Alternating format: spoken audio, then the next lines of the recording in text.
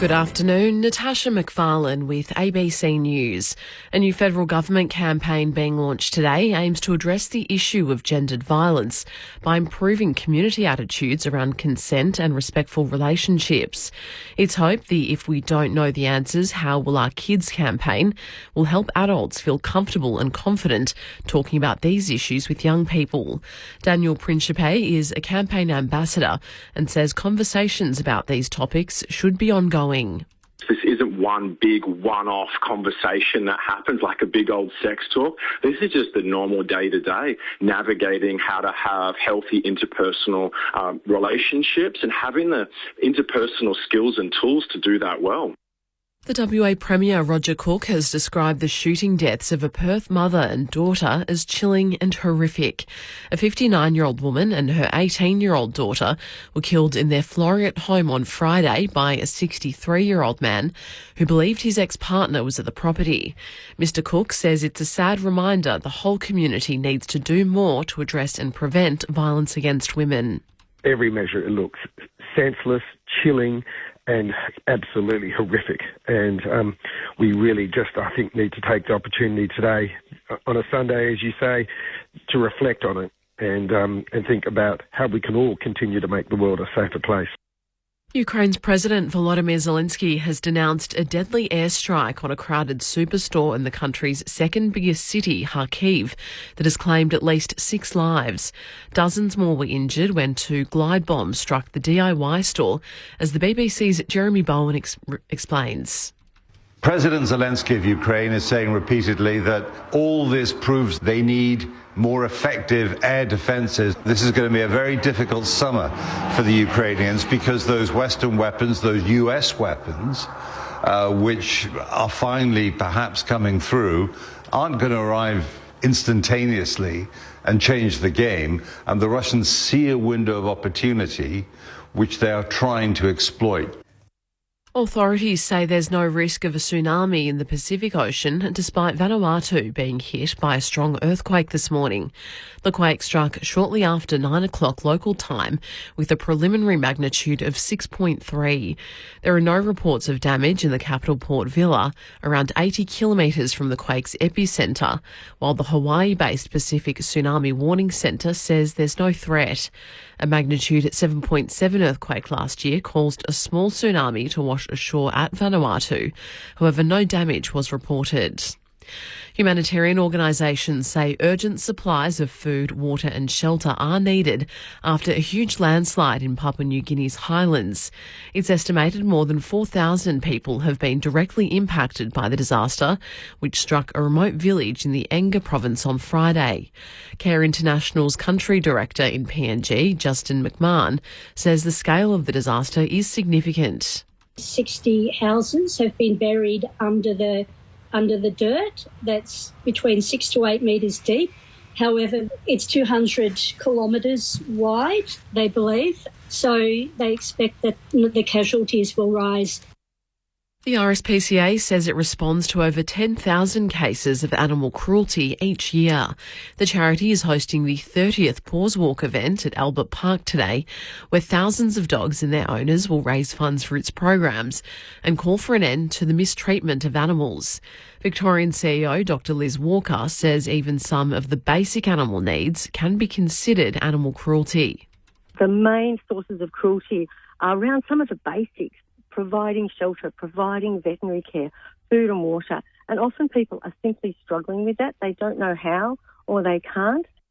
And in the AFL, Essendon's good form continues with a hard-fought 86-74 win over Richmond in the annual Dreamtime at the G-Match.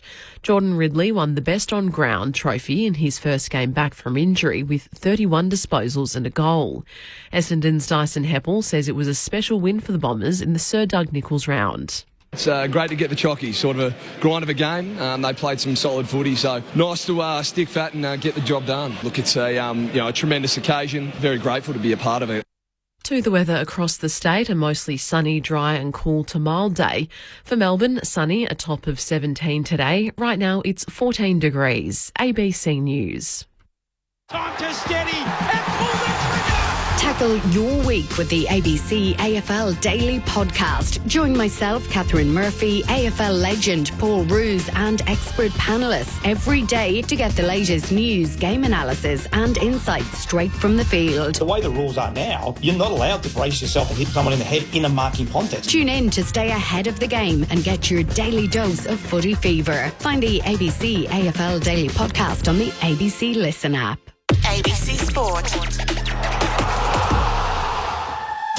This is AFL Sunday with Matt Clinch and Cameron Ling. AFL Sunday on radio, ABC Sport Digital Radio. and take us with you on the ABC Listen app. Look for the AFL button. AFL Sunday for week 2 of Sir Doug Nicholls round. The Bombers are flying high, an 8th win of the season in Dreamtime at the G. Second on the ladder with back-to-back victories over the Tigers for the first time in 12 years. Inside to a pack, inside 50, right, has double go at it, can't take the mark, Merritt's there, the Bombers captain slams it through from the goal square.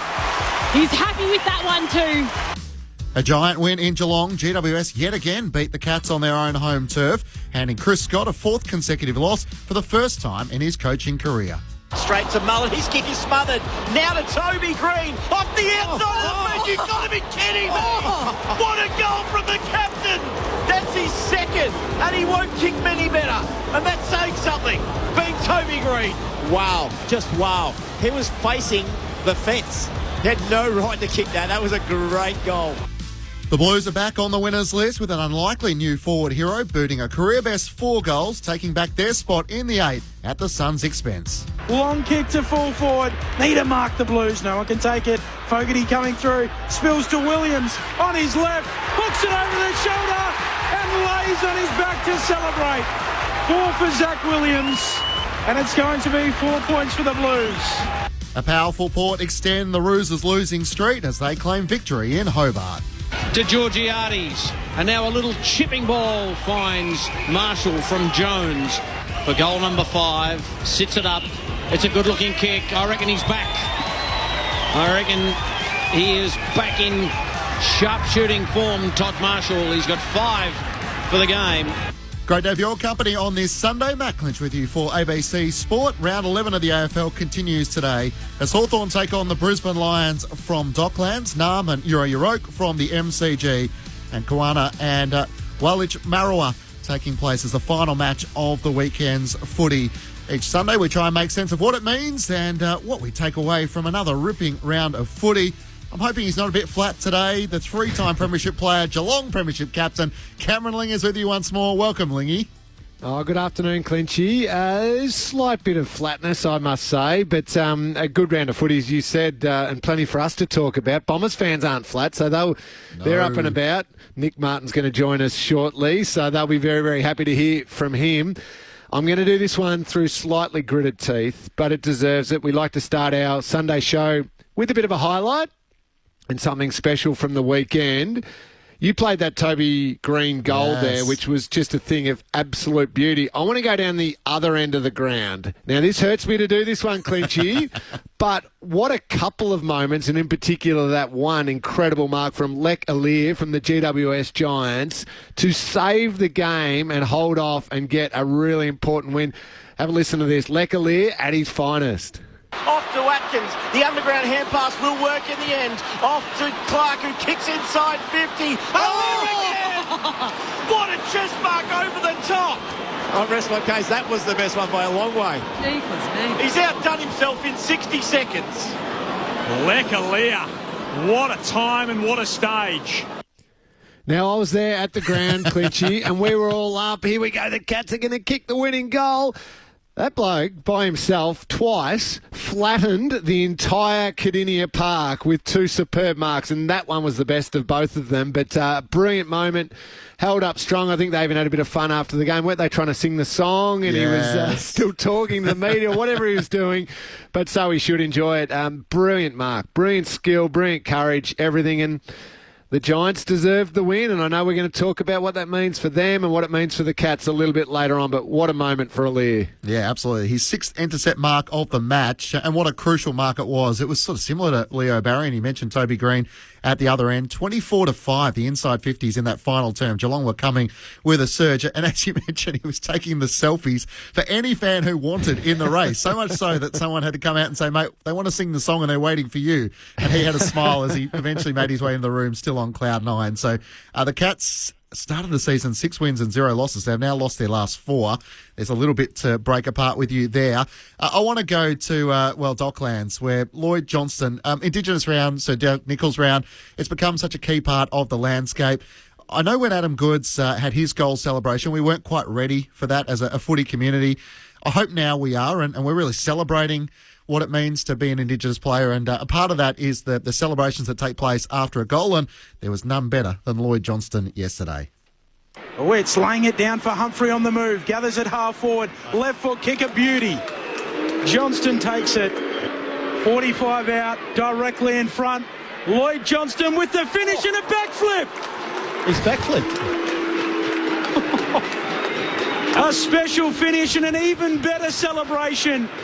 So I'm not sure linking out of you or I as to who's less likely to do a backflip, but it's not on our repertoire.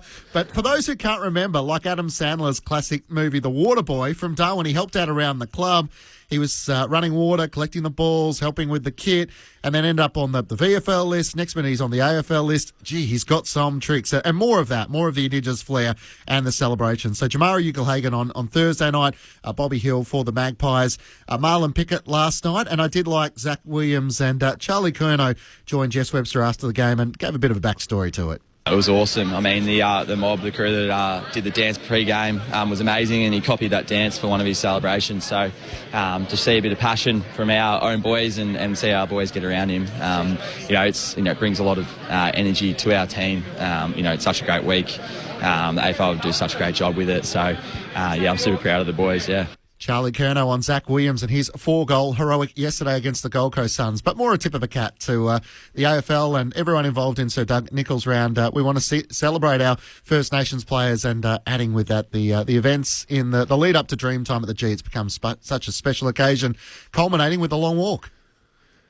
Yeah, it's brilliant, isn't it, Clinchy? Couldn't agree more with you. Well said. And I can guarantee you now, I could not do a backflip. I just want to get that out of the way. I couldn't have done that even when I was playing and fit and healthy and athletic, but certainly couldn't do one now. But you're right. Very, very well said. And last night is always the most special showpiece of what is a really important couple of weeks of footy. And I love the fact that you could see how much it meant. In particular, I'm just going to focus in on the Richmond players because they have been smashed for a couple of weeks and have struggled. Injuries have meant that they haven't been anywhere near their best.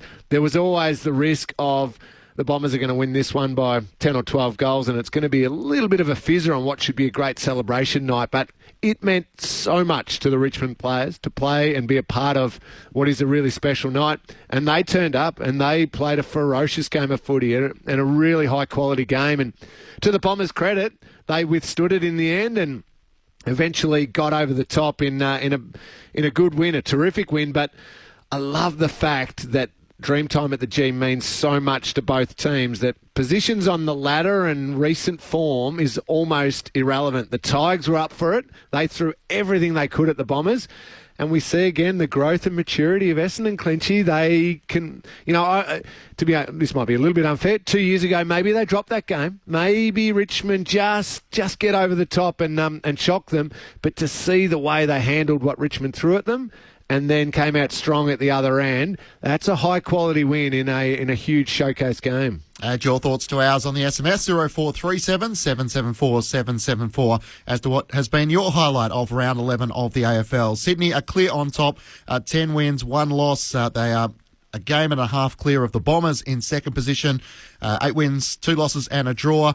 Half a game clear of Port Adelaide and then a half a game further back to GWS in fourth position. They're 7-4 with the Cats and the Magpies having got their 2 draws, all on 28 points, and the Blues. Fremantle are in 8th position with 6 wins, 4 losses and a draw. And the Demons are just outside, but with victory today, they could jump all the way up to 4th spot on the ladder with percentage. Well, what a night it was for the Bombers. They're flying high, an 8th win for the season into 2nd spot on the AFL ladder. We're very fortunate to have Nick Martin, who was one of the key contributors last night with 29 disposals in their 12-point win. Nick, thanks so much for your time. No, my pleasure. Thanks for having me. What pleased you the most about last night, other than just the 4 points? Yeah, I think the way we sort of came back in the second half. I think the first half, the majority of the game wasn't on our terms. We were getting heavily beaten around the ball. I think the ball was going Richmond's way for the majority of it, and I think the way we turned that in the second half and put some scoreboard pressure on them really pleased me. Now, I'll get the obvious question out of the way. Jake Stringer starts his own party, 200th game, 4 goals, 3 in the first quarter. How much did he want to talk about? Well, he doesn't seem to want to talk about his own efforts as much as what he once might did, but it feels like he's playing career best footy. How have you seen his season to date? Yeah, I think the package started on fire in that first game and really set the tone for us as a team. But I think he's been super, and externally he probably gets applauded for his goals and his marks and these sort of stuff, but sort of internally, and what we're really pleased is his pressure inside 450, and it's an absolute pleasure to see the way he chases and tackles inside 50, because it gives us backs head on the ball and some dump kicks. Nick, well done on the win, and really appreciate you joining us on a Sunday as you're resting and recovering after a big night. How good is it to not only have the wins on the board and position on the ladder and everything like that, but also probably understand that your best footy is only going to get better? Jordan Ridley being a great example of that. For him to come back into the team and just immediately have such a huge impact, you can bring those players back in now with confidence. That must give you a lot of belief. Yeah, it's really exciting, and I think you're right when our best footy is still to come, and we've got a lot of learning, a lot of growth to still happen for the majority of the year. But the way Riz just came in and performed, and obviously as teammates we know how good and talented Riz is, but sort of they prepared him and took the conservative approach with him, and the way he just came in and performed was testament to his character and player he is. What were Richmond able to throw at you? When it wasn't on your terms, as you mentioned, at different patches throughout the game, what were they throwing at you that you needed to work your way through? I thought their pressure around the ball was high, and obviously in these games, Dreamtime at the G, and regardless of positions on the ladder, these games are heavily contested and heavily pressured games. So I thought they brought their heat and were sort of feeding back a bit and sort of inviting the pressure a bit in slippery and tough conditions. It's not what you want to do. You want to get the ball forward, and I thought we readjusted that in the second half. And you had to overcome a certain number 4 for the Tigers, winding the clock back a little bit and reminding everyone he still goes okay. Dusty seemed to have the, pardon the pun, the eye of the Tiger last night. He looked sharp. He was, and he's a terrific player, and you never take these sort of players for granted. And, when we do our opposition analysis, he's always circled, and he's a quality player, so you never take him lightly. Nick Martin's with you on AFL Sunday. Matt Clinch and Cameron Ling. What did you think of the first outing of Nate Caddy? He was able to take his chance with obviously Harry Jones out through suspension, but 10 disposals, 2 marks, 4 scorer involvements. It was just finishing in front of goal, and it's becoming a pretty formidable forward line with versatility now. When you think of Cole Langford leading the way with 28 goals, Jake Stringer with 23, you throw in Peter Wright, Guelphy, it's becoming quite a dynamic forward line. Yeah, I thought Nate was. I thought he was really good, and he just didn't take his opportunities when they came. But that's fine. He'll learn. He's a young player, but I thought the way he launched at the ball, and he's obviously a really tough matchup. His athleticism and his competitiveness in the air, and I think that really just complements our forward mix. And I think they've been terrific so far. And they're sort of with Harry Jones going out, sort of the next man mentality and next role. So it's a squad mentality, and I think they've been terrific all year. And your role, Nick, you sort of started half forward and push up behind the ball, really helped with the transition. How has that changed over the last 12 months? Yeah, that was sort of my majority role early on in my career, and sort of this year moved to half back. And it's sort of similar running patterns with your transition running, but really enjoying it back there and building a strong connection with our back 6, back 7 boys. And the support I've got from seasoned vets like Mason Rebb and Andy McGrath just give me a load of confidence to just play with a bit of freedom, a bit of flair, and sort of bring my defensive actions as well. Nick, does the playing group become privy to the conversations around this middle part of the year? So you got the Suns, obviously then the big game against the Blues after that, and then you have your bye. Given the position, the wins that you've accumulated, there is an ability to manage players and really maximise that bye. Are the players involved in any of those conversations, or is that something that is just tucked away that the coaches and the conditioning staff look after that? I think it's majority coaches and conditioning staff, and they'll have the conversation with the individuals. But I can only speak for me, and I want to play every single week. I want to get out there. That's just the player I am. So I'm not too sure about the resting with these blokes, but I know we've got a competitive nature, and we've got boys coming back who are itching to get in. So it's sort of that next squad and next player mentality. Nick, obviously you've added to your squad since last year. Ben Mackay comes in, Todd Goldstein to add depth. I really like the job of Matt Guelphy, who was on Nick Vlostone last night trying to impede his influence. You only have to go back to last year. You were sort of second on the table at round 5. How different does it feel this year? Well, exactly right. We were, in a similar position sort of last year, and in the middle of the year we were going into the bye. We were, I think, 8 and 5, something like that. So. You're pleased with the results, but you've got a lot of work to do, and you can't take these things for granted. You can't sort of think you're flying too much, because the competition's on a knife's edge, and any team can beat you. But I think the way we're performing and the way we're defending, which has been really pleasing for us. I get the impression Brad Scott keeps a relatively level playing group, dressing room. There's not the emotional highs or lows that there might have been around sort of an Essendon change room in the past. Would that be fair? Yeah, that's a fair statement. Brad is very level-headed, and the way he sort of talks about each win or loss even is, regardless of the result, it's all about how we played and the process we start during the game. So when you sort of take the result away from it, you sort of don't ride those ups and downs as much. And as we let you go, what does it mean to play in the dream time at the G Clash? Obviously, there's a lot of clubs who watch you on in envy as someone who's fortunate enough to be out there with the ceremony and the traditional dances. What's it like to be out in the middle? Yeah, it is truly special, and sort of just standing out there in the middle of the MCG and witnessing those performances and those dances, it's so special, and it means a lot to our Indigenous players to wear the jumper, but also we have the privilege enough to wear the jumper with pride and do them proud. So it's a special occasion, and one you don't take for granted for sure. So it's a couple of big weeks, Nick. All of a sudden you take on the Gold Coast Suns, and then the Kings' birthday eve match against the Blues on a Sunday night. I'm sort of thinking 90,000 plus given the fate of the two teams. Yeah, it's always exciting when the two big Victorian clubs are playing good footy, because you're going to get a big crowd. But for Gold Coast, they've been in good form at home as well, especially, and they're tough to beat at Gold Coast. So we've got a real challenge on our hands, and we're excited for it. As always, Nick, we appreciate your time. Good luck in the next couple of weeks ahead of the bye, and enjoy the rest of your Sunday. Thank you. Appreciate it. Nick Martin from the Bombers joining us on AFL Sunday. Matt Clinch and Cameron Ling with you. Clinchy, I know, what are we? Oh, nearly. We're pretty as close to the mid-season as almost we can get. Almost halfway through, yep. Can they win it, the Bombers? I was going to ask you exactly the same question, so you got in ahead of me.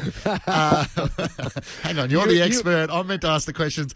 I think they can win it. I mean, it's such a long season. That feels like the constant reminder, doesn't it? The sides, and I have these words ringing in my ears when I said to you, I think there's a gap between Sydney and Geelong and the rest of the field, and haven't I had to eat those words with going the early crow? But I feel like they're certainly in the conversation. Are they a top 4 side? It's probably the broader conversation. There's a bit to sort of work out in terms of Geelong and a few other sides who, the Blues, their form has fluctuated a little over the last few weeks. But I look at their team and I feel like they're a more consistent side. I feel like they have great depth now. There's no shortage of talent. So I feel like unless they have a dip in form later in the season, or maybe injuries, I certainly have them playing in finals. Yeah, no, certainly finals. Tick that one off, and I think given the way they've set up their season, and I'm with you. There's a greater maturity and a greater depth and a greater understanding of their game, and even players like Jake Stringer are a great example. He is definitely prepared better, fitter, hungrier. His professionalism is heightened in this season, and he's getting the rewards for that. So I think that's across the team. So I think top 4's right. For whatever reason, Clinchy, that barrier in my head hasn't quite got them as I'm talking like the genuine premiership contender. Now that's unfair when they're sitting on second on the ladder and 8.5 wins to this point in the season. There is just something that I'm struggling to jump over to get them there saying, okay, along with Sydney, probably the Giants, I still got Collingwood, despite their horror injury run at the moment. Port Adelaide as absolute premiership contenders. Carlton, I think, with their best team on the park, and if everyone was back, yeah. Geelong, I know we're going to get to them soon. Those doubts are starting to add up more in the middle of the ground, just whether or not they jump into that group. So I'm struggling to get Essendon there. But that's unfair because they just keep winning. Maybe I feel like they've got a little run of a little drop-off like everyone's had. But I kind of, for the excitement of the competition, hope they prove me wrong. Yeah, I kind of feel like every team has a question mark around them except for Sydney at the moment. Yeah. And maybe that's why they're a game and a half clear at the top. We spoke last week about Isaac Rankin, and I was chatting with my wife about players I love to go and watch. Well, I said to her on Friday, I saw the Chad show on Thursday night, and didn't we enjoy sitting alongside watching that, Lingy? On the SMS, 0437 774 774. The Traralgon Tiger is on your page, Lingy, with their start. Surely the 7,100 plus days without a finals win ends this season for the Bombers. Many will be hoping it doesn't. Ha ha ha. G'day, guys. Stan from Victoria. Gold Coast should have been way ahead of... They have some very good, talented players. The club needs to get rid of whatever monkey they have on their back. Yes, they haven't won on the road for some time. They haven't won on the road this season. Murray from Mentone says, my highlight for the round is the umpiring. Not. We might come back to that with Cameron Ling. Yes, Murray, be patient. That's coming. Jess says, do you think Blake Acres is a very underrated player? The other half thinks he has one of the hardest jobs in footy, playing a defensive and attacking role. And Phil says, hi, guys. Great round. It brings out the best in all sides. Ling and Clinchy, Pie's now decimated with injuries. How can they build themselves up to win, and who do they have this week? Yes. Phil, so on Phil's one really quickly, Collingwood, the most impressive part for me is they are still winning or drawing in the case of Friday night, despite having such a huge injury list. Now, if you think back, I'm going to test my memory here, I reckon 2019, the Tigers went through this really rough patch of... I think Jack Rewalt was injured for a big patch. I reckon Cochin was injured for a big patch. Might have been a couple of others. Maybe a Prestia was out. And it looked like, here we go. The Tigers are going to fall off. They've just got too many injuries. And they scrambled win after win after win and maybe had a draw, maybe dropped one, but then bounced back. And they got through that rough patch and hit finals fresh and got all their players back, managed that list beautifully out of those injuries, and they win the flag. That's where Collingwood are lurking for me. They are still clocking up enough wins without the players on the park. If they get that injury management and rehab right, look out. The Pies are going to storm home. So that's for them. The Essendon are going to win a final this year. I'm going to say that. I'm not saying they're going to win the premiership, but they'll definitely win a final. And, yeah, let's be patient on the umpiring. I'm going to get to that a little bit later on. Yes, Essendon fans, would you be content with winning a final this year, or do you think you can go beyond that? 0437 774 774 is the SMS line. AFL Sunday on ABC Sport. Matt Clinch and Cameron Ling with you. Just tidying up the events of last night. Brad Scott, very impressed with his backline so far this season. It was a key part of bringing Ben in that it would solidify our defence and give us different options around that. And they've only played, outside of tonight, they'd only played half a practice game together. So, Zach Reed's another one who's edging closer. Well, he's available really, but I mean, we just got to be really careful in terms of his return to play. So there are some positive sides, but I thought Laverty was fantastic tonight for us as well. So our backline's been functioning pretty well. Mackay's been an important part of that, and Ridley just adds to it. Brad Scott with his praise of his backline last night. We might move on to the events at Caninia Park, Lingy, given that that is the game in which a lot of people will be talking about. So the Giants... Well, they felt like they lost it at one stage, won it, and then came back and ultimately won it with some great defensive work. The Cats desperate to claim victory in Tom Hawkins' record 356th game. I don't know if you saw as he made his way out on the ground, he had the young fella, Henry, in tow, trying to bring Joey Selwood along for the ride, who was bawling his eyes out as he tried to go through the banner. So I don't know whether Joel had the last laugh by making sure that he was his young fella was just a little sad that his dad's record was being broken, but 24 to 5, the inside 50s in the final term. We spoke about Toby Green and Lekalia, but what did you see from the Giants that impressed you the most? Again, where I thought they were a really high-quality team and they're playing against another high-quality team. I think where the game was ultimately won was that second quarter that the Giants put on and the complete domination through the middle of the ground. They were incredibly impressive and perhaps Geelong's one question mark is around the depth of that midfield when Dangerfield's still out. Cam Guthrie was gone from there. There was no Brandon Parfitt.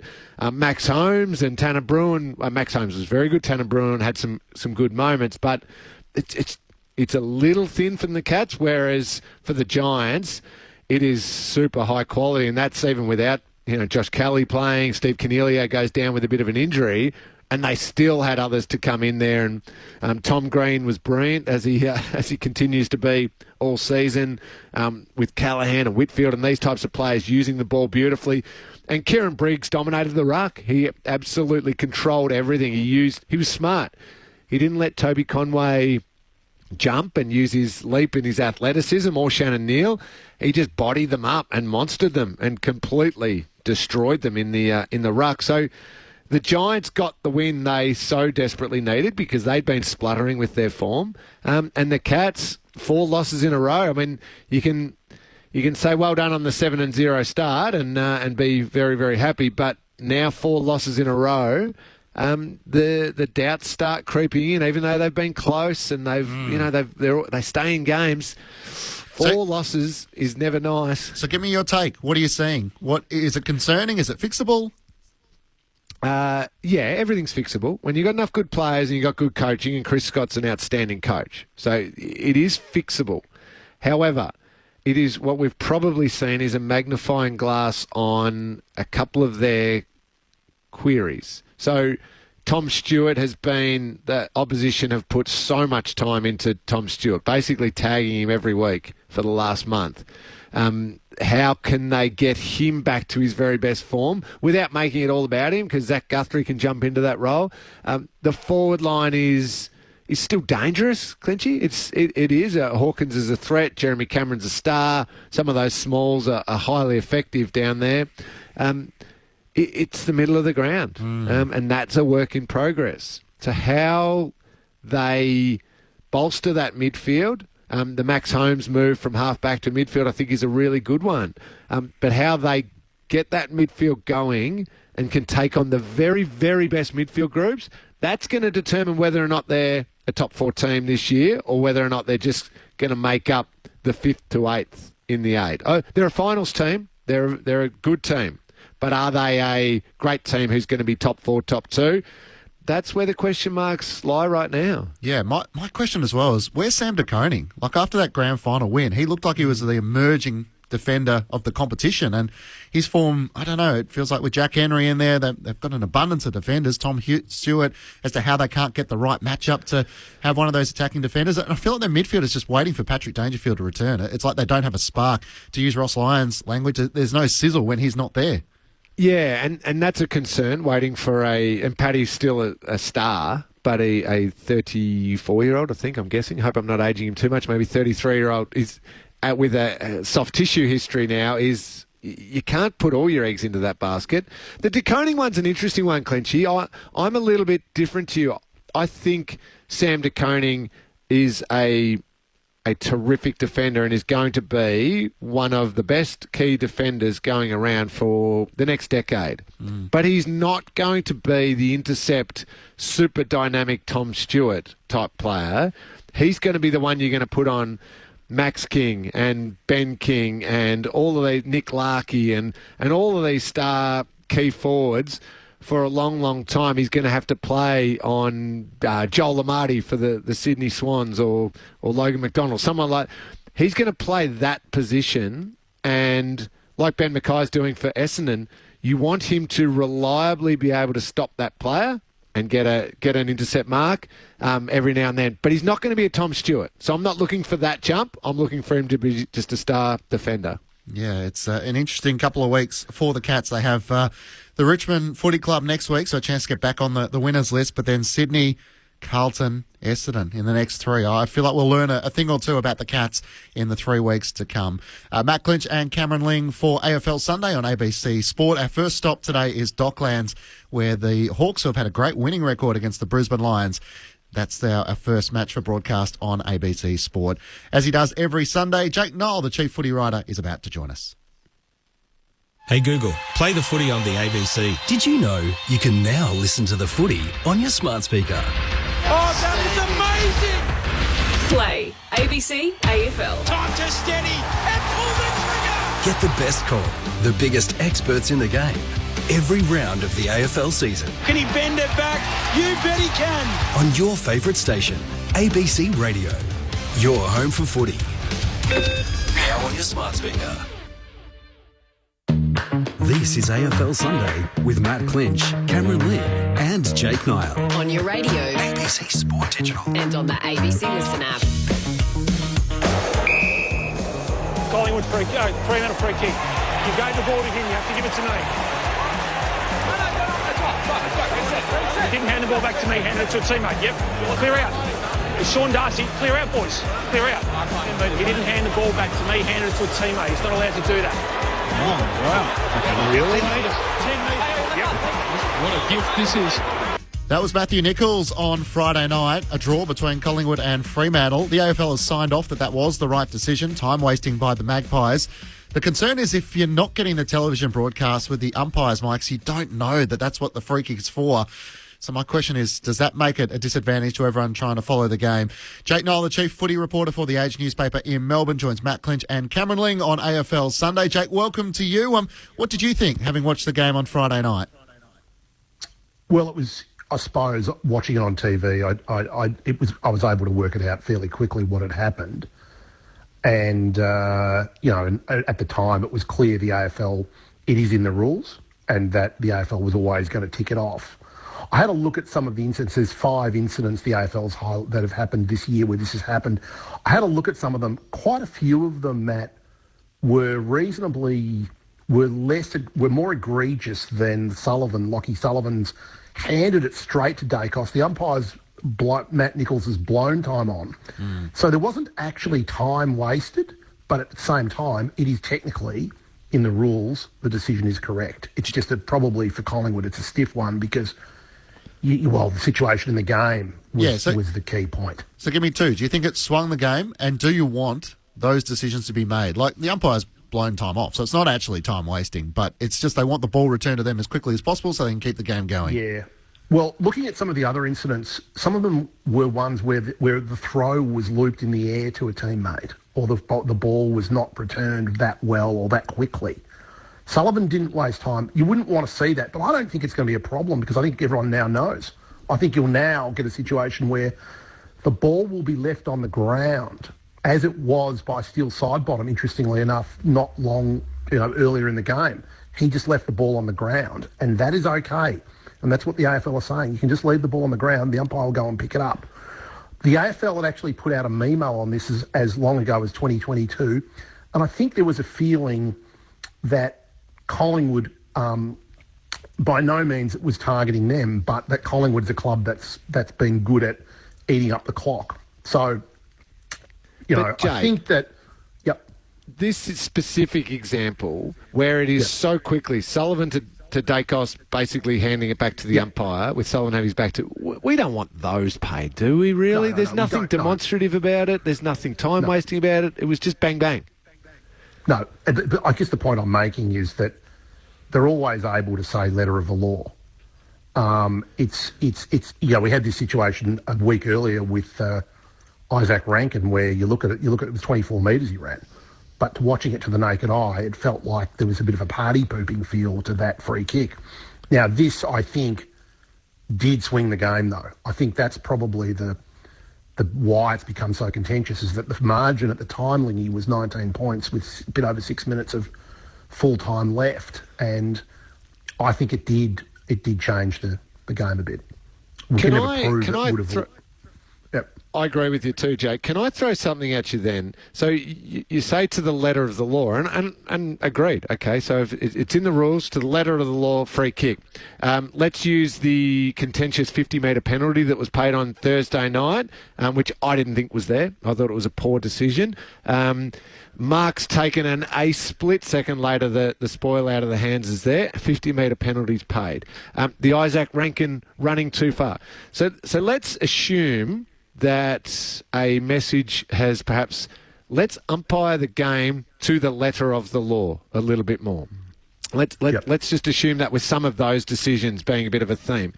How do we then have the situation where, I think to the letter of the law, it is an opposition player, a player needs to dispose of the ball in a timely manner in a holding the ball decision, and yet we're seeing players go 360, 720 degree spin around, and not being called for either holding the ball or a ball up. The quicker whistle on those ones. There is so much more leeway and almost feel for the game type play. How can you have letter of the law versus feel for the game in two different types of decisions? Yeah, I'll jump in. It's an interesting point because Chris from Tabletop in New South Wales says umpires and confusion around inconsistency this season. The AFL used to release a DVD to all players and umpires in the league and grades which explained any new rules and interpretations. They showed examples of what would be paid and what wouldn't be paid. I've been out of a footy club for a long time. Does the AFL still do this? Well, of course, they have their own website now. Laura Kane goes on regularly on that. And Bruce in Belgrave says, my highlight was Carlton winning easily despite the huge free kick deficit. Well, you've done a good job when you got both coaches in their press conferences unhappy. Here was firstly Michael Voss, followed by Damien Hardwick. No, we'll follow some up.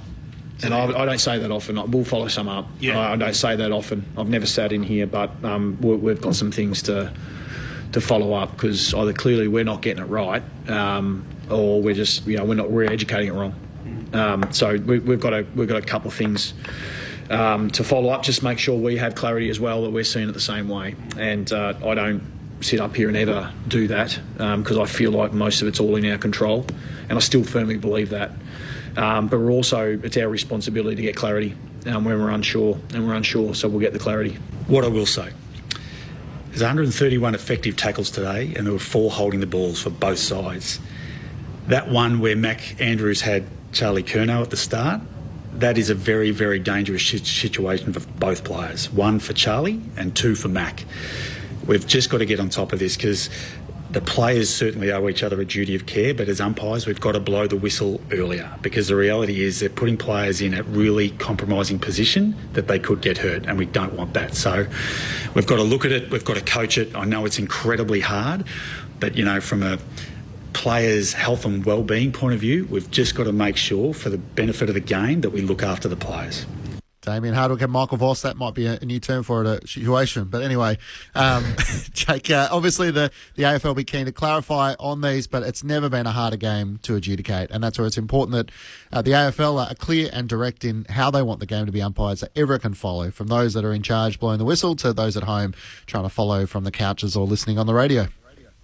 Well, it's extremely difficult to do it, and you can see why some other sports have got VAR. It's very difficult to do that in our game, which is more constant and doesn't have the natural stops that, say, soccer has and various other gridiron. They don't have. It's not that sort of sport, so it's harder to do it. But the VAR in soccer is international soccer very effective.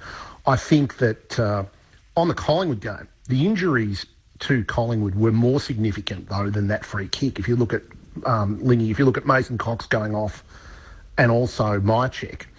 I think that swung the game, particularly when Frampton had to go in the ruck, and Fremantle, to their credit, really roared back when took advantage of that with Darcy, and got the ball forward, and we were able to get those goals, having been struggled to kick goals through the game. So I think that one thing it's done is sort of the controversy over the free kick has obscured what actually happened, and that was by no means the worst luck that Collingwood had. It was more the injuries. And Paul in Perth says, hi, fellas, if it was a kick to Collingwood against Freo, you would have all forgotten by now. Still the VFL. Come on, Paul. We're not looking at it through that lens. But the injuries is obviously an interesting one, Jake, with Craig McRae very much bringing this to a headline during the week. 157 players injured in 2024. Concussion, obviously, has been added to that with players not returning to the field. We saw Shea Bolton, unfortunately, who loomed as a real match winner for the Tigers. But, Brodie Myercheck and Mason Cox. Will there be further research? We haven't had a season other than 2021 where we've had sort of a similar amount of injuries, and as a result, all sorts of conversations around whether the quarters should be shortened, but we are playing a longer season than ever before. Yeah, look, there's a lot to go through here, and I think one thing the AFL Commission should do is they should have one of the leading conditioning people, possibly even a club doctor, come in and talk to them about the toll on bodies of the modern game. And they should actually get that understanding of how it is from a physical point of view to play the game now, and if it's changed much. I think that's really important. And the concussions, you're getting clubs now with 3 concussions or 4 concussions even at the same time. Right at the moment, the Brisbane Lions have 5 players who've had anterior cruciate ligament injuries. Richmond, as a result of Tyler Young doing his ACL in the VFL yesterday, a defender, they've now got 4 on their list, and that includes Gibcus, Naismith, the ruckman, and Judson Clark. So Richmond's injury list, I think, has been the most horrific of any clubs, but there's a number of clubs in that position. Carlton have been in that position to a lesser degree. Collingwood are in that position to a degree now. And, yeah, it's the injury toll is something for Laura Kane, Andrew Dillon, and even the AFL Commission to look at. And I think they've got to look at how many games are played, as well as the breaks between games. Lingy is now more crucial than ever. Absolutely it is, and that leads me to my next question around opening round and what it's created, Jake. Has opening round created almost greater inequality? We've got the Sydney Swans, for example, getting a bye this weekend, so they will now have had 2 byes by round 12 versus a team like the Western Bulldogs, I think it is, who don't get their first bye until round 15. So just on that example alone, you have 2 clubs with very, very different and some would argue unfair situations. The health of the Swans has to be higher, doesn't it, with that ability to rest players without them missing a game, just utilising byes. And opening round has created this. Yep, that's another factor. But I think we're now getting more of a sense that consecutive 6-day breaks and the fixture, not just who you play, but when you play them, has an effect. And if you get injuries early, I think there's a tendency for clubs that get injuries to keep getting them because the toll on the players who are not injured becomes greater. So I think there's a lot of thinking that has to go through from the AFL on this, and they have to listen to the clubs. I'm sure they're going to do that. But really, I'm not sure that the other core thing, of course, is gather round increase the season, Lingy, to 23 games. Yep. It's going to be interesting to see if we see less injuries without Thursday night footy. Does that have any impact, given there will be less 5-6 day breaks? So that'll be an interesting observation to take for the second half of the season. As we let you go, Jake, Dustin Martin turned back the clock last night, just a couple of games away from his 300th match. He is scheduled to play it against the Adelaide Crows in round 13. Will there be the possibility that he'll have a week off and make sure it's at the MCG in front of the Richmond faithful? Yeah, I think that's very likely, Clinchy. I think that game, assuming Dustin doesn't get injured against Geelong, that they're playing this week, he was just fantastic last night. I mean, how great was it to see him playing in that way, kicking 2 goals that were just absolutely special. And towards the end of the game where he kicked the ball across, and I think it was young Hugo Ralphsmith snapped a goal after a great bit of play by Dusty. Just to see him play like that, I think there's a tendency also for him to play a lot better in a big occasion. Now, of course, he's got 3 Norm Smith medals to show that and starred in most of the finals he's played in. But I think that he rises to the occasion. I think Richmond will give him one of these games off, very likely in the next, his 300th is due against Adelaide, but I think they'll give him the Adelaide game off and he'll play it against the Hawks the week after in front of a much fuller MCG. And I think that will be the timing of that will work better because Richmond will get another 1 or 2 players back as well. After watching him play last night, I reckon he should have this Saturday night off. I reckon just take it easy, Dusty. Don't come down to the Cattery. Just put the feet up, please. He's a superb player. I love him. The other better question, Jake, is will we hear from him in the week leading up to his 300th or afterwards? I mean, the whole AFL media policy with the collective bargaining agreement with the Players Association. He is meant to speak, but we know he doesn't normally like to do that. No, but, that's all part of the... Buddy Franklin was like that too. There's always been a place for... It's the thing that's been probably interesting about Dusty is that Dusty's lack of media exposure has actually paradoxically made him more interesting to people. So there's more curiosity. I've compared him to Greta Garbo, the famed actress, that people want to know more because he's more elusive. But what a player he still is when he can get up. He can't do it every week, but that made that game, that Dreamtime game, his performance was, to me, was the highlight of the game, with apologies to Essendon. Yeah, he and Jake Stringer certainly took the show. Thanks so much, Jake. We'll chat to you again next Sunday. Thanks, guys. Jake Noel, the chief footy reporter for the Age newspaper in Melbourne, joining you on AFL Sunday on ABC Sport. Just a quick thought, Lingy, on the Blues and their win over the Gold Coast Suns yesterday. What did you take away from that? Oh, exactly what they needed to do, just a complete performance. They got the win.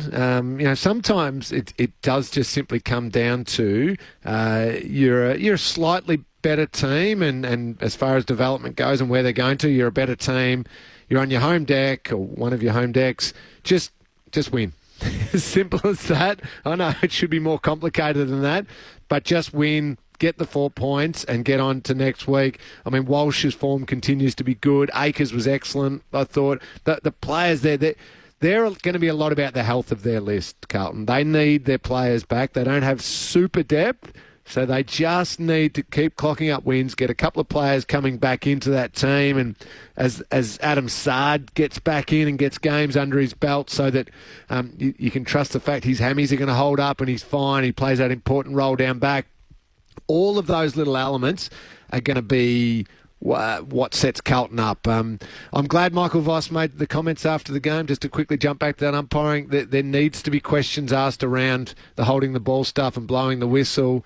Damien Hardwick's comments were on the money. The next moment, sorry, Clinchy, to stick on the umpiring, but if players are going to be allowed to stand up in the tackle for 2, 3, 4, 5 seconds and go round and round and a ball up or a free kick's not going to be paid, the tackler only has one final thing to do before he panics and the opposition player gets a disposal or breaks that tackle, and it is going to be to dump the player to the ground. That is the inevitable conclusion of letting the player go round and round and round and round and hold onto the ball. And that can't happen. So if it's locked up and it's pinned and there was no prior opportunity, just pay a ball up straight away. Blow the whistle. Or if you had prior opportunity and he's caught, pay a free kick. Simple as that. Blow the whistle quicker to avoid the last motion of that tackle. And that stops a player from getting hurt, and it stops a player from getting suspended when he doesn't want to. He doesn't want to make that final action. So blow the bloody whistle. Yeah, no, I tend to agree with you there. Love the Patrick Cripps and Matthew Rowell clash in the middle of the ground. And, yeah, bizarre as to Mac Andrews on Charlie Curnow. And then Damien Hardwick made the change in the third quarter that Andrew went into the ruck. Curnow hadn't taken a mark to half-time, and then he takes 2 big contested marks, finishes with 4 goals for the game. The Gold Coast Suns have had 11 straight defeats away from home. And Yatapulti Port Adelaide with a win against North Melbourne. Unfortunately for the Roos, the challenges continue in terms of an 11th straight loss, but Todd Marshall able to get on the goal kickers list with 5, and Port Adelaide staying in touch with the top 4. They're banking the wins when they can. Yeah, they are. They're doing exactly what they need to do as well. They're a team that has bigger fish to fry. They got to finish top 4, preferably top 2, and that's what they're set up. And they just beat a team they're much, much better than. There's not too much more analysis on that one. No. Port Adelaide are far superior to North Melbourne. Unfortunately, North, it's part of this tough year. I also want to take you back to Friday night. My frustration from a Fremantle side of things was that Alex Pearce, the fullback, went forward and kicked a goal, but I loved his story after the match as to what the goal meant to him. Chapman takes a ripping mark. He'll have the chance to send the Dockers back inside, looking for a target over the head of O'Meara. The unlikely target of Alex Pearce, leading out, sliding on his knees, takes the mark. The skipper has pushed forward, and he'll go back and have a shot for the 5th goal of his career in game 118. The Dockers skipper takes the responsibility and owns the moment. The Dockers are back within a point. No, I did a few set shots during the week with Wiki Ryan and Jordan Clark. I went 1 goal 8, so I wasn't that confident going back, but look, it went through and that's all that matters. I did like the celebration after you kicked your first goal since round 23, 2022, and you did point to the heavens. Was there a message or was it just a celebration? Can you talk us through that? No, that was to my mate Cam.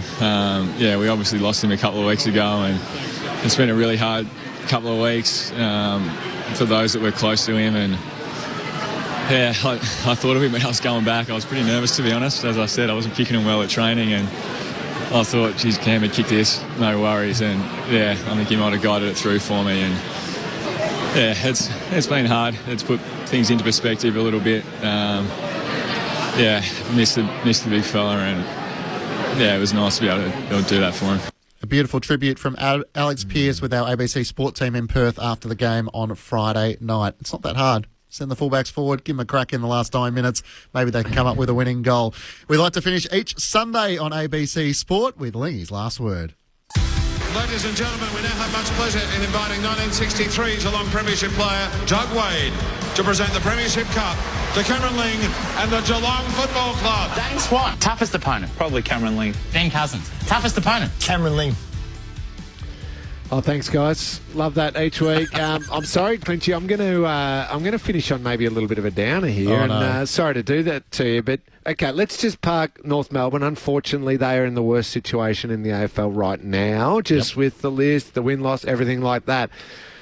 But I would have said pre-season, and certainly in the first couple of rounds, West Coast were in second position clearly for the worst situation. But now I've got a question for you. Is it in fact West Coast or St Kilda who are in the worst situation right now? And I ask that because West Coast have found a little bit of form and they're starting to get a little bit of excitement. There is a bloke named Harley Reid also providing a lot of that excitement, and it's something that you can grab onto and maybe attract other players or keep other players, because look, here's where we're going with a player. Elliot Yeo's found great form again. Now, does he continue that form, or do you utilise him and maybe some free agency offers or trading offers and get some picks back, and that's how you're growing your young list? There seems to be something about West Coast. Big, powerful club helps as well. Lots and lots of money, great facilities, everything like that. And then there's the Saints. Are the Saints in that awful no man's land of sort of okay-ish list? Yes, Max King and Wanganeen Miller are exciting, but what else? Who's our genuine Harley Reid and super exciting one? There's some good young players, but is there a great? Where are we going? Can we score? Is Ross Lyon the answer with his defence? All of that. I don't know. Who would you rather be right now, Clinchy? And I can't believe I'm saying this. I think it's West Coast. No, I'm completely with you. I had, North Melbourne, Hawthorn, West Coast is the big sort of bottom three in my eyes, and then St Kilda have been disappointing, it must be said. Unfortunately, the confidence of some of their players, like Mateus Filippo, who goes back to the VFL. But, I've got some question marks as well. Like, you look at their VFL side, Hunter Clark's getting numbers there, so why isn't he getting a game? They brought in Lance Collard, who's one of their high draft picks last week. He didn't get a lot of the footy, so it feels like it's a lot of the same with the Saints at the moment, and that's not getting wins, and that's leaving more questions than answers. So a good final word. I've got them and Nam, so you're 8 today. I'm a bit concerned. I'm not sure it's going to be a high-scoring affair. Melbourne have their problems in their forward 50. I'm not surely sure. The Demons bounce back, don't they? But it could be 45-40, the final score in that one, Clinchy. I think so. I might be going to watch Cozzy Pickett. That's might keep me sort of in my chair and excited throughout the match. The other one I wanted to finish with, Lingy, is you're no longer part of the All-Australian Selection Committee, so you made way for Abby Holmes, who jumps in alongside Eddie Betts, Jude Bolton, Nathan Buckley, Kane Corns, Glenn Jakovich, Matthew Pavlich, Laura Kane, Josh Marnie, and of course the AFL CEO Andrew Dillon. So it did make me wonder, now you're no longer part of those meetings, who would be the first to walk into the selection meeting and say, guys, I'll put the first name on the whiteboard? And I'm imagining surely it's Chad Warner after his 4 goals. Put the Chad on the board. How many Swans? Who would be the first to go, guys, let me just make this easy for us all?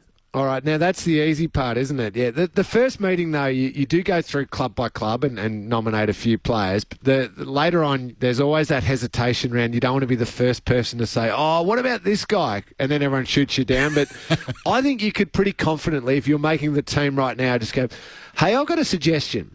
I reckon some part of that midfield is going to involve Chad Warner. I reckon Isaac Heaney's a shot, and I reckon Errol Goulden might be sitting out on a wing there. I think you can lock those ones away. You're not going to get too many arguments from the guys, so I would imagine Glenn Jakovic is always trying to push the Perth teams very well, but I reckon even he'd jump up and go, hey, I've got a non-Perth one for you. Let's get Chad Warner up in that team and lock him away. Brody Grundy'd have to be in the mix right now too as one of the ruckmen, from the Swans. What about Nick Blakey off half-back? They'd have 6 or 7 in the mix right now the way they're going. Do you want to have some fun with our listeners and come up with an All-Australian team to the halfway mark of the season, or have you handed over that hat? No. Oh, maybe I'll give that a go. That can be on my homework sheet. Okay. Yeah, I think Waterman for the West Coast Eagles will be on Glenn Jakovic's list. We're heading to Docklands. There's no late changes there. Luke Bruce and Harry Sharp, the subs for Hawthorn and the Brisbane Lions. Thank you, Liam. We'll chat next Sunday. Thanks, Clinchy. Have a great day. Absolutely. We head to the footy next. It's Docklands, and then we'll be at the MCG as Nam takes on Euroke.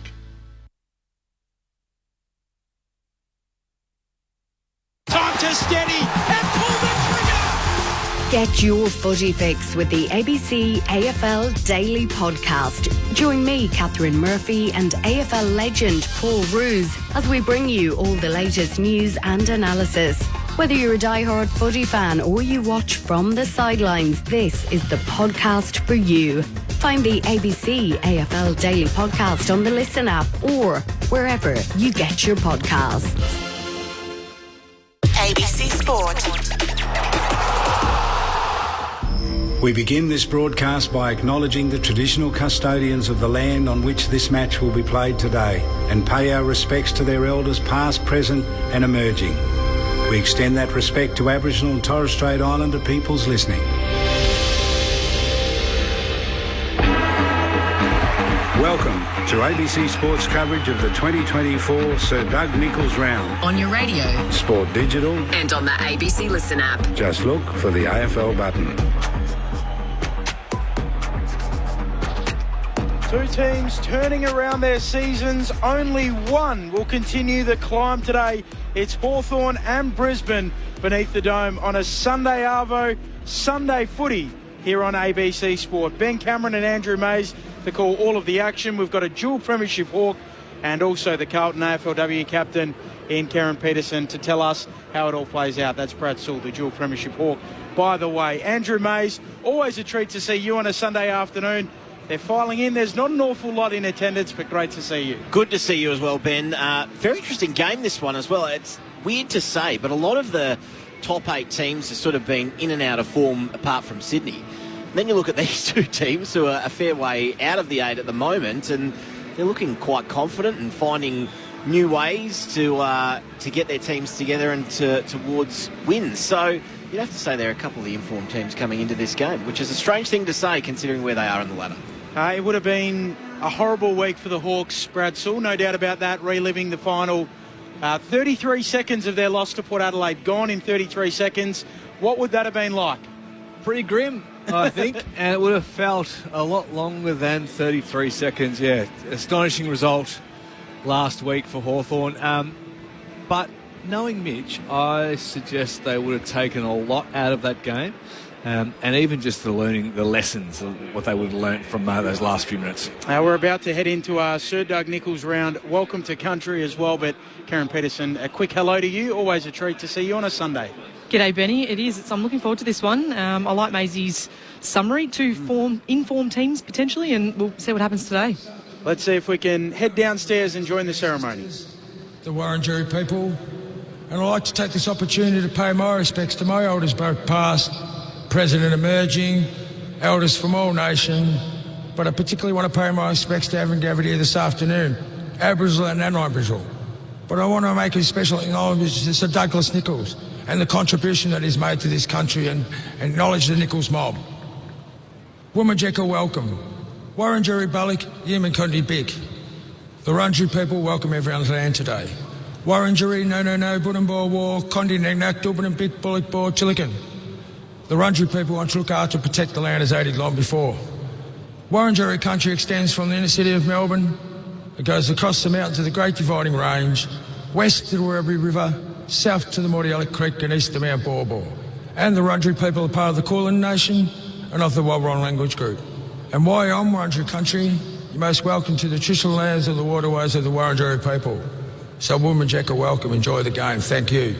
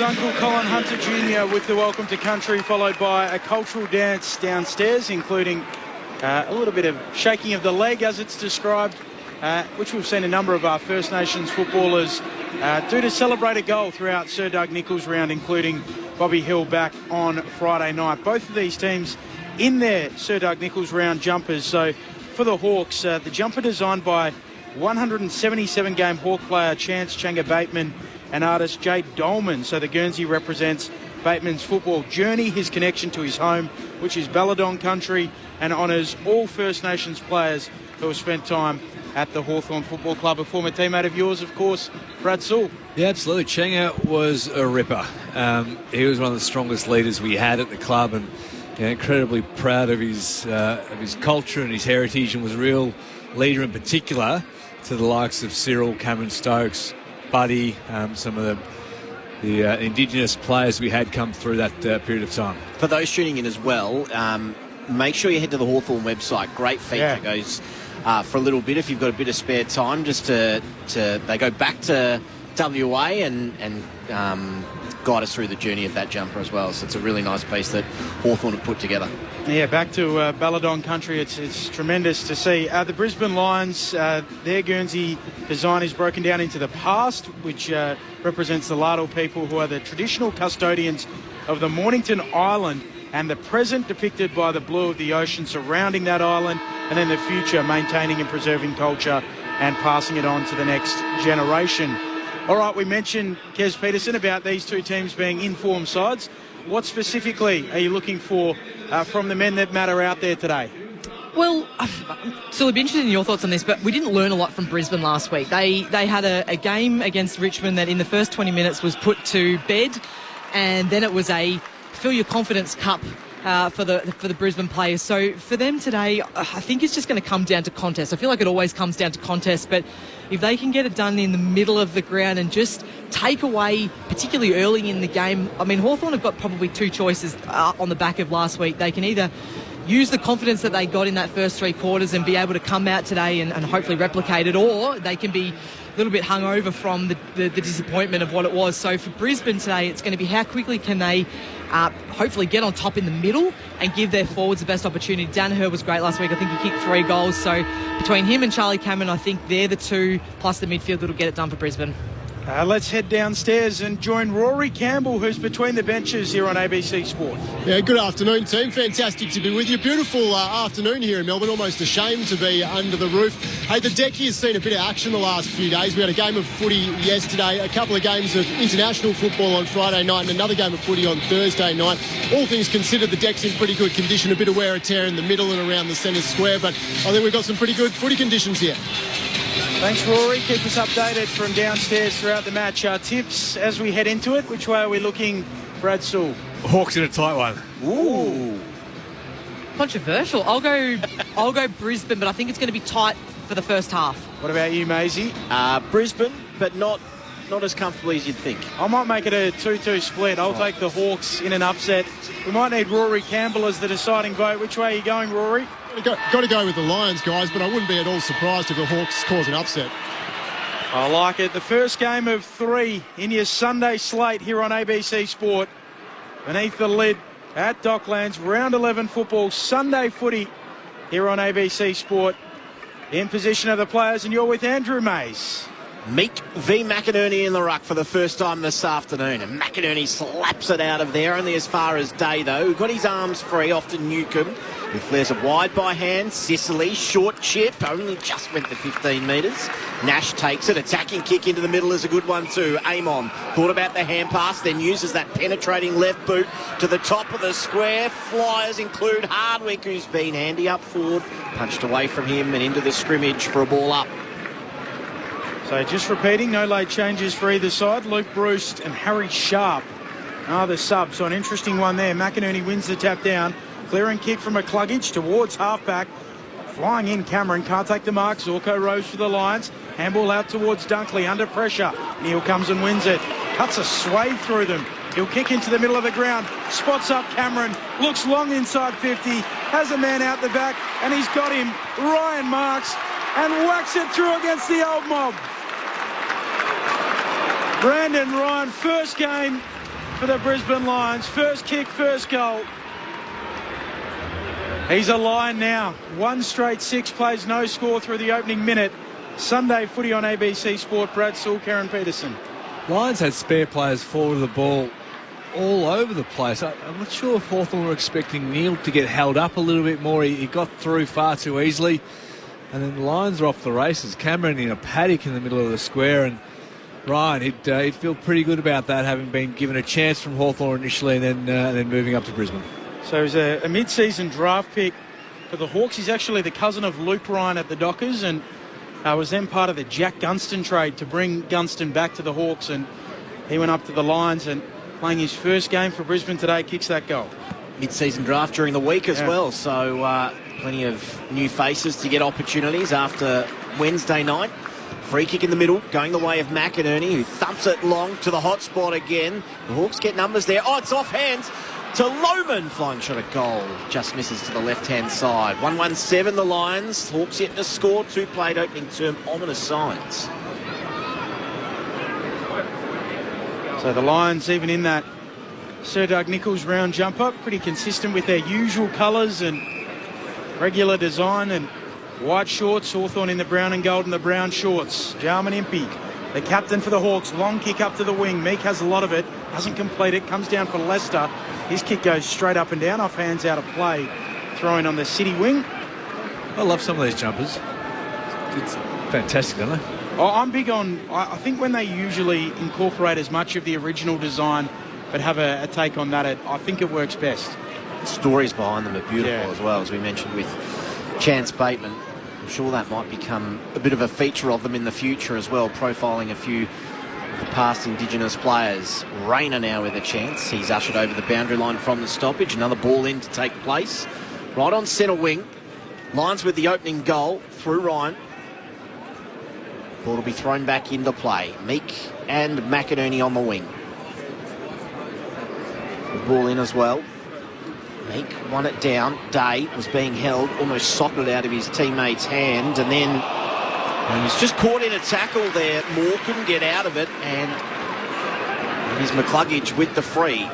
He goes wide. And Mark was taken by Revel. He moves it on further to Neil. Low piercing kick, not a good one. Weddle is able to take an easy intercept. Mark inside defensive 50. In that famous number 23 jumper at the Hawks goes back to Carl Amon, top of his defensive goal square, out towards Jarman Impey. Guest on AFL Saturday yesterday afternoon. Kicks the Hawks into the middle of the ground. Spots up Newcomb. Handball away to Moore running by. Kicks through the logo up towards half forward. Bouncing ball for Deer. Gets rid of it away to Hardwick. Forward handball to Chol. Inside 50 now the Hawks. Kicks towards full forward. Can't find Day. And Rebels back there. You'll hear the Bruce chant as he kicks into the middle of the ground. And Danaher presents. Could have almost been a collision there with Impey, but Danaher just got there before him. Works the 1-2 with Dunkley, then fires inside, attacking 50. Cameron's out the back here, just too good. Ushered his man Amon underneath it and took it on his chest. 30 out, slight angle to the left. Good signs with Danaher pushing up the ground too. He's been involved a couple of times as that big target forward, and the kick to him wasn't particularly good. It ended up on the ground, but he was good enough below his hands. Below his knees with his hands, and that was a fantastic kick into Cameron. He just worked Amon under the ball. Hopefully we see a lot of Charlie Cameron today. This round is meant for players like Charlie Cameron. Fast deck on a Sunday afternoon. This for a fast start. It's an absolute shocker from Charlie Cameron. It only just went out of bounds on the full. It's almost like he stubbed his toe. He kicked that 30 metres, never got higher than 2 metres off the ground, and it's out of bounds on the full next to right behind post. A little bit of a whoopsie to start from Charlie Cameron as Amon goes short to Scrimshaw, who goes back to him and tight ropes the boundary line with the kick to Newcomb. A walking advertisement for the mid-season draft coming up on Wednesday. Jai Newcomb off to Sicily, who's back in the team. Kicks up to halfback, knocking it down quickly as Answorth goes after it. And eventually the Lions come up with it. McCluggage shovels out a handball, high free kick. It'll come back and go to McCluggage. Sicily trying to be a bit cute with his exit kick from deep in his defensive 50. Just sitting up, too much airtime. So the free kick paid 45 metres out, as good as directly in front. Recent reports that Hugh McCluggage is closing in on a new deal at the Lions. Free agency at the end of the year. Veers out to the right, boot the ball from 50 to make it a perfect start for the Lions. Tugs it. Minor score 1-8 Brisbane. Hawthorn yet to score, 6 minutes played. Sunday footy here on ABC Sport. Sicily with the kick in. Runs his full measure, then a long kick and a lovely mark by Chol over the top. Presenting it left half back. Left footer, sees something he liked, goes long, but Andrews is able to intercept that beautifully. Changed his mind mid-ball drop, so it bounced on the ground. He was able to pick it up. Got it to Zorko. He went further back to McKenna, who rifles one up the middle to Lohman. By hand, off to the running Lester, who delivers inside 50. It's a long kick to the top of the square. Danaher flies. It might be a mark anyway to McNerney. No umpire wave, play on. We'll have a ball up at the top of the square. Hawthorn are getting split open through the middle of the ground, I should say. Brisbane spreading it, making the ground wide, giving plenty of room through the middle. Ball up at full forward for the Lions. Trying to take it out of the ruck meet. Goes to ground, tackled quickly again. We'll discuss the decision to have Luke Bruce as the sub. Interesting one there. McInerney tapping it down, coming through Lohman. Can't gather the footy, going after it quickly there. Is Newcomb again, still in amongst the congestion. Eventually picking it up, Neil. Handball, a turnover. And Jack, little 1-2 with Day. Now flicks it to Sicily. In the back pocket, chisels a nice kick to Moore. Outlet kick for the Hawks. Beautiful delivery. Now Moore further afield, and that's okay as well as he finds McDonald. Donald just happy to let a few numbers get forward. He's behind centre wing. Just lobs it up to half forward. Hardwick from behind. In front, Jath went hard, and then Andrews over the top. That's going nowhere. We'll have a ball up right half forward here for the Hawks. They trail by 8. 8 played opening term. And listening to ABC Sport. Umpire puts it aloft. McInerney hooking it down quickly. Dunkley snapping it around the corner. Bouncing ball on the wing. Jaff, clever tap. Hawks back in possession. Newcomb kicks them to half forward. Gunston there overshoots the pack. At the back, McKenna for the Lions. Gathers on the flank, kicks back towards fullback, and Payne takes it. Look out, Scholl closing. Just a good kick to get it to Cameron on the half-back flank. What do you make of the decision with Bruce as the sub? I don't mind it. Bit of dynamism to come on when hopefully everyone's a little bit more tired. Neil receives the footy, and he goes very, very wide.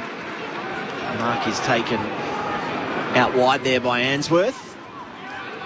Looking to cut back inside. Instead, he's going to go down the boundary, and I'm not quite sure who to, because Sicily was able to leave his man and take an uncontested mark on his chest outside defensive 50. Kicks over the top. It's a good one too to Ginnivan in the long sleeves. Takes it and runs. High kick inside 50. Chol going back with the flight. At least forced the contest for the Hawks. Now they're looking for numbers at ground level, but it's all Lions as Lester has it. Forces it on his boot quickly. It's out of bounds on the full. So that's a win for the Hawks. And Impey can fire them back inside attacking 50. Jarman Impey. Wide out. High half forward for the Hawks. Looks inside a congested 50. Sets it up to the pocket. Run and jump for Chol. Runs underneath the footy. Out the back it goes and tumbles out. Trying to come. 0437 774 774 if you wish to get involved. What have you made of the early stages, Karen Peterson, Brad Sewell? Well, both teams at the moment are going long down the line and inside 450. When you've got Harris Andrews at one end and you've got James Sicily at the other, both teams are going to have to lower their eyes if they want better inside 450 entries. Lions by 8 points, the only 8 points in the game. McInerney laying it down, then following up. Shovels out a handball, stolen there for the Hawks by D'Ambrosio. Off to Ginnivan, Day at half forward, kicks to the pocket, searching lead for Gunston. Marks 20 metres out, hard up against the boundary line in the left forward pocket. A fantastic kick inside. Will Day getting involved. He was really good last week. 27 touches and kicked a goal. He got himself back into form, but Harris Andrews there was a defender and he just had absolutely no chance because the ball was put to space and allowed Gunston to run onto it. That's going to be a much better kick. Against some old friends, but back home, he hooks it around the corner and kicks a wonderful goal. Welcome to the gun show. 1-2-8 plays one straight 6 through 11 minutes. Sunday footy on ABC Sport. Ben Cameron, Andrew Mays, Brad Sewell, Karen Peterson and Rory Campbell downstairs. Is that the trades kicking the first two goals for both sides? Couldn't script it any better, and great to see Gunston kicking on the board early. He had to get it back after the man he was traded for kicked one at the other end. All square, you reckon? Yep. Yeah, it was a terrific kick. Gunston just finding enough space to push off early from Harris Andrews, and of course they'd know each other pretty well, having spent quite a bit of time together, so no doubt Gunners enjoyed that. Really was a great kick by Day, wasn't it? Just on that left foot, he wheeled. Most players would probably just hoik it to the top of the square and hope for the best, but he put it to the space of his teammate and allowed him to do all the work. Really terrific kick. Game 249 today for Jack Gunston. Milestone coming up for him next week. Back in the middle, Meek palmed it down. Nash will win the race to the footy. He got it to Warple, who sold a nice dummy. Went inside 50 with a low kick. No mark taken. Answorth was tunnelled. Umpire wave play on, and the Hawks were able to lock it up. 30 out directly in front. That could have ended up quite nasty with Newcombe coming in and just tunnelling with almost a hip and shoulder as the player was mid-air, so thankfully no one was hurt in that. It's a curious one because it wasn't a marking contest, not a free kick, but... Yeah, the potential to cause injury from something like that might need to be looked at. Secondary ball up to take place. Just whacked to space by Meek. He was looking for the run of Moore, who was able to get rid of Answorth. Then he dropped the footy. Berry in there for the Lions. Hand pass to Answorth, who was under immense pressure. Off to Payne. Scrubs a left foot kick out of defensive 50. Sicily was he taken down it. Umpire waves play on. Archie in there, but Sicily mops up. Out the back to Amon. That was a good hand pass. Now to Nash off his left. Ginnivan got one arm to it. Couldn't complete the mark. Now on his left. D'Ambrosio across the face. He fancied him from there. 30 out on his preferred foot. But he misses. 1-1-7. The Hawks 1-2-8. The Lions, we played 13 minutes opening term. McKenna with the kick in. Short to the pocket. Forcing Bailey to sprawl to mark. In the right back pocket. The enigmatic Zach Bailey goes for a little canter. Runs to the arc at 50. Driving ball up to the wing. Up there is Andrews trying to take a mark. Follows up. Applies the tackle and a ball up on the wing. City side of the ground here at Docklands. Like Hawks forward pressure at the moment. They're trying to lock it in. slowing Brisbane to set up in that quick transition. Brisbane by a point, close to the boundary line from the ball up. Out it goes, and we'll do it again via a throw in 13 minutes played. 1-8 plays 1-1-7. What a funny atmosphere, doesn't it? Yeah. Well, they've closed half of the top level here, so all the crowd is on the far side here from the broadcast box, so it does look full, but it's a little bit deceptive. From the stoppage, Brisbane come away with it. Nice mark taken there by Morris, who goes quickly to Danaher. 2 kicks from goal. He can really put it high and long here. Where are the Flyers? Archie doesn't get a run at it. Weddle with the fist. Hawks get numbers. And that was well played. A chance there for McKenzie, but his kick is not great to that man again, Bruce Revel, who's had a little bit of it early. He puts it to Archie in the pocket, and he reaches, couldn't bring it down. Did everything but take the mark. At ground level, the Hawks happy to lock things up. No, umpire says play on. And the Hawks are trying not to dive on it. Sicily, hand pass to Weddle. Hand pass to McDonald, and that is good as well. He finds Moore. McKenzie, rather, it was, to Moore, and Moore has it at right half back for the Hawks. Geez, they're letting a lot go, aren't they, when there's that scrimmage for the footy? Looks like we've got a blood rule here, and maybe Sicily, is it? Yeah, I think. Moore split open on his cheek a couple of weeks ago in a nasty gash, very deep. Moore will trudge off, and James Sicily will get to take the kick from the half-back flank. What have you made of the umpiring of late? It's been a hot-button issue. Brad Sewell? Don't look at me, Sully. You know you're not getting anything from me. We've both just gone to each other there, haven't we? Tell you what, Boomer was hot on him last night down in Geelong, so I'll leave you to have a crack at that one today, Sully. Sicily to the logo, massive fly over the back of the pack. It goes Gunston. Handball releasing the run of Ginnivan. Ginnivan chips towards full forward. Lester's back there. Can't take the mark. Hardwick tries to wrench it free. The Lions arrive. Wilmot, handball to Fletcher, handball to Bailey with more time, and he'll clear up to the wing. It's not the best clearance. It's very high. Allows Frost to fist it back inside attacking 50 for the Hawks. McDonald was looking for the hand pass to Ginnivan, who's on the bottom of the pack. He's wrapped up, 45 out, slide angle to the right. When I asked that question, our two experts, Kez and Sully, both look like that emoji where he's got their teeth sort of grimacing. Toss up. Danaher doing the ruck work. Palms it down to Warple. Then reaching over the top, Dunkley, he's going nowhere, and we'll have another stoppage. Brisbane defending well. On a couple of occasions, Hawks have gone forward with time and space, and they've just done enough to cause a stoppage. Lions by a point. Danaher in the ruck, opposed to Nash. Comes down for Hardwick, inside 50 for the Hawks. Off to Ginnivan, off to McKenzie by hand. Room to run onto his right, and finish with class. First lead change of the afternoon. First lead for the Hawks. Back-to-back majors, 2-1-13 plays 1-8. 16 minutes into the first. Sunday footy on ABC Sport. Those experts, Brad Sewell and Karen Peterson. Terrific poise by McKenzie there, just to hold on to the ball and change direction of the opponents around him a couple of times, just to create a bit of space in the pocket. And then with the class to finish. That's a terrific goal. Well constructed by Hawthorn. They needed to get some reward. They've had a lot of the ball played in their half in these last few minutes. And these momentum swings, you just have to make the most of them. Yeah, it's happening because they're so well set up behind the ball. Sicily's the one who at the moment is the spare. He's already had 8 touches. Just playing that intercepting role, getting his hands on it, being the link player, and it's allowing repeat inside 50s. Chol having a run in the ruck for the Hawks.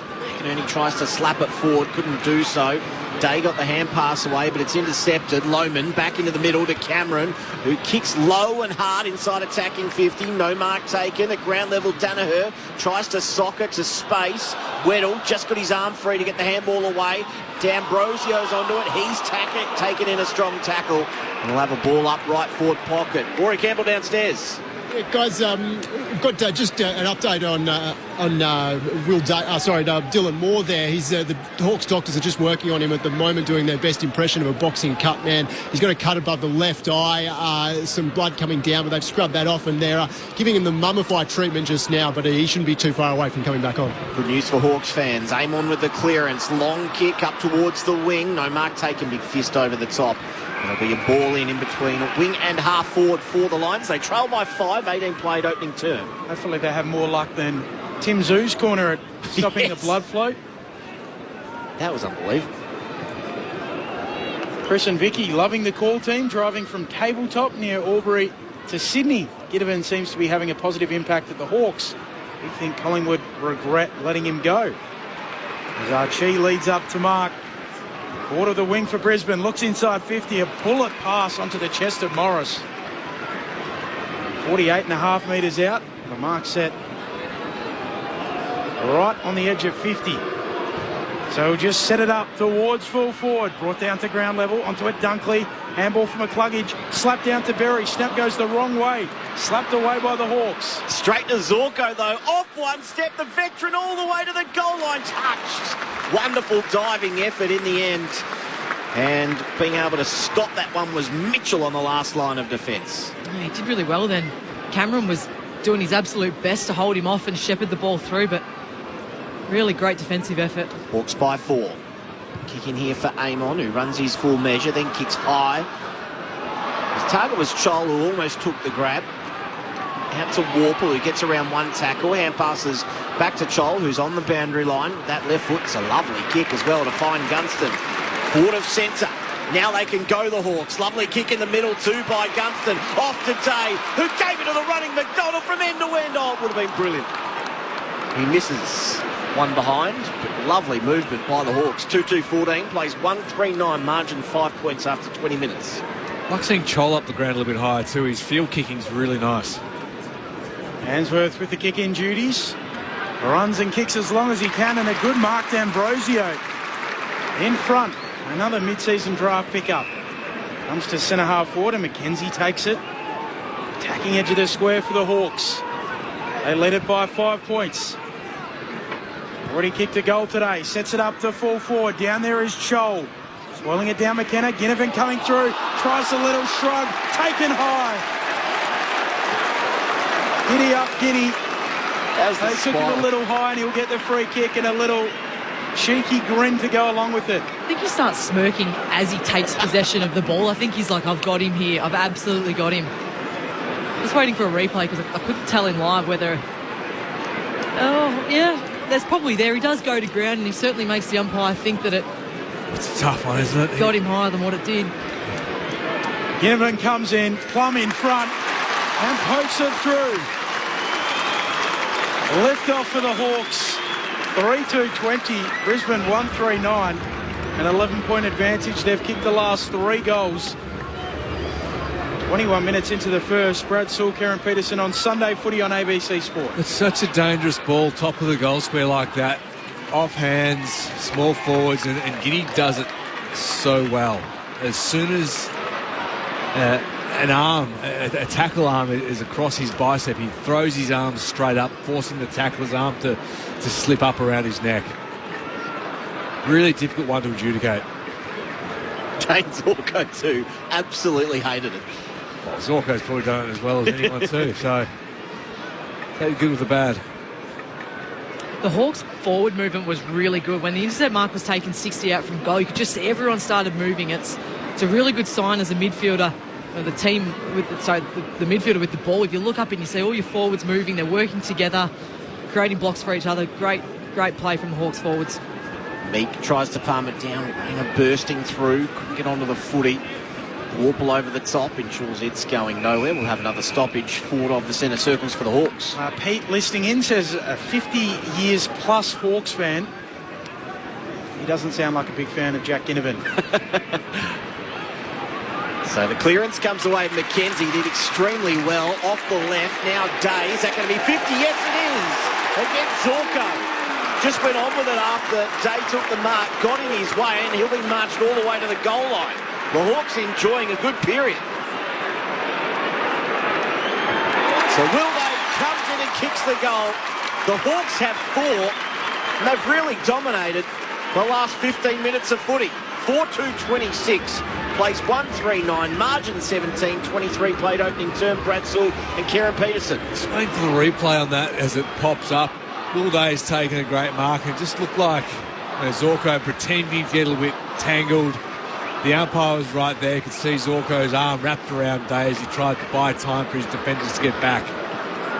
You just can't afford to be too cute on those types of plays, particularly when you're one kick away from goal for that 50. And particularly when you've just given away one too. You just, as a player and as a leader of the Brisbane Football Club, you just don't put yourself in that position. You just don't need to do it. Essentially, Zorko's been responsible for the last 2 goals, and Hawks have got their tail up. Kicked the last 4 goals in the game after Brisbane kicked the first. Meek slaps it forward. Moore can't quite trap it, has to go back and get it. All bandaged up after that cut. Gives it back to Meek. The big man running out of the middle. Floats a kick into the pocket. Bouncing ball over the head of Kalshadir. Tumbles out and a throw in to come. Leanne and Lane listening from Rainy Cairns were a mixed marriage. One mad Lions fan and one mad Hawks fan. Let's see who's sleeping on the couch tonight. I like that. Toss back into play. Done by the line. Zorko got the clearing kick, but only as far as Newcomb. He can go here. The mark is right on the 50-metre line. He instead goes all the way across half-forward, and he finds Impey inside the centre square. Impey goes short. That's a good kick to Gunston, who marks 49 from goal. Slight angle to the left. Again, well worked by Hawthorn. I like the switch. They probably needed to go a little bit quicker if they were going to make the most of the open side, but Impey instead was very patient and, again, didn't opt to go long. Hit up, lowered his eyes and hit Gunston on the lead. This will test the groin to the hammies as he lays everything into it. All the way to the line. It's actually kept in by the Hawks. Intelligent play. And then they had to turn tackler, and it is a rush behind conceded by Leicester. 4-3-27, plays 1-3-9, 25 played opening term. ABC Sport. McKenna with the kick-in duties, or Wilmot rather it is. He goes laterally short to the pocket for Froggy Lester, who moves it on short to Jasper Fletcher.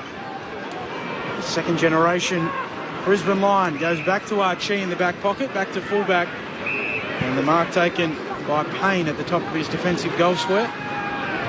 The kick towards the halfback flank, and Jaff comes up, intercepts for Hawthorn. Right on the arc of 50, just in the field of play. Headband on.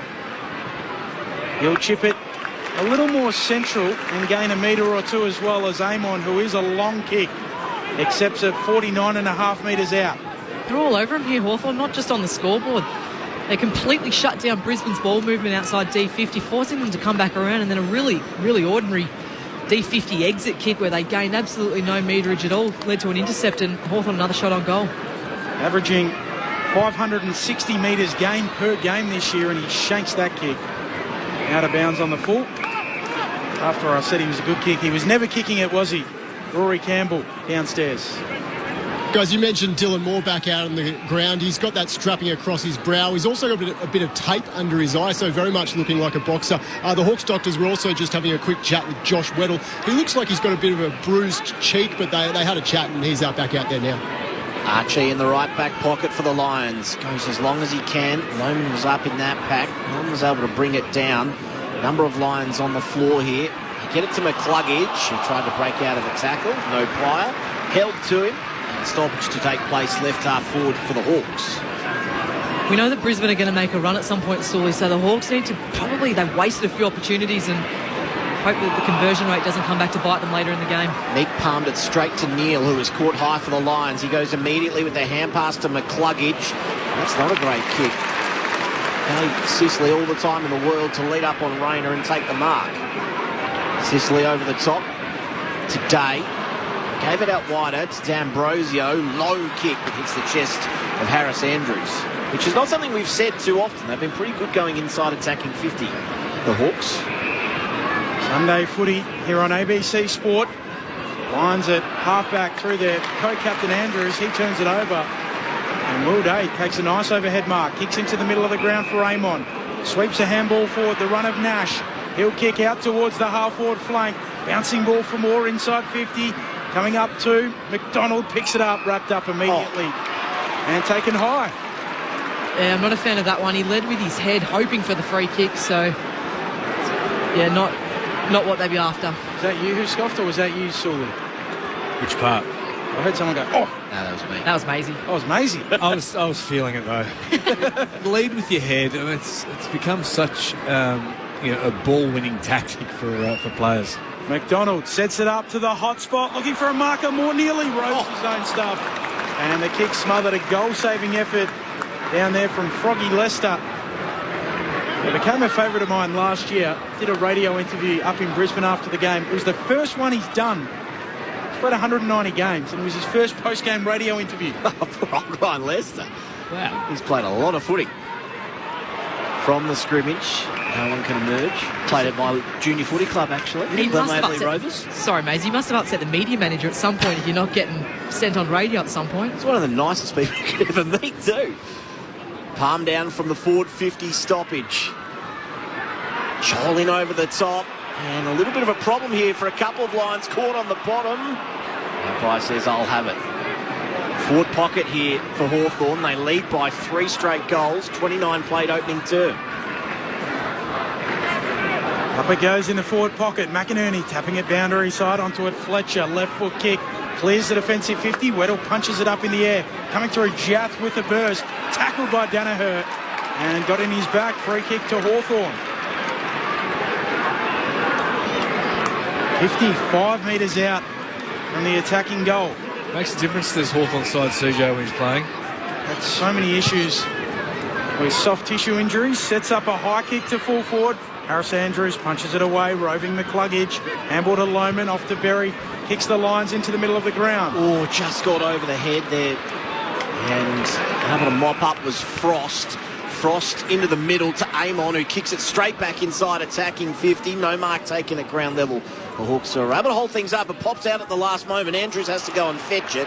He's given no opportunity to get rid of it. And the siren beats the umpire to the whistle. So what a promising start for Hawthorn. After they conceded the first goal, they then kick the next 4 and take a 3-goal lead into quarter time. 4-3-27 plays the Lions at 1-3-9. Goal kickers for the Hawks. Singles to Day, Gunston, McKenzie and Ginnivan. And Brandon Ryan, the sole goal kicker for the Lions. It is against the trend as well, because Brisbane have started games well this year, winning 8 of their first quarters. Hawthorn have started poorly. And between these two teams recently, Brisbane have won their last 4 against the Hawks, and they've won 8 of their last 9 here at Docklands. So swimming upstream at the moment are the Hawks. We'll get to some of your texts in a moment.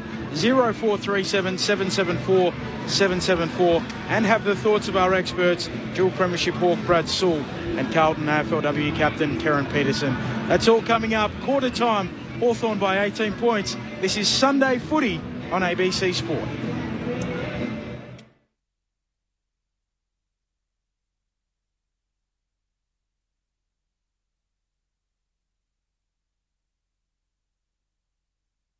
Something new is coming to the ABC. Yeah, bring it on. 2 new TV channels. ABC Entertains serves up a trove of drama, comedy, movies and entertainment. Or grab the family and settle in for the new ABC Family. Yes. With loads of favourites and all new series like Hard Quiz Kids. So you learned about Minecraft in a book? Yeah. On your screen from June 3. ABC Family and ABC Entertains. The 2024 Sir Doug Nicholls Round. On your radio. Sport Digital. And on the ABC Listen app. Spots up Cameron, looks long inside 50, has a man out the back, and he's got him. Ryan marks and whacks it through against the old mob. Brandon Ryan, first game for the Brisbane Lions. First kick, first goal. He's a Lion now. Off to Ginnivan. Day at half forward. Kicks to the pocket. Searching lead for Gunston. Marks 20 metres out, hard up against the boundary line in the left forward pocket. Against some old friends, but back home, he hooks it around the corner and kicks a wonderful goal. Welcome to the gun show. Off to Ginnivan, off to McKenzie by hand. Room to run onto his right and finish with class. Spoiling it down McKenna. Ginnivan coming through. Tries a little shrug. Taken high. Giddy up, Giddy.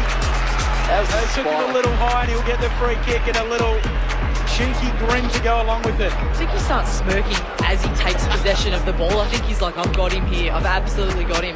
Ginnivan comes in, Plum in front and pokes it through. So the clearance comes away. McKenzie did extremely well off the left. Now Day, is that going to be 50? Yes, it is. Against Zorko. Just went on with it after Day took the mark, got in his way, and he'll be marched all the way to the goal line. The Hawks enjoying a good period. So Will Day comes in and kicks the goal. The Hawks have 4. They've really dominated the last 15 minutes of footy. The 2024 Sir Doug Nicholls round. On your radio. Sport Digital. And on the ABC Listen app. As you heard there, Hawthorn kicking 4 goals to 1 in the opening term. They lead by 18 points at the first break. 4-3, 27 plays, 1-3-9. Our experts picking it apart, Brad Sewell and Karen Peterson. Entertaining first 30 minutes of football. Probably the biggest takeaway of mine was how well Brisbane defended. For the second half of that quarter, the game was played in Hawthorn's half. It was 17 inside 50s to 9 in total. And besides a 3-minute burst from Zorko with a couple of little... brain fades isn't fair. Ginnivan drew a free kick out of him, but the 50-metre penalty allowing Will Day a goal from the top of the 50 to the goal square was disappointing. Hawthorn are locking in their half. They're defending really well from their inside 50 entries. That being said, Brisbane, I thought, stood up really well in their defensive half. Yeah, I agree, Sully. I think particularly early, it looked like Brisbane were really on top in the contest. They started to really get ahead in the clearances, and geez, they looked dynamic when they used the middle of the ground. The goal that they kicked early was because they were brave enough to go through the middle of the corridor. They found Charlie Cameron in a paddock of space, and then their leg speed just caught Hawthorn on the hop. They went away from that, and that was really probably due to Hawthorn's pressure and their ability to get on top in the contest in the middle of the ground. And I've been really impressed, particularly sitting here live watching Hawthorn, which I haven't done a lot this season, but the way that they're setting up behind the ball, and it's happened because the play was where we're sitting on the broadcast side, the Hawthorn defenders were set up in front of us for most of it, and their communication, their hands, their chat, their trading of players is really really impressive. And when Brisbane are under the pump, when they're exiting from D50, they're hoiking it nice and high, and it's allowing the likes of Sicily and Amon and Impey in particular to get it in front of the ball and take the intercept possession. Sicily had 9 touches that quarter, and none of them were really contested. They were all uncontested possessions where Brisbane were just kicking it in his direction, and he was able to mop it up. So again, I think it's going to come back to who can get on top in the middle here. Can Brisbane get their leg speed going in this second term? And for Hawthorn, can they go on with it? We saw last week, obviously in that fourth term, they lost their composure when they had the lead. They've found themselves in that position again. Can they go on with it here, or do they start to get a little bit twitchy when and if Brisbane get back ahead? I've got a good question for you, Brad Sewell, as well. Given it is Sir Doug Nicholls' round. Yes. Given you played with so many great Indigenous footballers, I'm thinking, Burgoyne, Cyril, Buddy. I might put you on the spot at some point to give us who was the best. Define best. I'll think about that definition. Second quarter underway. Hawthorn leading by 3 goals neat. In the middle, Warple picks it up, does a pirouette, tumbles a kick inside 50. Payne cleans up for the Lions, dumps it on his boot, kicks to the wing. Lohman, last week's rising star marks. Handball to Dunkley, cruising by, kicks to half forward. Morris goes up to mark, off to Cameron for the perfect start to the second. Hugs it left. Minor score. Lead back to 17 points, Rory Campbell. At quarter time, guys, Jack Ginnivan had the right boot off and he was getting that ankle strapped, quite substantial strapping, but he ran straight back out to the huddle to get the team instructions, and he's out there playing. Little with the kick in, goes as far as he can, gets over the back of the pack. Answorth there for the Lions. Hand passes to Zorko, who retreats by foot into the centre square. Kenner takes the mark. Kenner keeps it low. It's a risky kick straight up the middle. He overcooks it. And then Day is onto it. He's taken in a strong tackle. Umpire says it's mine. Lucky to get a stoppage here, Brisbane. That should have been a mark turnover to Hawthorn. So still inside the centre squares here. umpire just telling Meek and McInerney to separate the metre. They do for all of a millisecond and then go at it. Now Day receives the hand pass from Warple and kept his feet brilliantly. He was able to drag down a couple of lines with him as well as he got the hand pass away. Impey gets around the Zorko tackle. Back to Warple on the wing. Out wide now by foot, and he finds Ginnivan. This is the decisive kick going inside 50. It's put on an absolute plate. The mark is taken by Deer. He's about 40 out and only a very gentle angle to the left. Terrific play by Will Day to hold on to that ball and create space and put teammates into that space. Cowshed will start his approach from inside the centre square. He'll have to kick from just inside 50. He's just sliced it a little out to the right. Doesn't quite have the journey, and it's punched through for a rushed behind. 4-4-28, plays 1-4-10, 2 plates, second turn. Zorko with the kick in, a bullet pass right to the arc of 50. Marked there by Andrews. Handball away to Dunkley. After Fletcher, back to Dunkley. Kick around the edge of the square. Mark taken by Berry. His younger brother Tom was playing here yesterday for the Suns. Chips it on short to Dunkley again. Third disposal in the chain. Backward of the logo. Kicks into the middle of the centre square. Payne takes it and completes the switch. Answorth on the logo. Dockside of the ground. Now kicks the lines inside 50. Looking for a marker. Weddle goes up. Hands to it. Doesn't mark. Down for Sicily. Turns it over by hand. Morris steals it. Snaps it. Goals it. The Lions needed it. They'll be hoping it's a fire starter. Back to 12 points the margin. Hawthorn 4-4-28, Brisbane 2-4-16. 3 minutes played in the second. Sunday footy on ABC Sport. Brad Sewell, Karen Peterson. Almost one against the flow of play there, Sewell, and it was only because of a turnover. Hawks have had really all the possession to begin this second term, and even on that occasion, Hawks were really well set up behind the ball, and if it wasn't for an unfortunate turnover and an opportunist goal, they probably would have been exiting D50 again unopposed, but might be all it takes for Brisbane just to get them going. They're looking for the overlap handball off the half back line and haven't quite nailed it yet, but that might be the fire starter, as you said, Benny. Strange hand pass from Sicily. I wonder if Morris called for that. No one within a couple of metres, and he hit him on the chest. Back in the middle, and no one can break away from this stoppage. Held to McCluggage.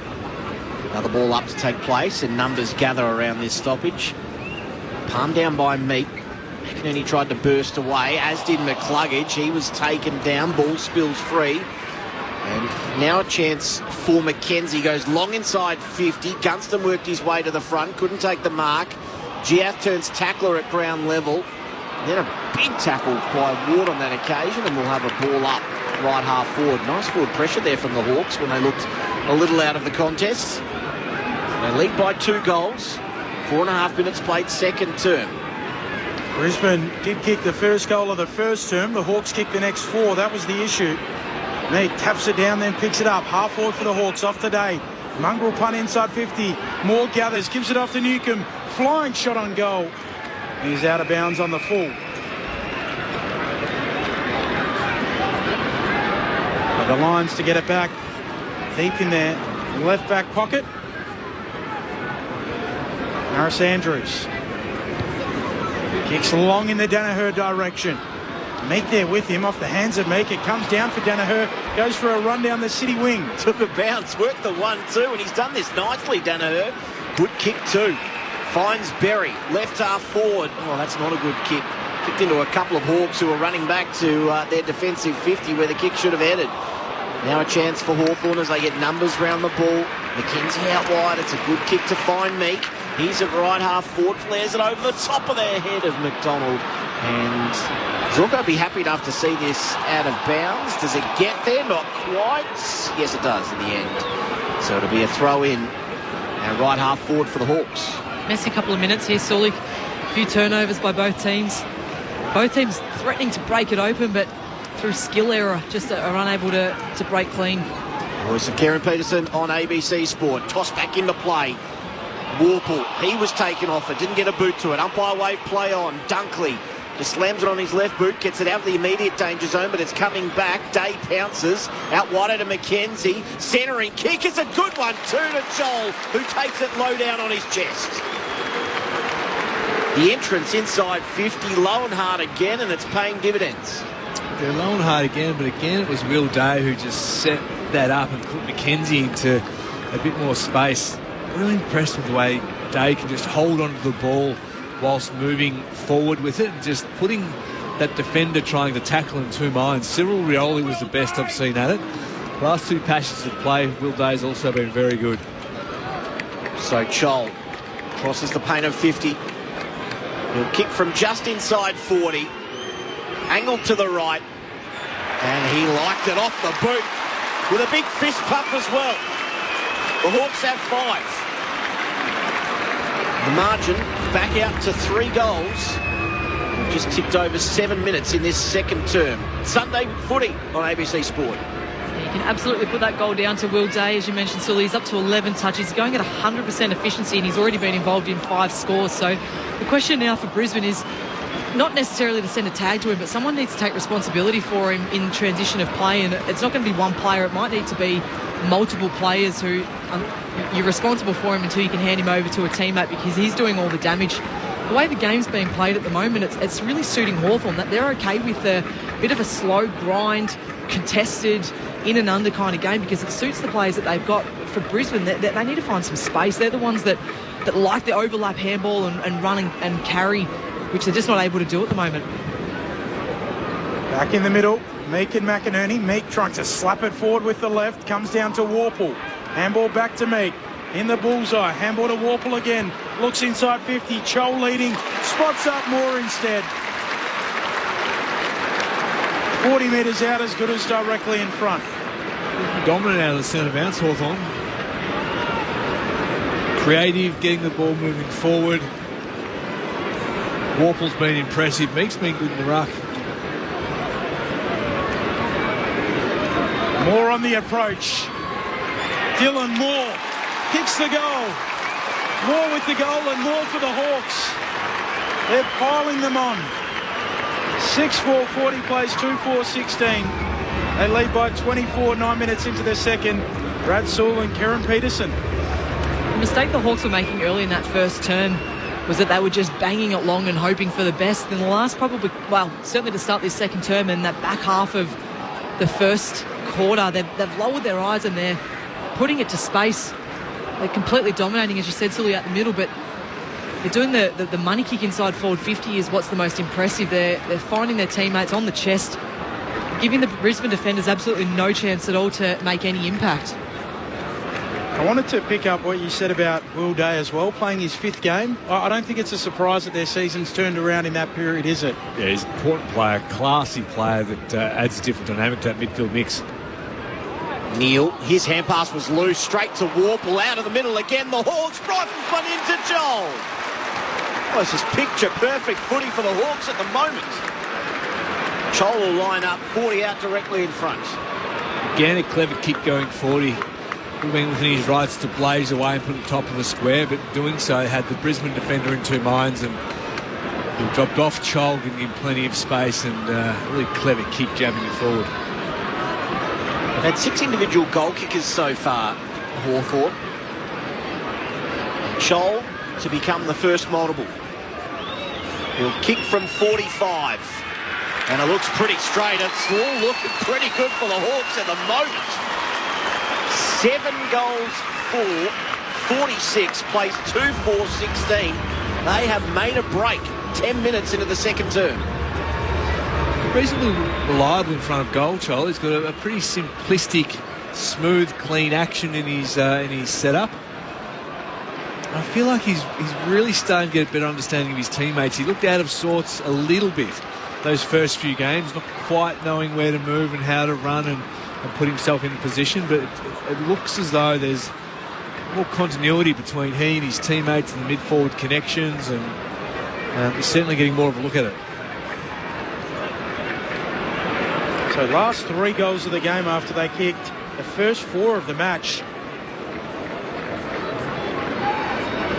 Hawks doing it in runs here beneath the roof. Bounce favours Meek. Umpire will call it back. Umpire Robert Finlay. He's out there with Jeff Dalglish, Cameron Dorr and Andrew Adair today. Danaher in the ruck. Umpire puts it aloft. Meek hooking it to the back, trying to get it to Nash. Eventually it spills to Newcomb. Handball to Meek again. Hawks once more out of the middle. Floating kick to full forward, getting back. Lester Marks, fullback here for Brisbane. A little reprieve. And all the Hawks like a wave out of the middle. Lester at fullback. Outlet kick out towards the dockside wing. Dunkley, good mark. Reaching out to his left to take it. He's got it just backward of halfway, dockside of the ground, as I said. Very strong hands. Goes short to Wilmot. Wilmot looked inboard initially, and he's called to play on. So he just plays a little 9-iron up to right half forward. Lohman forced the fly, as did Weddle. No one could take the mark. And then coming through was Ryan. Lohman kicks inside 50, and well done by Cameron. Just got to the front position and was able to hang on to the mark in the right forward pocket. It was well worked, wasn't it? Cameron was just able to put a little bit of body pressure on his opponent and just create a little bit of space. In the end, let the ball do the work for him. He'd created that space. That's what good forwards do. So it's fair to say they need this one, the Lions. They trail by 5 goals. Second quarter is 12 minutes old at the moment. The second of the term for Brisbane. Cameron comes in near side the entire way, one behind. 2 goals, 5 now Brisbane. Hawthorn 7-4. Margin 29 points, 13 played second term. Amon takes the kick in quickly, spots up Will Day. Moves it for the Hawks onto Ginnivan. It's a goal already today. Ginnivan comes infield, short to Nash, not the 15. Dispossessed of it in the Cameron tackle, spills back to Ginnivan. Clearing kick forward of the logo, Cholin from the side, can't take the mark. Comes down at ground level, picking it up. McDonald gets a handball away. Now Day. Handball off towards Warple. He'll give it back to Sicily on the edge of the square. Kicks inside 50 and spots Deer. A beautiful kick. It was like a heat-guided missile that just tracked its way to Deer, who marks 40 metres out. Slightly worse than a 45-degree angle to the left. See the reluctance just to blaze away and kick it long. They almost looked like they got themselves into trouble handballing around corners to find that spare teammate, but eventually found Sicily, who terrific kick across his body to find Deer. Al Shadir trots in from the arc of 50. His kick is away to the left, swinging back miraculously. He floats it through. It is all the Hawks here at Docklands as the son of the gun delivers. They're out by 35. 8-4-52 plays 2-5-17. Quarter hour mark of their second. Brad Sewell, Karen Peterson, Sunday footy on ABC Sport. Nowhere near it off the boot, did it? It sort of swung late. It looked like it was going out on the full. Yeah, it absolutely looked like a miss kick, but when things are going your way, they're going your way. Not great signs for Brisbane through the middle of the ground. That passage of play that led to that goal with Sicily, he just had way too much time and space. Harris Andrews was almost playing like a goalkeeper kind of, sitting 1.5 metres, 2 metres off, just with his hands out, hoping to intercept instead of pressing and creating some tackle pressure. So need to get on their bikes here, the Brisbane midfield. Mitchell Stark would have been happy with that shape into the right-hander. McInerney with the clearance. He kicks it out to space. It pitches in front of Cameron, then over his head. Rayner onto it. He was ushering Cameron forward. He got it to him, but he ran out of space. Jaff was wearing him like a glove. We'll have a ball in on 50 metres. Followed the pattern of the first term in this second quarter, so Brisbane kicked the first and then Hawthorn have booted the next 4. Toss back into play. McInerney on hands and knees just bashes it to space. A couple of Hawks are there to take it, and as McKenzie was about to break away, umpire called his whistle. And we'll have a ball up in the left forward pocket for the Lions, who desperately need something.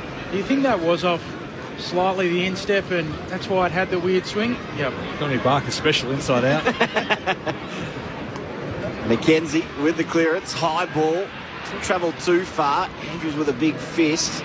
Now a chance for the Lions as it snapped inside attacking 50. The top of the square, Danaher was taking the ground. Umpire wave play on. Lohman tried to get it back to Danaher, couldn't do so.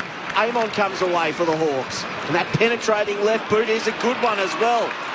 Now the back he finds Gunston. Do they keep going? Yes, to Ginnivan. And off to Chol. Wasn't the best hand pass. Had to bash it forward. Then he soccers inside attacking 50. Payne comes out to Leicester by hand. Now to Wilmot.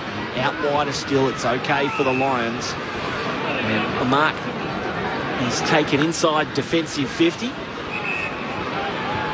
And short to Bailey, who's been quiet on return himself. Coming back from that ankle injury, kicks out wide. Dunkley is able to mark, chips it over the top to Berry, and a good mark. A little bit of closing pressure from Weddell Lake. Gives it off to Bailey running by. Tight roping the boundary. Kicks up towards half forward. Unable to mark McInerney. The Hawks are there again. They are everywhere at the moment. Scrimshaw off towards McKenzie. No slips a tackle. And he's taken high. Free kick. Half-back flank for the Hawks. So McKenzie goes back inside defensive 50 to Amon. Amon, aggressive kick up the middle. It's intercepted. A chance for Cameron. He's at the top of 50 to Neil. Works the 1-2. This way, then that way. Now the kick comes long and low and hard into the pocket. Charlie Cameron takes the mark. And he almost put this one down as he'll be able to snap it around the corner. Great pressure by Brisbane. They never gave up on the ball coming out. It was an Amon, I think, just bit off a bit too much in his exit kick and a turnover ball. So left forward pocket, Charlie Cameron. Not more than 20 metres out. He's going to go round the body. He spins and kicks the goal. A much-needed one for the Brisbane Lions. 8-4-52 Hawthorn, 3-5-23 Brisbane. Margin back under 5 goals. We've played 18 minutes in the second quarter.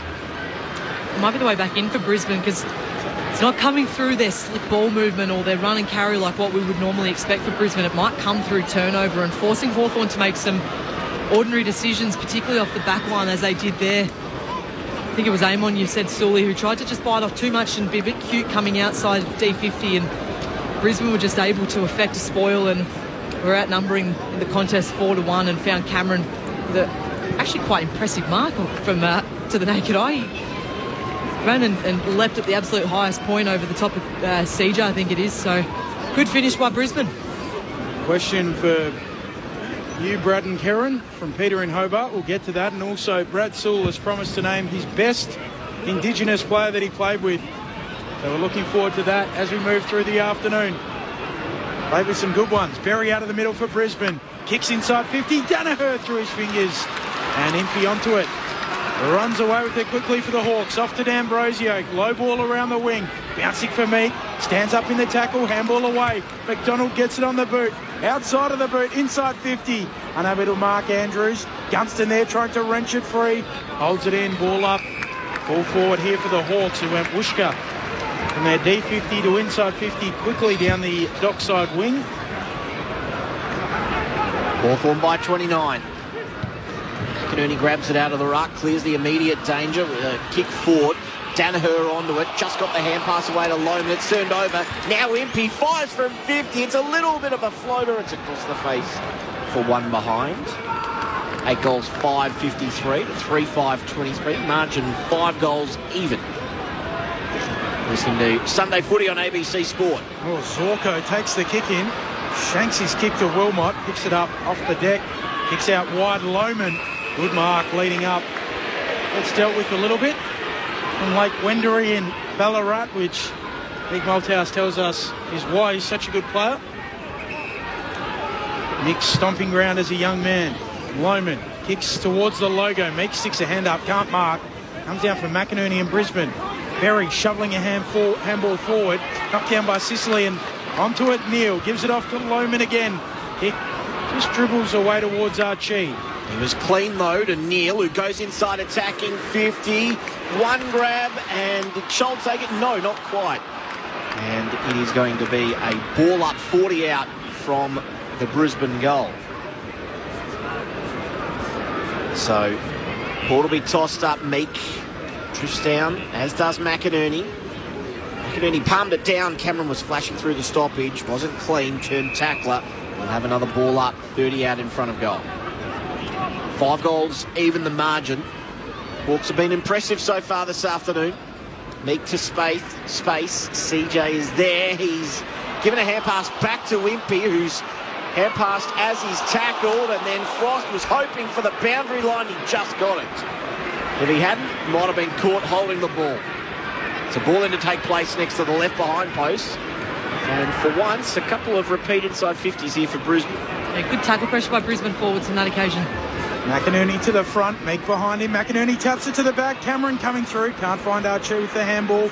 Goes and picks it up. Danaher trying to spin. Handball back towards half forward. Bailey runs around a couple. Time to steady. Eyes the goals. Pulls the trigger and goes bang!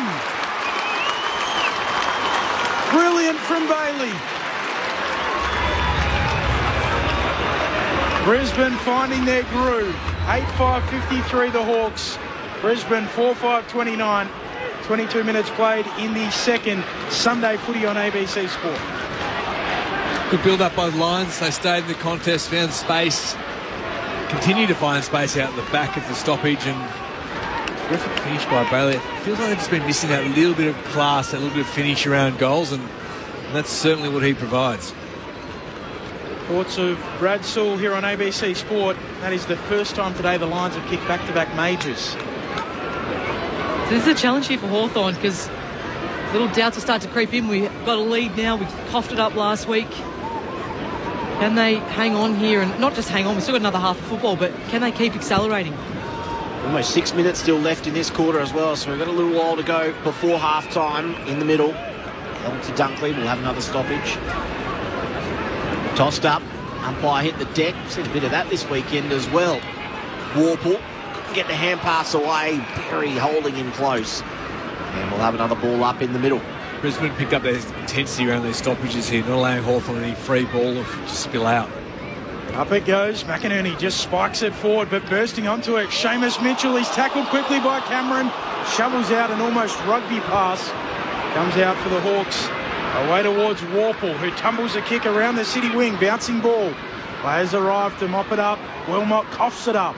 Taking it quickly. McDonald, he's tackled to ground. Ball up high half forward for the Hawks. Hawthorn by 24 points. Closing in on half-time. I'll get to your text in a moment. Plenty coming through. Left half back for the Lions. It's Warple who comes away with it off to D'Ambrosio. Long all the way to the square. Well, reading that one best was Payne. Able to take the mark. Goes quickly to Lester. Right back pocket. Hits him. And he goes to McCluggage. Outside of defensive 50. Takes the mark at right half back. Runs the boundary line. He just took a little bit off the kick. Oh, gee, that's a free kick for Charlie Cameron. Caught too high by Amon on that occasion. Amon promptly leaves the ball behind, so Charlie's got to go and fetch it. No one on the mark here. He's right on halfway in front of the interchange benches. Attacking kick into the middle. It just makes Payne, Wilmot it was rather. And short kick is okay to Neil. Back to Cameron. He's worked his way to right half forward. Delivers inside 50. Low ball is a good one as well. Mark taken by Morris. And he'll line up in the right forward pocket. He'll have to kick this from 40. He's about 10 metres inside the boundary line. Well, these 50-50 plays now are going the way of Brisbane Lions. Charlie Cameron, an ambitious kick into the middle of the ground. Hawthorn just get fingertips on it. Brisbane are good enough then to regroup. And terrific inside 50 entry for Cameron. To get it back to 3 goals. It's beautiful off the boot as well. He's kicked 2. And Brisbane clawing their way back. 3 goals the margin in favour of Hawthorn. Played 25 minutes in this second term. You're listening to Sunday Footy on ABC Sport. That was a good finish. Sully on the right foot from the right pocket. That was a really great finish, but as you said, that risky kick inside the middle of the ground, it almost didn't come off, because if you turn that one over, the Charlie Cameron kick inside the middle of the ground, that's a slingshot that would have likely resulted in a goal for Hawthorn. But as you said, those 50-50 line ball kind of sort of situations are going Brisbane's way at the moment, and they're making them pay. Hawthorn were a little bit inaccurate in front of goal through the first half, and this is where it's saying it might be just starting to come back to bite them. Logan Morris had that infamous debut, the double. The VFL into the AFL, and a little bit of fast food in between. McInerney with the clearance. Marked by Impey just inside his defensive arc. Kicks Hawthorn to the halfback flank, and Sicily. You ever double up, Sully or Kez? No. No, I haven't doubled up. I was going to ask you, did you have any fast food before you played? So that was where I was going. I was lucky to get through one game at run too. Sicily, low ball up to the wing, over the head of Wilmot, bouncing ball, Payne's there, getting involved, Newcomb tackled out, and a throw-in to come. 18 points is Hawthorn's lead, 26 minutes into this second term. Brisbane have kicked the last 3 goals of the game though, did get out to as much as 35. Thrown back into play. Berry, hand pass to Neil from the stoppage. End over end ball. Land just outside 50. Pitches on its point. Hawthorn with the numbers. Hand pass was good in the end there from Hardwick to Sicily, who goes back to Frost. Hardwick's gone back as the spare for Hawthorn just to try and stem the momentum. Left back pocket here for Frost. High ball to the wing. McInerney just wrestled Meek out of that and took a lovely mark. So they can fire again here. Brisbane now starting to wrestle the momentum back. Big O puts his big slipper through it. Sends it to half forward. There is Hardwick trying to get involved. Can't pick it up. Weddle can. Handball to Sicily. Off to D'Ambrosio. Amon flicks it away towards Sicily again. He will kick. Heaves the ball up to the wing. Andrews puts his fist through it. Sends it into Row J and throw in neutral territory, dock side of the ground.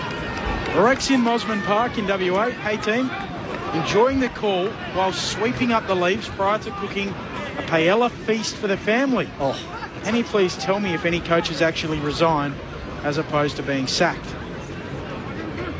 Toss back into play on the wing.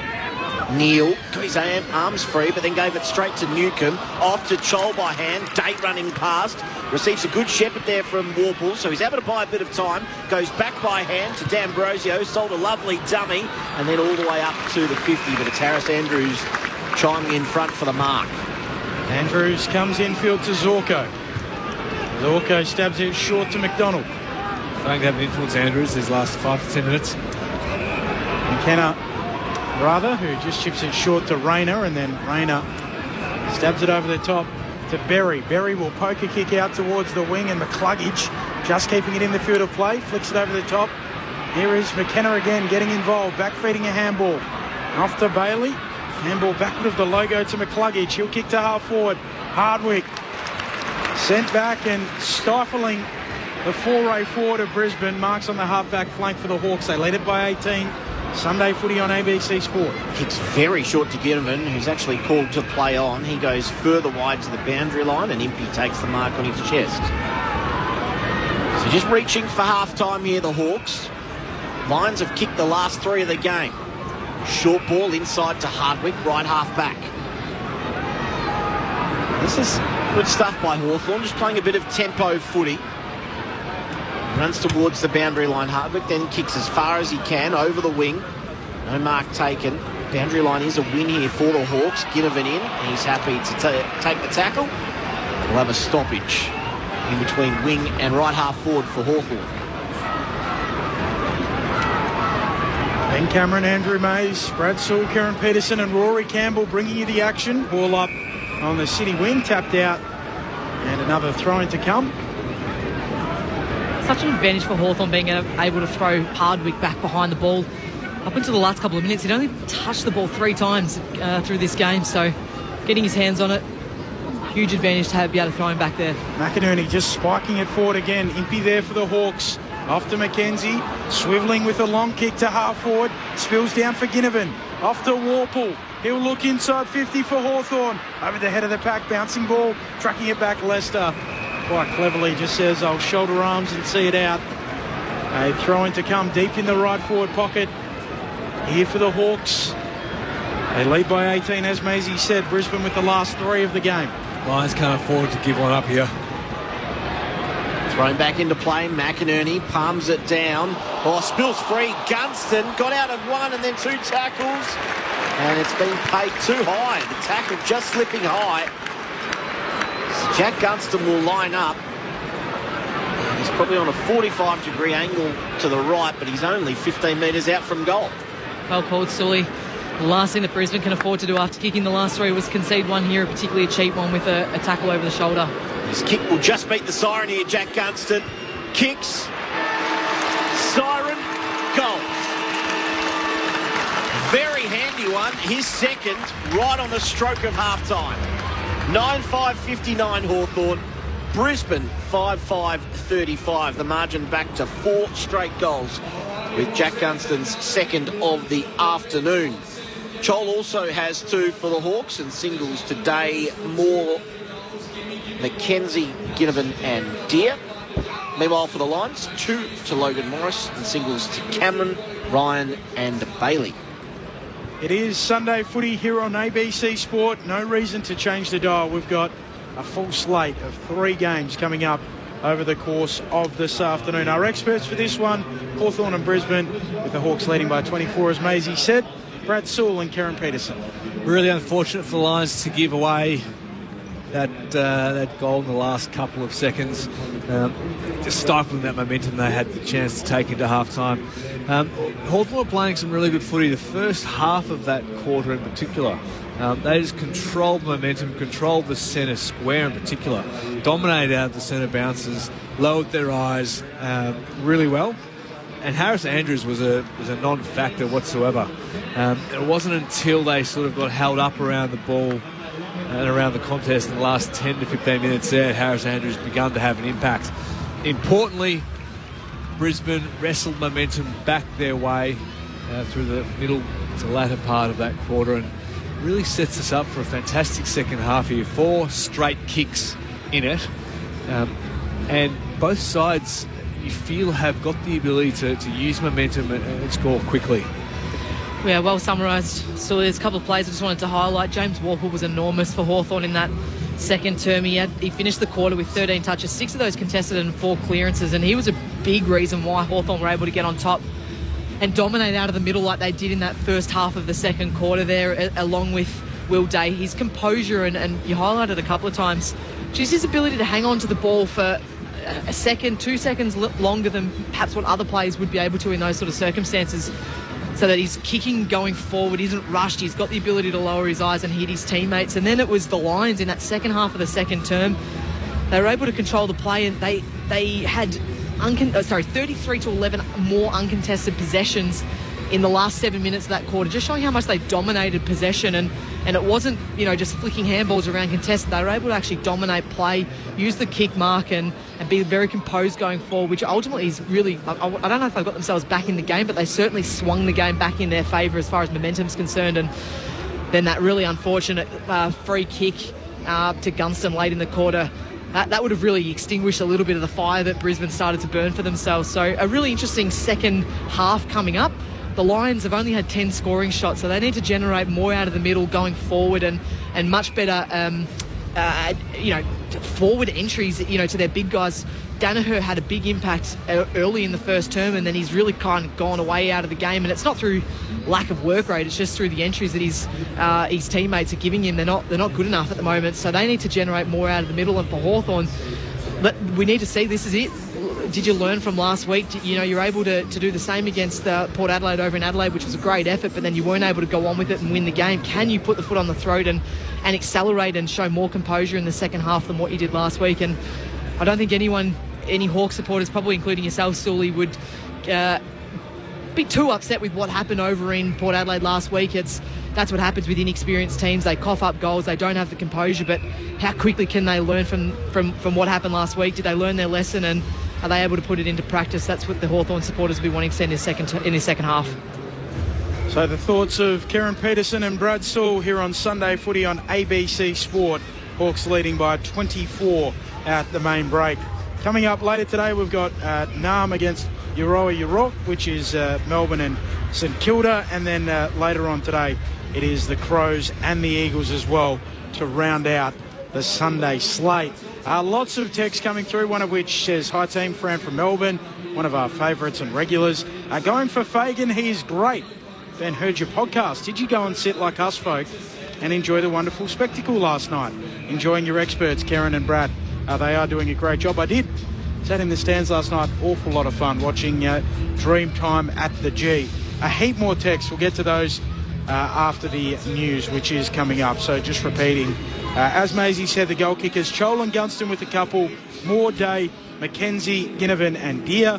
While for Brisbane, a couple to Logan Morris, singles to Charlie Cameron, Brandon Ryan, the former Hawk, and Zach Bailey. Time for us to pause, though, on Sunday Footy on ABC Sport and get the latest from the ABC Newsroom.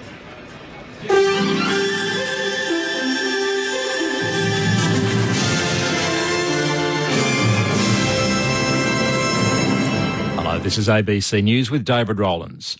A fire official in India says 6 infants have been killed in a blaze in a baby care centre in the Indian capital, New Delhi. 6 newborns were rescued and taken to a nearby hospital. The cause of the fire is being investigated. Earlier, at least 27 people died in a blaze at a crowded amusement park in Gujarat state in western India. Recovery efforts are continuing in Papua New Guinea following a huge landslide in the highlands. The disaster struck a remote village in the Enga province on Friday, impacting more than 4,000 people. Care International's country director in PNG, Justine McMahon, says they're working to address the immediate needs of survivors. We, in the first instance, will provide food and water, but we expect that the ongoing recovery effort will definitely include something much greater. The Australian government has been very proactive and they're already providing assistance. Queenslanders will pay just 50 cents to use public transport from August. It's part of a major state government cost of living policy, as Jay Bowman explains. Queensland Premier Stephen Miles has announced all Translink services statewide, including trains, buses, CityCats and the Gold Coast Light Rail, will cost a flat fare of 50 cents as part of a 6-month trial. Mr Miles says the major policy will provide much-needed cost of living relief for Queenslanders. For people who already catch public transport, this could save them thousands, but for people who don't and decide to catch public transport, it could save them even more. He says the cheap fares will help ease congestion on the state's roads. The trial starts on August 5. US presidential candidate Donald Trump has been booed and heckled by many in a raucous crowd at the Libertarian National Convention in Washington. It's a marked change for the Republican frontrunner from the adulation he normally receives at rallies from supporters. Libertarians blame Trump for rushing through the creation of a COVID-19 vaccine when he was president and for not doing more to stop public health restrictions on unvaccinated people during the pandemic. When he took to the stage, there were loud boos and jeers, while a smaller section of the crowd cheered him. American hip-hop star Nicki Minaj has been freed by police after being detained at an Amsterdam airport on suspicion of carrying drugs.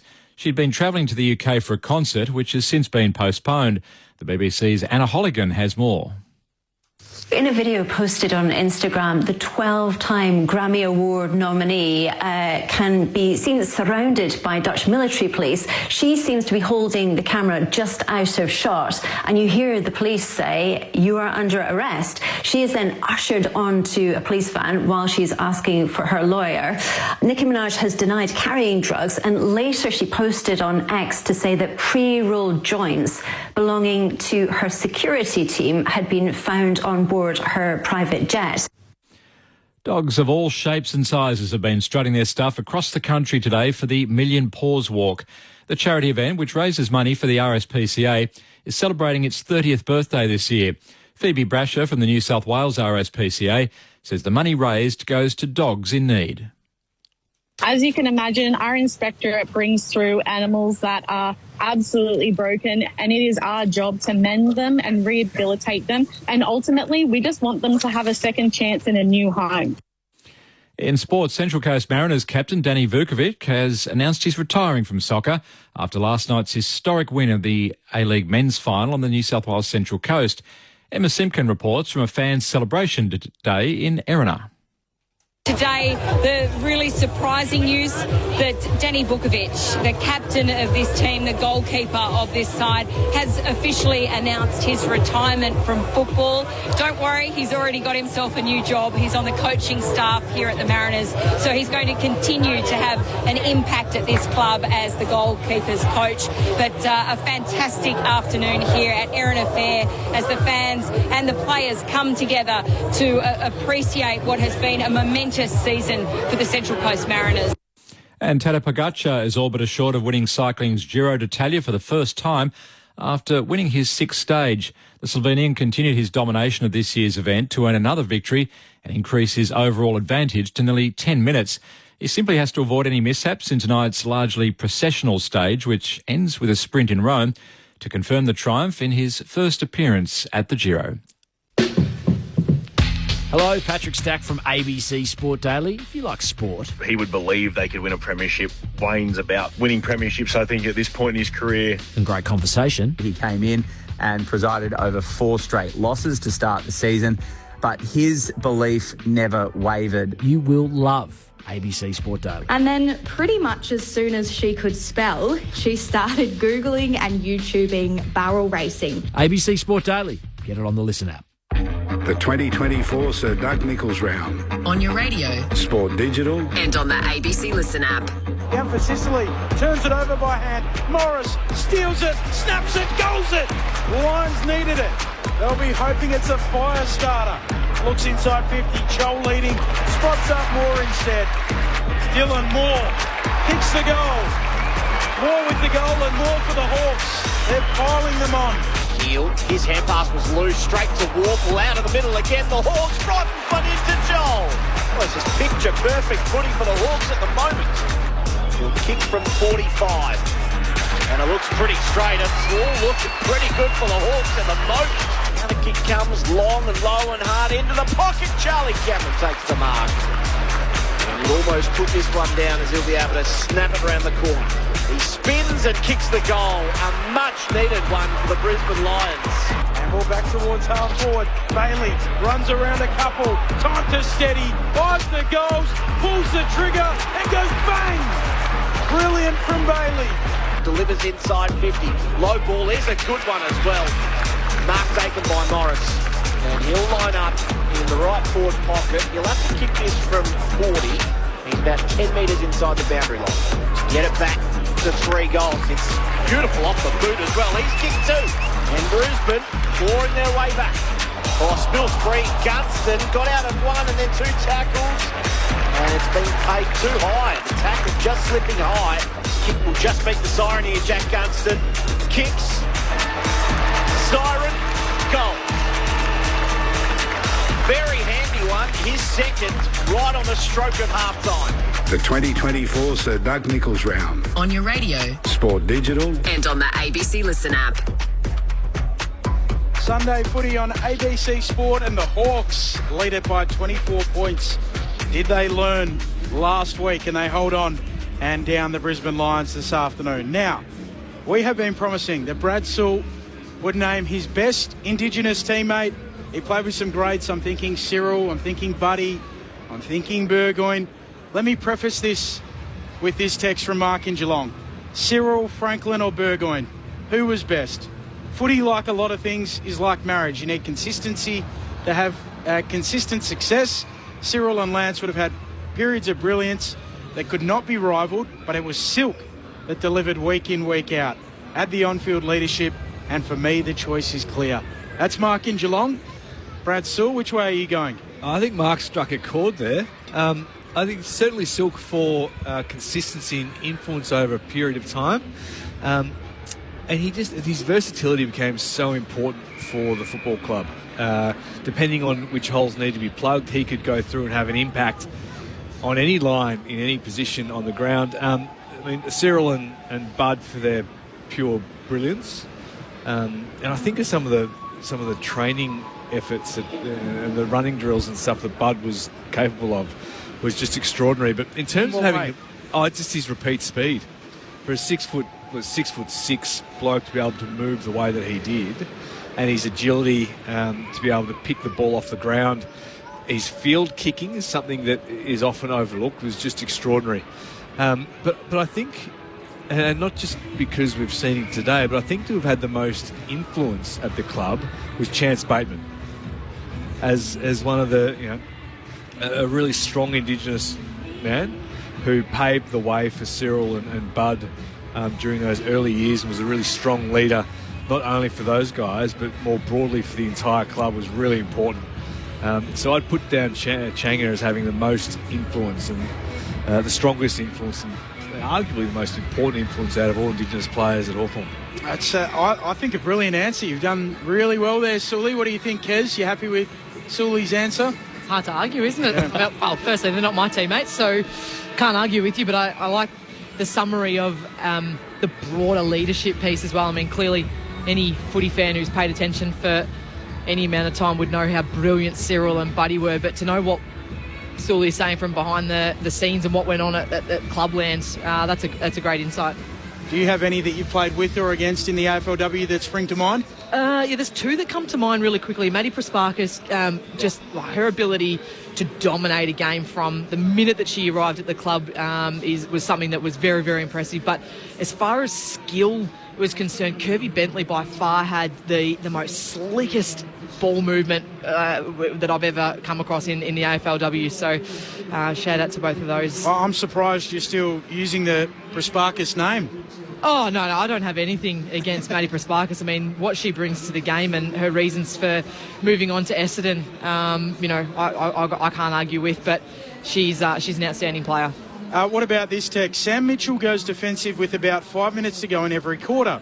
It cost the team multiple goals every time last week. It was 2 goals in the third quarter. 41-point lead became a 29-point lead. This 30-point lead has become an 18-point lead. Same tactic, same results. What do we think about that, Kez and Sully? No, I don't agree with that, only because these swings of momentum are so prolific. And Hawthorn had the momentum in the first half of that quarter, of the second quarter, and hit the scoreboard importantly. And when Brisbane wrestled it back their way, I think that was the catalyst for Mitch to throw Hardwick behind the ball just to try and stem that. Unfortunately, Gunners jagged one late to really hurt Brisbane. Jerry from Fingal in Tasmania says, I think Chris Fagan has taken Brisbane as far as he can go. My tip is he will come home to Tassie and be the inaugural coach of the Devils. I made a similar point, whether he may well consider that on Corbin and Ben, which you can get every Monday under the Best of ABC Sport in the podcast store. Sully, you dealt with him as a footy boss at Hawthorn, like as someone who would have a really good understanding of what it takes to set up a football department, whether he might be the perfect man in a Kirribilli agreement to hand it over to a young coach after a couple of years. I don't mind the theory. Fags has still got really strong ties to Tassie. He's a grassroots, salt-of-the-earth guy, and I think his coaching would lend itself to a start-up club as well. I'll tell you what, it's a fair climate difference between Brisbane and Hobart, mind you. That'd be his biggest shock, I'd say, but he's spent plenty of time down there, so he'd know well and truly what he's getting himself in for if he chooses to go down that path. Well, he might be like your old coach, who, when he went down there, Clarko was sort of running around with his shirt off and in his shorts to try and play a few mind games with some of his players. What did you make of the text from Peter, who's in Hobart, a blue bagger and also a Devil member now? He says about players just dropping the ball or putting it on the deck when they're tackled to ground rather than disposing of the football. Is that something you, Kez and Sully, have seen? I haven't. Sorry, Peter. I haven't seen that a lot, but I mean, ultimately, if you put the ball on the ground, it's incorrect disposal in my mind. I think that the frustration from the fans' perspective and sometimes from the players' perspective is just the inconsistency to what that is paid. So, yeah, Sully, I might handball to you, but that would be the inconsistency for me. No, I don't disagree. There does seem to be some flux at the moment, and some of those umpiring decisions or not generating some heat. They seem to let the ball go for a long time now, and I know we saw the case with Aaron Norton, where it was held to him for a long time and then he was injured in that drop tackle. Well, we're speaking about this, like it's really difficult because the players feel, well, I can't tackle, I can't sling him to ground because he'll hit his head. So how else can I bring him to ground? Well, I'll sort of drop myself down. do that, and then there's all kinds of potential knee injuries, ankle injuries that can occur. So really difficult. We'll take this as comment. Locke's driving from Melbourne to Canberra, loving the call. Hot take, Hawks in the finals. We'll take that as comment from Locke, who's on the long drive, and we're keeping them company, which is great to hear. Keep your text coming, 0437 774 774. Hawthorn by 24 points. First of 3 games on Sunday footy on ABC Sport. Ben Cameron, Andrew Mays, Brad Sewell, Karen Peterson, Rory Campbell on the boundary. And we're just about ready to go. The players in position. The umpire jumping around, getting ready. Joker and the Thief rumbling around the stadium. All set. Great to have your company. You're with Andrew Mays for this third term. Ball to be tossed up. It's been a good contest so far, and the Hawks have come to play. 4 goals the margin at half-time. What does this second half have in store for us? We bounce in the middle as well. Meek palms it down. He was looking for Newcomb, who's over the top of it. The ball is not going anywhere. Again, the umpire... Oh, he's going to pay holding the ball. I assume that's against Newcomb because he's the one on the bottom of the pack. So Neil receives the free kick. Thought about the hand pass. Opts not to. He's behind the centre circle, so he runs around Newcomb, then goes as long as he can inside 50. Danaher up, couldn't take the mark at ground level. Rayner onto it. Was it too high? No, says the umpire. We'll have a stoppage. 20 out directly in front. Early chance here in the second half for the Lions. They trail by 4 goals. Up it goes. Rucks lock up, coming through Lohman, gathers it, loses it, tackled to ground. Another ball up, same spot. Love an early goal, Brisbane. Kick 3 in a row in the second term. McInerney laying it down. Meat going in. Handballs it out. Rayner, his kick smothered. Ricochets to Cameron. Can't get it on the boot. Jaff picks it up. Hawks in their back pocket. Weddle waddles away with it. Gets a handball away towards Scrimshaw. He hooks a kick up to the wing. In front, Payne brings it down. Lines at half-forward in possession. Dunkley handball out towards Neil. Trying to track it. Jaff all over his back. And got in his back. Free kick to Neil and the Lions, forward of the wing. Amazingly, that was Scrimshaw's first kick of the afternoon. Lovely user of the footy as well. But it is a chance here for the Brisbane Lions. Neil getting busy to start this second half. Has it at right half forward. He's second inside 50 of the quarter. It's a good one as well. And it gave Berry every opportunity, kicking into space. He hands it to Danaher from inside the centre square. It's a long kick. It's away to the right. Through for one behind. I reckon Berry might have had the trip too. Opted to give it to Big Joe. He's hooked it. Margin back to 23 points in favour of the Hawks. Might have just felt the pressure with Big Joe ambling by, calling for it. Fall into that trap much surely with Big Bud just wheeling around the back. Often. Scrimshaw, short kick for Amon. Pokes it on to Ginnivan. Gold headband matching the brown and gold. Indigenous round jumper and brown long sleeves. Kicks up to the logo, leading up. Big Meek fumbles it down very nearly. Emerging with it, Fletcher though for Brisbane. Handball for Lohman. Gathers the footy, back feeds a handball to Neil. Just forward of the logo. Kicks just inside 50. Cameron coming at it. Holding free kick, going to Cameron. The Hawks hold their hands out as if to say, who, me? The Cameron will get the kick. 35 out, slight angle to the right. Just waiting for the replay to see how that played out as it pops up here now. Yeah, it looks like Scrimshaw just getting a hand on the shoulder of Cameron to draw the free kick. Charlie Cameron trots in. His set shot is out to the right and missing. Been a little wayward in front of goal, Charlie Cameron. Back to 22 points. Hawthorn's lead. Sunday footy on ABC Sport. Robin Lonnie says less concussion injuries if the umpires paid holding the ball earlier. Pushing the back as a player. Nothing about pushing in the back in marking contests. Long kick in. It's going to favour the Hawks too. Out the back of this contest is Nash, who kicks long inside, attacking 50. Oh, coming off his man at the perfect Mine was Fletcher, although got it to Wilmot, had a little bit of a fumble. Now Lester, is he taken high? Yes. Had his shirt ripped off in the process as well. Short kick is okay to find Zorko. It's going to be... Oh no, we're going to wait. Yeah, the umpire said you can't take your kick until your jumper's back on. So Leicester goes short to McCluggage. They had Dev Robinson running around for a long time with a jumper sort of off the shoulder here a couple of years ago, and then last year, I think, and he lost it in full. Bruce Marks on the wing. Chesil's a kick infield to Wilmot. Gained a few Instagram followers that night too. Did. Wilmot veers out to the right. Sends it deep inside 50. Danaher coming in from the side. Over the back, just waiting down Impey. Lands in his breadbasket. You read that well. Got through about 3 sets of hands. Not sure how much he knew about it, gentlemen, but takes the mark in the right back pocket for the Hawks. Very short into the right back pocket. Sicily presents. Accepts the mark. Another one in the long sleeves this afternoon.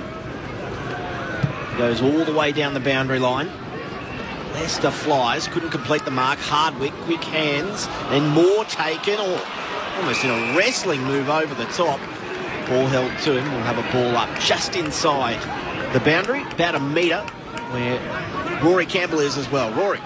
Guys, no sign of substitute activation just yet. Luke Bruce and Harry Sharp still biding their time. Luke Bruce has had some words of wisdom as a senior figure for his teammates on the bench through that second quarter. Chris Fagan calling the shots boundary side for the Lions. Newcombe hand pass to Warple, who ran out of space, so we'll have a ball in just forward of centre wing for the Brisbane Lions. They trail by 22 points. The opening couple of scores of this second half. In it comes Meek, straight down for Newcombe. Forward handball. Away to Warple. He'll kick towards half forward. Looking for Gunston and a holding free kick. Gunston on Andrews. Leicester takes the advantage, moves it on to Zorko. Brisbane in possession. Stabs a kick to McCluggage. Stabs it on to Rayner in the middle of Docklands. Rayner on hands and knees, gets it over to McCluggage by hand, who flares it out wide. Not the best kick. Chath ran interference and did exceptionally well. Loud Impey a path, hand pass to Sicily, to D'Ambrosio, back to Jan, through the wing, off to Weddle, and now to McDonald, back to Weddle, all by hand, gets to 55, what a goal this would be, it's near side. Second time they've been electric on that outer side, moving it almost from full back to full forward, but second time they've kicked it behind. Bringing it in, Harris Andrews runs into the pocket and sweeps a handball to the other pocket.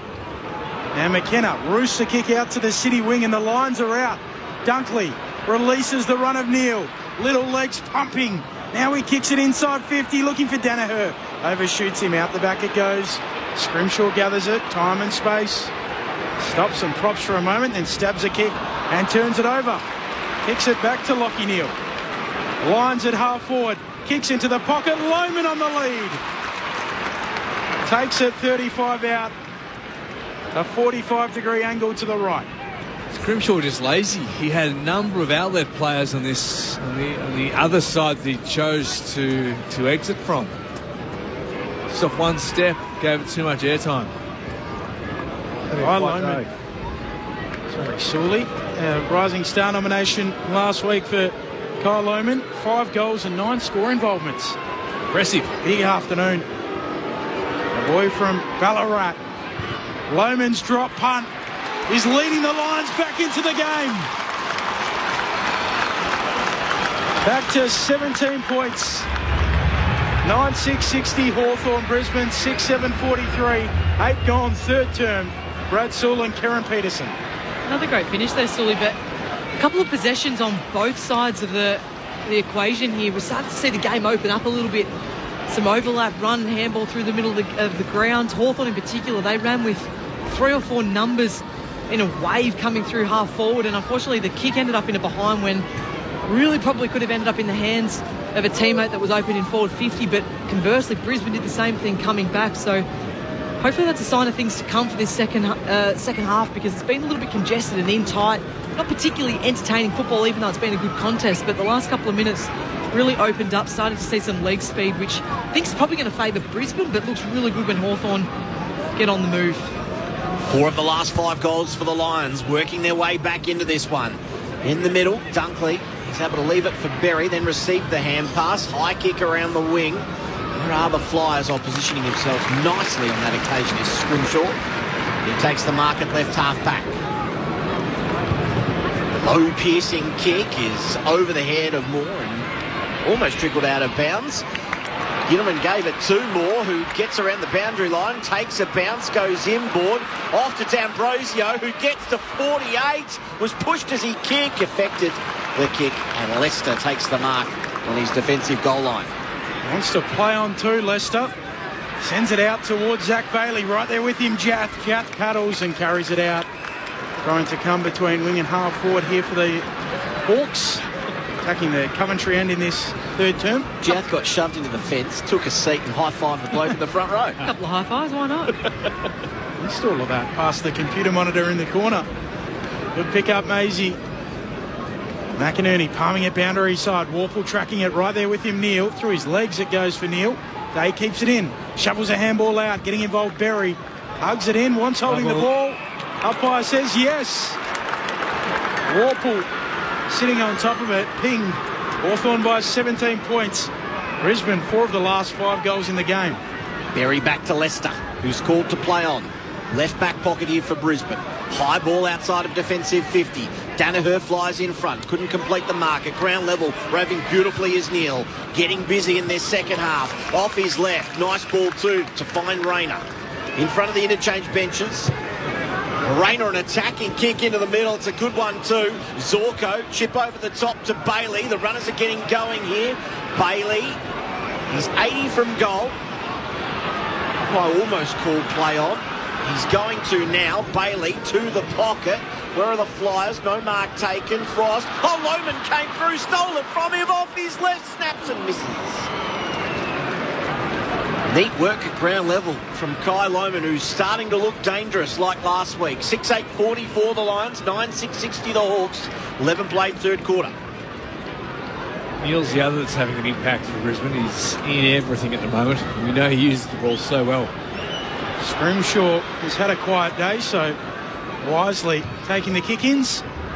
Sends it up towards the half-back flank. Spoiled away and how to play it goes.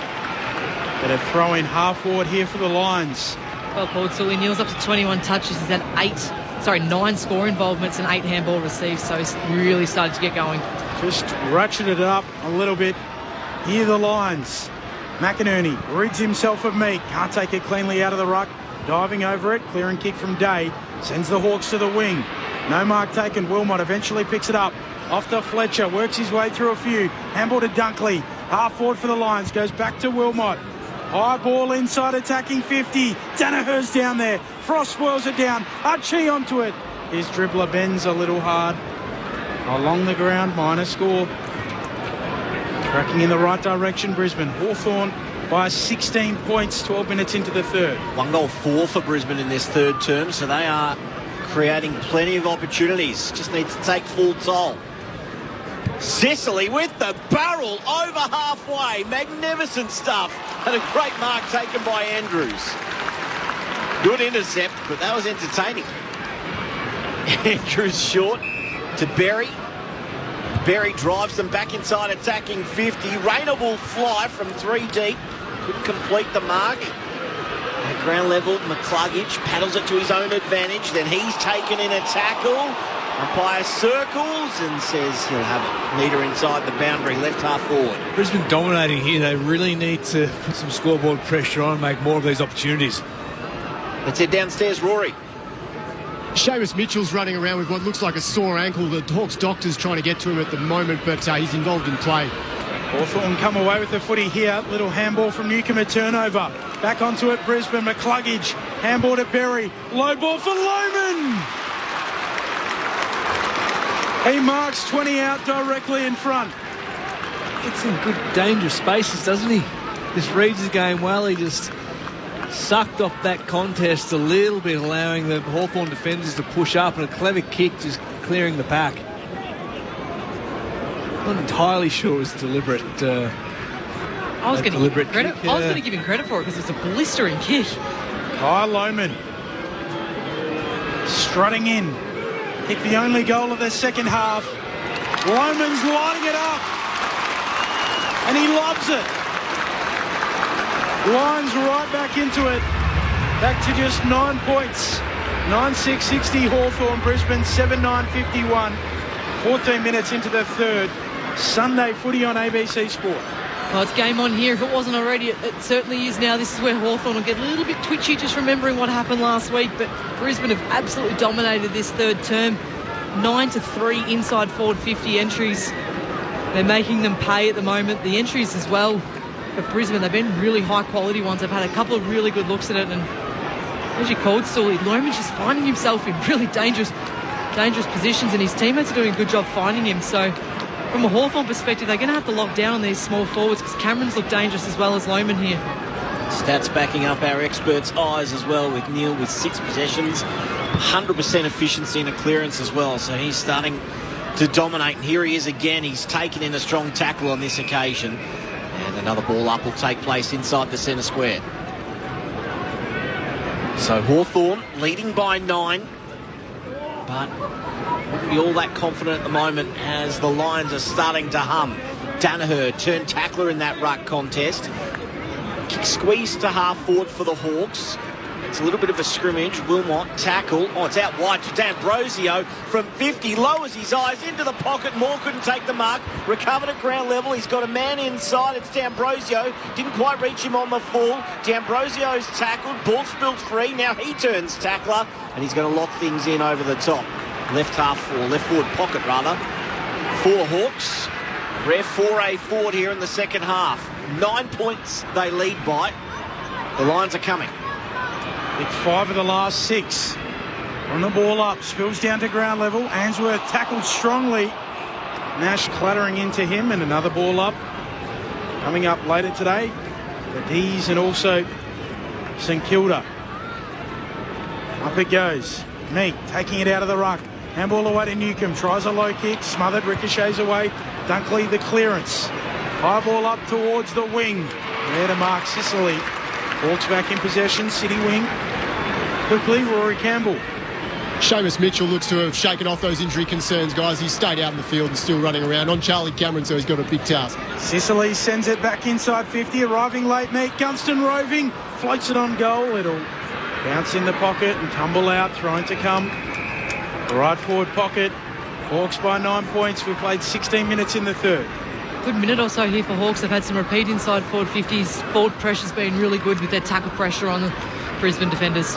Can they turn it into a score? Right forward pocket here for the Hawks. Hasn't been down here that much in this third term. Meek to the front. Immediate clearance from Fletcher. It's going to be a good one too. Lands on Bruce Revell's chest. He holds things up. Aggressive kick. Loman floating in from the side. Big punch from behind. Guess who? Lockie Neal again. On the wing. Roves kicks towards the top of 50. Just overcooked it a little bit. And Frost goes. He takes a bounce. And then the chip is okay as well. Up towards Warple. Sweeping hand pass inside. D'Ambrosio. Out wide. That's a lovely kick, and it lands on the chest of Gunston. Nice transition there by the Hawks. Really opened up by Warple's hand pass. He's unsure here, Gunston. He was going to pass, but he goes back to the top of his mark, and he'll kick from 50 out, 45-degree angle to the left. Pretending, I reckon. Here we go. He starts on his approach. Spins the ball a couple of times. He'll kick from just inside 50. It's close to the man on the mark to steady the ship for the Hawks. He's missed. Look good for a long way. Margin back out to 10 points in favour of the Hawks. Let's head downstairs. Rory. Guys, Lloyd Meek has just come off from the Hawks. He was hobbling as he came off the ground, and he's headed straight down to the change rooms with the doctors. McKenna with the kick in. Up the middle, and Big McInerney uses his backside to just nudge Warple out of the way. And takes the mark. Kicks for Dunkley. Newcomb comes in to break it up. Good defensive effort. Out of play it goes. Throw in on the wing. 0437 774 774. That's the SMS line number. Sunday footy on ABC Sport, round 11 here at Docklands. Hawks by 10. Lions coming. McInerney takes it out of the ruck. Coughs it up though. Warple's kick smothered. Ricochets away to Wandsworth. Handball to Dunkley. Brisbane go through the middle. Wilmot off to Fletcher. Just gets it back to Wilmot. Wilmot, neat kick too. Just a little chip 15 metres further forward to Bailey, who fires it inside, attacking 50. Sicily v. Danaher. Was he taken in the marking contest? Yes. Sicily, his arm just reaching a little high, pulling him back. And Danaher will line up from 45 out, 45-degree angle to the left. Just too tall, Danaher. Arms at full stretch. Sicily clutching, reaching, getting hands on his shoulder to pull him down to effectively spoil a mark illegally. Sicily giving away plenty, 13 centimetres on his taller opponent, and in comes Joe to bring the margin back. He doesn't miss on this occasion. And the Lions are within 4 points of the Hawks. 9-7-61 plays 8-9-57. About to tick into time on in this third quarter. Well, another good finish there for Brisbane. They've been pretty accurate in this third term, which is ultimately what's got them back into the game. I was watching a replay. Keep replaying that. Was it a throw? Still, I can't quite tell. Must have been on. Sorry, I can't see how that player was in the middle of the ground. Doesn't matter. They just got to open up a little bit with speed. The Hawks midfielders just then, they just didn't work as hard as what the Brisbane midfield did away from the stoppage. Just got to open up with speed, so they found themselves with paddock of space in the middle of the ground, which ultimately led to the one-on-one contest between Sicily and Danaher, because they weren't able to get back and get their numbers in front of the big key forwards. So going to have to work very hard away from these stoppages here, the Hawks midfielders. This game has completely flipped. McInerney double palms it forward for the Lions, stealing it Berry, loops it for the run of Rayner. He handballs it on cleverly to Bruce. Whoosh, he goes at goals and misses. Now to the right. 3 points Hawthorn's lead. Very nearly first lead since early in the first term for Brisbane. In that moment, half a goal is Hawthorn's advantage, 21 into the third. 6 of the last 7 goals for the Lions. They are really pushing here late in the third term. Long kick out by the Hawks is okay. It gets the left half back off a couple of pairs of hands. They actually kept it in. And then was tackled, and we'll have a ball up just inside the boundary line. Right half forward here for the Lions. Pressure around the footy just seems to have gone up a notch in this third quarter. Rayner on that occasion. Tossed up. Well done by Warple to win the clearance. Slammed it on his boot. Only as far as Payne, though, and then taken in a strong tackle. Chol wasn't letting go with a couple of his friends over the top. Zorko gets to his feet. It will be a ball up just forward of centre wing. McInerney again just spikes it forward. Bouncing onto it quickly, Neil. Kicks looking for Rayner, can't mark. Neil follows up, tackle quickly. Good tackle there from Will Day. He seems to be the man in this Hawthorn midfield. Great defensive effort there. They need to score here, the Hawks. They haven't scored a goal in this third term, and they're being dominated with possession. It's 22-9 marks in this third term. Brisbane's favour. So they got their hands on the ball. The Hawks just need to steady it, whether it's through goal or through possession. McInerney and Nash. Nash this time will go and pick it up after McInerney backhands it down, kicks towards the logo. Hawthorn have the numbers. Ginnivan gets it on the boot. Kicks to grass at half forward. Bouncing ball, tracking it. Scholl right there with him. Payne. Scholl tackles Payne. It spills out. And the umpire wants to spin it in. Hawthorn by 3. Sunday footy on ABC Sport. You can hear the crowd, the Hawthorn crowd here trying to will their team on just to get a steadier. This is a chance. 55 out from goal. Ball spinning back into play. Nash, a bit of time in the ruck for the Hawks. Won it down to the front of that pack. Now Warple keeps his eyes low. It's over the head of a couple of teammates, but recovering quickest was McDonald. Misses to the left. One behind. Margin now 4 points in favour of the Hawks. 23 played third quarter. ABC Sport.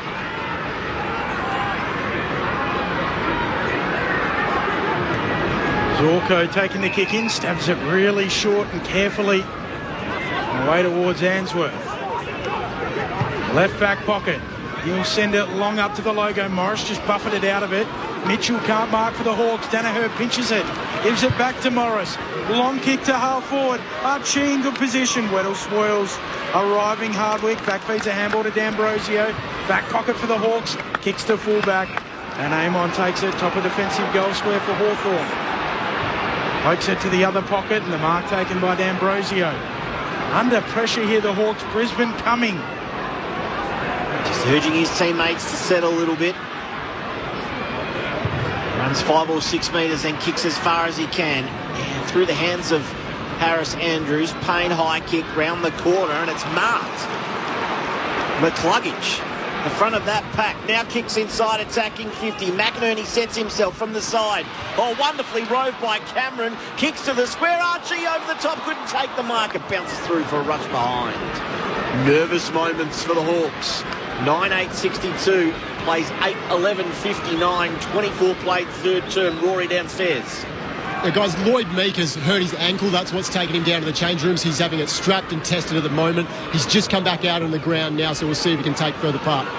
Here goes Hardwick, bounding down the wing. Has to stop as Bailey closes. High kick towards half forward, underneath it. Answorth impeded, free kick to the Lions. In fact, it'll go to Guinea. Jack Ginnivan getting it. Hawthorn by 3 points. Ginnivan on the logo. Looks for a leading Gunston. Turnover. Zorko marks. Half-back flank for Brisbane. Stabs it on the 45, almost following the arc. Mark taken by Wilmot. Sunday footy on ABC Sport. Great to have you with us. Wilmot back inside defensive 50. Finds Payne. He goes out wide to Revel. Revel short. Still inside defensive 50. He finds McCluggage. McCluggage back to Zorko at a central location. Rifles a low pass to find Fletcher. And Lohman's out here on the wing. He gets it to him. Dunkley's running past. Dunkley will turn Shepard. Lohman with space in front of him. Takes 2 bounces. Gets to 50. Gets almost around Jack. And then he's able to get it to right across the face of goal. He was in an awkward position in the pocket and was forced to snap on his left. McKenna was rather. And they are pegging this margin back in behinds at the moment. 8-12-60 the Lions, 9-8-62 the Hawks, 26 played third term. Gazza in the Pilbara, driving the road train. Great call, guys. Shout out to you, Gazza. Hope R&R isn't too far away as well. Hopefully helping you through your shift. Scrimshaw with the kick in. Long kick. Show! Nearly jumping through the roof here at Docklands. Bruce robes the pack, gives it back to Wilmot. His kick smothered out of play. It goes throwing on the wing. It's been domination by the Lions. Controlled every aspect of this quarter. You see the replay on shoulder, both hands to the ball. Should have held it. Just needed a ride. I'm not sure he touched anyone. Just jumped that over the pack. Yeah, high, unaided. Good leap. D'Ambrosio from the stoppage. Makes one way, then cuts back inside. That's a good kick to McDonald, who gives it off to Amon. Swooping hand pass to Wimpy, who puts on the afterburners, gets to 50, unselfishly into the pocket and hits Gunston. Good footy by the Hawks. And boy, do they need this set.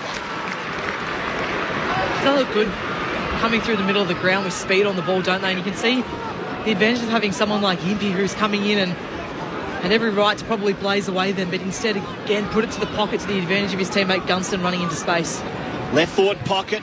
He goes on his left and trips it beautifully. Third of the afternoon for Jack Gunston. And just the steadier that they needed, the Hawks. 10-8-68. Brisbane, 8-12-60. Margin 8 points, 28 played. Third quarter on ABC Sport. Terrific finish by Gunston. Just to hook that ball around his left leg. It was D'Ambrosio who won the clearance, the stoppage, centre back for Hawthorn, then with his clever kick on the 45 near the middle of the ground. Hawthorn managing to take advantage from there. But you're right, they do look good with speed on the ball, Hawthorn, when they can run and carry, and they've chained well with hands through the middle part of the ground.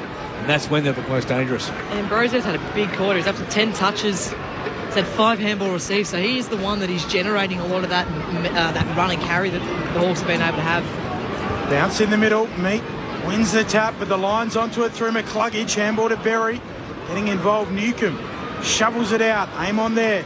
Going backwards, the Hawks, and then McCluggage steals it. Releases a handball away to Zorko. Kicks to full forward. Looking for a mark. Scrimshaw. Out points Dunkley. Marks at fullback. Hawks just holding on. Kicks out towards the halfback flank. On the bounce, Day gathers. Gives it off towards Sicily. Long swooping hand pass is okay around the boundary line. And D'Ambrosio again. Mark taken. McDonald there. Works the 1-2 with Ginnivan, who's backtracking. Back to D'Ambrosio. Behind centre wing. For a moment he looked inboard and then chips over the top. It's a good 1-2 to McKenzie. McKenzie wants to go quickly to McDonald. Can he fire them inside 50? Siren about to sound. Can they get a mark? Almost in. No, not paid. And the siren sounds. Hawks fans thought he had enough of it. Umpire said not quite. So we go to three-quarter time with the Hawks 10-8-68. Brisbane 8-12-60. The margin at halftime was 24 points in favour of the Hawthorn. That is now just 8 at the final change. Goal kickers for both sides. 3 to Gunston, 2 to Chol, and 1 to Day, Moore, McKenzie, Ginnivan and Deere.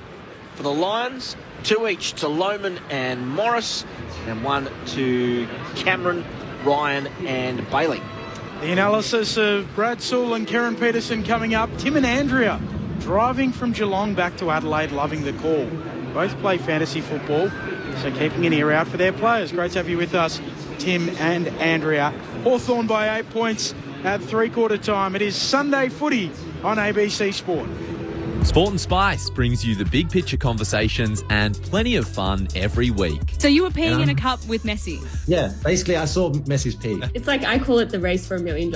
After the competition, I probably ate like 500 nuggets at least. I had to like kind of secretly play football and then go off to my basketball game with like a bit of dirt on my knees. Hosted by me, Declan Byrne and Lavender Bai. Listen to Sport and Spice on the ABC Listen app or find it in the Best of ABC Sport folder wherever you get your podcasts. The 2024 Sir Doug Nicholls round. On your radio. Sport Digital. And on the ABC Listen app.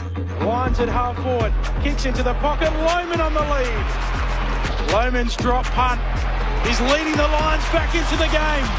Back onto it, Brisbane. McCluggage. Handball to Berry. Low ball for Lohman. He marks 20 out directly in front. The only goal of the second half. Lohman's lining it up. And he loves it. Lions right back into it.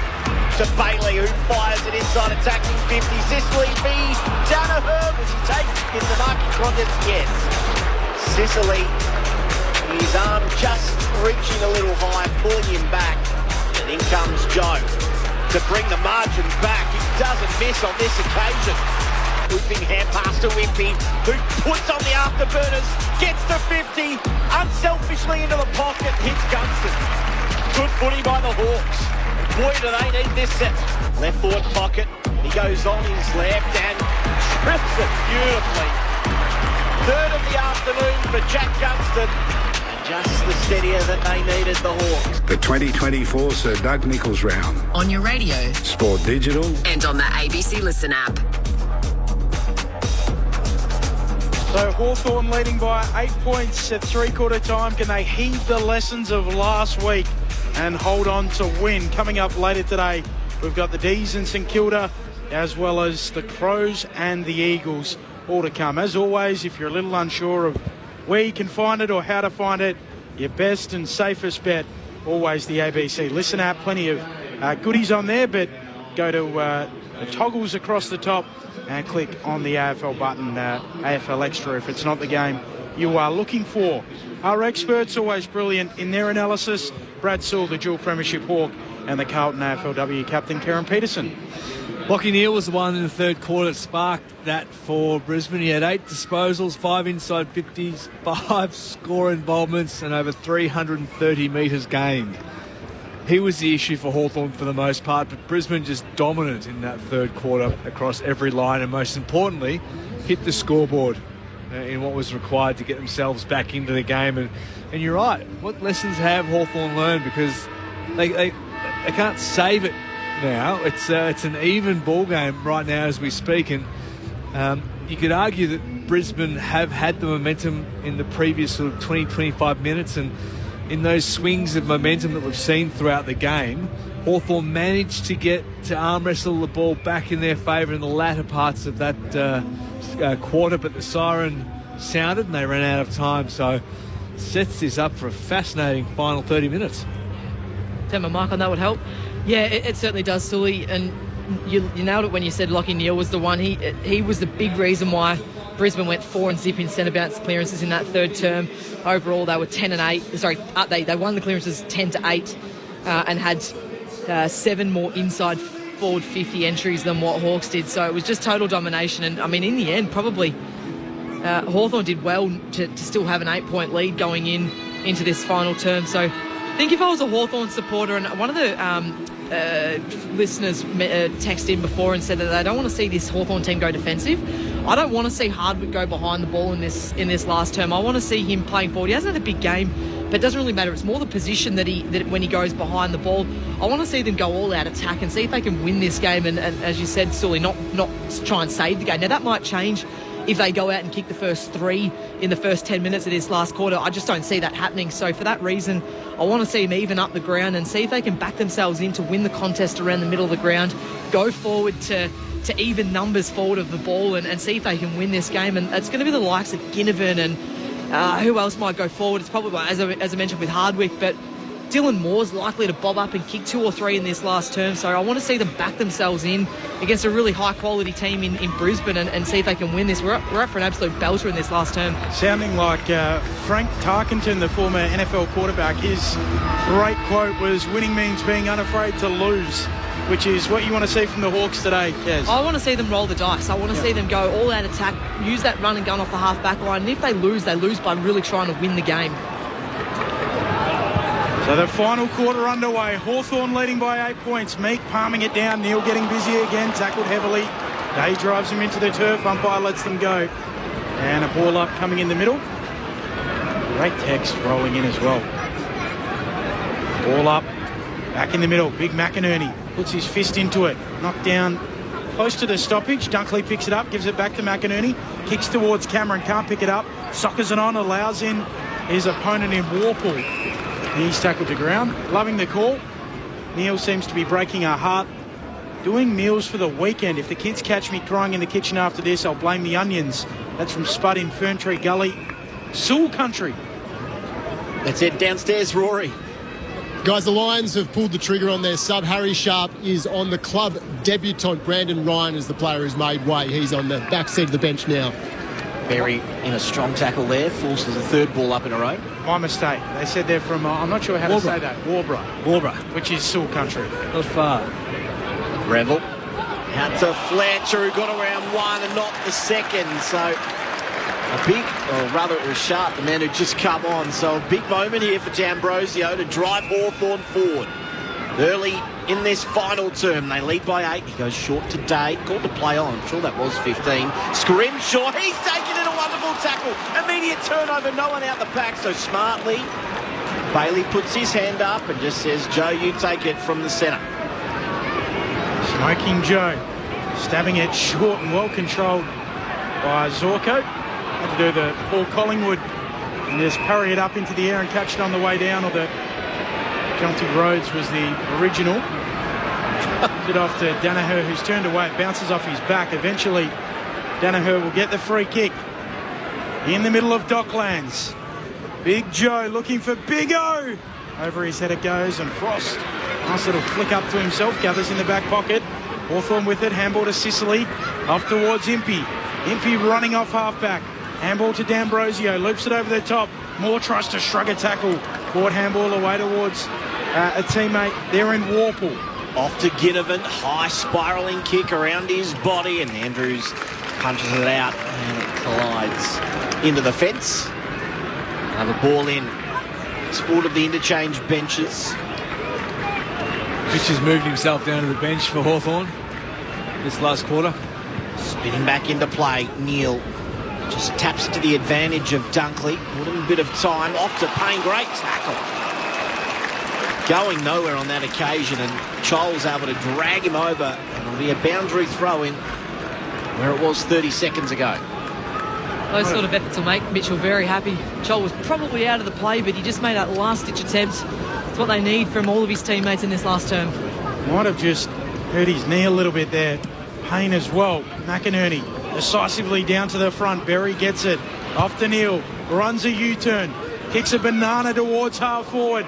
Dropped by Frost. Handball knocked down. Nearly onto it. Rayner goes again. Frost does too. In the middle of the ground. Picked up by Bailey. Off to McCluggage. Lions in possession. Long kick to full forward. Getting back. Impey and Sicily. They double team Archie and save a goal. Hawthorn lead by 7 points. And they are holding on for dear life at the moment. First score of the final term coming after almost 4 minutes. Tense times here for the Hawks, considering what happened last week. Amon runs into the back pocket, then kicks as far as he can. Meek worked his way to the front. And in front, running out of space on that occasion, was Day. Ball to be thrown back into play.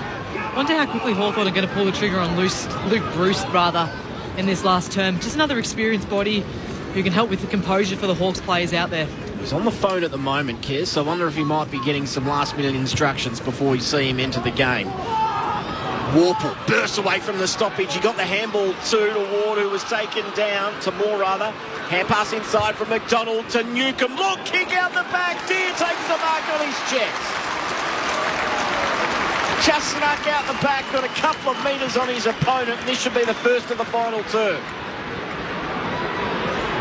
Well played from the stoppage for Hawthorn. They found space out the back. It wasn't clean, it wasn't pretty, but they just kept on bumbling it forward until Newcomb managed to find some fresh air. A piercing kick. He's got a great leg, Newcomb. Gets great purchase, and that cleared the players to find Deere out the back. So Cal Shadir already with one for the afternoon. This free second comes in and gives the Hawks a little bit of breathing space. 13 points the margin. We've played 5 minutes in this final term. Your experts on ABC Sport, Karen Peterson and Brad Sewell. Good finish again, Sully. I like your call, just that bumbling ball forward. Just keep it moving forward at all costs. It's been the sort of the story of Hawthorn's ball movement this afternoon. There's only been a couple of occasions, and they've looked really good once it's happened, getting into some space and getting some speed on the ball, but most of their ball movement going forward has just been almost a little bit rugby scrum style. Just get it forward, not clean, knock down, tackle, get up, go again. But it's working for them, that in-tight, contested ball, and when they spread from stoppage, the Warple found some space there. It's been sort of the story of the game for them. Murray from where you'd rather be, lying in bed in Positano. Hope the Hawks can hang on. Enjoy your day, Murray. It'll be a good one, I think. And it's out of the middle, go Hawthorn, but toughing it up Warple initially. Allows the Lions in, burrowing in, high for a kick. Will go the way of Brisbane, and Berry getting to his feet, clutching at his face. Sunday footy here on ABC Sport. First of 3 games, splitting off in different directions at the end of this one. Berry goes out wide to Payne, kicks around the dockside wing. Revel marks. Long hair tied in a bun. Now he turns and kicks to the pocket. Lohman down there. Also McInerney hands to it, doesn't quite drag it in. In the pocket, the Hawks pile on. Umpire circling. Says pass it out. Don't pass it to your mate. I'll ball it up. McInerney gets his hands to a lot of balls, doesn't he? Just his sheer height and size, arms at full stretch. Warple, he's tackled, kept in, and then he scores the try by wrenching himself over the boundary line. Out of bounds. Ball in to take place, 30 metres around from the Brisbane goal. They trail by 13. Haven't been in the lead since halfway through this opening quarter. They've had to claw their way back. Toss back in. McInerney won it down. Scrimshaw onto it. He's taken immediately by Archie. Lohman tried to wrench it free. Did for a second. In the arms of Cameron. He's taken in a tackle. Another stoppage to take place. 35 out from Brisbane's goal. D's and St Kilda underway, and no score through the opening couple of minutes. We'll keep you up to date in that game. Clearing kick from Newcomb for the Hawks. Tracking it back, Jaff. Waits for it to bounce. Tumbling ball. Winning it quickly as Fletcher is wrenched off it. The Hawks pick it up. Sicily sweeping forward through the middle. Off to Ginnivan. Handball to Jaff. Runs a U-turn. Chips inside 50. And tracking it back, McDonald marks. There was a brown and gold wave through the middle of Docklands. Mark said 40 metres out, as good as directly in front. Great play by Jaff. Sully just had great composure, knew that he could shrug his opponent, and instead of turning and blasting away, he waited for his teammate to run into a patch of open space, put it to his advantage. McDonald lines up, well played. Connor McDonald. Nickname Croc down at the Hawks. He comes in here and drives through a half-breaker. A little bit of work to do for the Hawks. Sorry, for the Lions. The Hawks in control. 12-8-80 plays 8-13-61. 19 points, 9 minutes into the fourth. Sunday footy here on ABC Sport. Terrific passage of play. It was actually McDonald that affected the tackle that initially started that chain. Hard running from the half-back flank for that wave of Hawthorn runners. And you're right, CJ just doing enough to shrug the tackle with that composure. Put the ball in the space, McDonald. It's a downstairs, Rory. The Hawks have pulled the trigger on their sub. It's a tall man for a small man. Luke Bruce on Kalsha Deer off. The young fella got a big pat on the chest from Sam Mitchell as he made his way to the back step. Handy to have such experience to be able to come on as the sub. From the middle, Berry's taken in a strong tackle, going nowhere. Ball up. 19 points the advantage for Hawthorn. It's going to take something pretty good now for Brisbane as Hawthorn come away with it again through Newcomb. Gets through one tackle, turns onto his left. Andrew's hand might have been held there by Gunston. It was. He took the mark, I think, anyway. Diving down low. Andrews looking centrally. It's a good kick too to Berry. He'll take the mark. Can he get the hand pass away? Not quite. Ginnivan did well enough. Eventually, he goes to Wilmot. Off one step. High kick. Inside attacking 50. From the back. Big punch by Weddle. It's roved by Sharp rather at the front. Kick lacked penetration. And Sicily chimes in to take the mark. Sicily on the last line.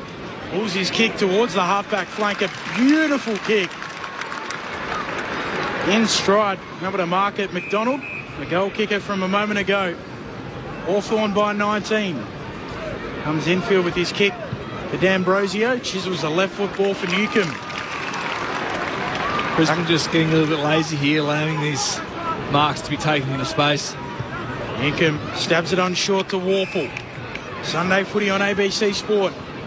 Jane and Bruce are enjoying listening from Exmouth in WA. I don't know if you, Kez or Sully, have been to Exmouth, but let me tell you, some of the best beaches in Australia are up there. As Warple kicks to half forward for the Hawks, off the knuckles of the pack, out the back. Answorth, Chol arriving late. Answorth fumbles. Hawks allowed in. Gunston gathers. Dumped into the ground. Answorth free kick. Lions in their back pocket. Got away with one there. 19. Sorry, Benny, they got away with one there. The desperation of the Hawks at the moment is just a couple of notches above what it is for Brisbane, so lucky to get away with one, Brisbane defenders. Have responded to the challenge so far, the Hawks. Aim on with the footy now on the wing. Hand pass to D'Ambrosio, puts it out in front of Ginnivan, bounces once, gathers, then kicks to the top of the square. Where are the tall targets? It was all Harris Andrews. Had his name written all over that one. Chol not able to get a run at it. He goes short to Wilmot. Has Dunkley in the middle. Didn't pull the trigger on that one, and he goes wider still. Hawks got momentum here. They need to hit the scoreboard because when it swings Brisbane's way, we know they can score quickly.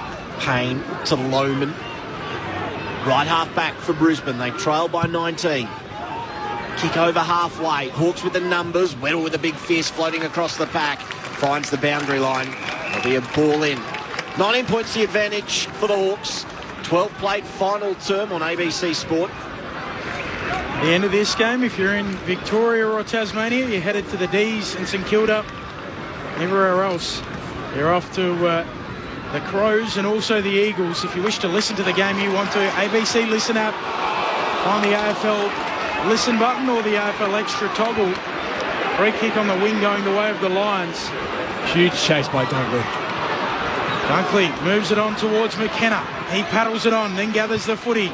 Kicks on the ground up to Fletcher, half forward. Handball infield. McCluggage steadies, looks at goal and misses. Misses the lock. Out of bounds on the full. So Hawthorn still by 19, 13 into the fourth. Sunday footy on ABC Sport. Needed to do better there, McCluggage. He had far more time than what he allowed himself to have a set shot there. Probably could have ran 3 or 4 paces forward, closed down the gap to a goal, but rushed it. Weddle to Frost. Frost with a very high kick. No mark to Chol. Turn defender in the end. Onto it is kicking inside 50 and almost keeping it in there was Rayner. Kick came from Wilmot on his left and it's a little bit too much on it.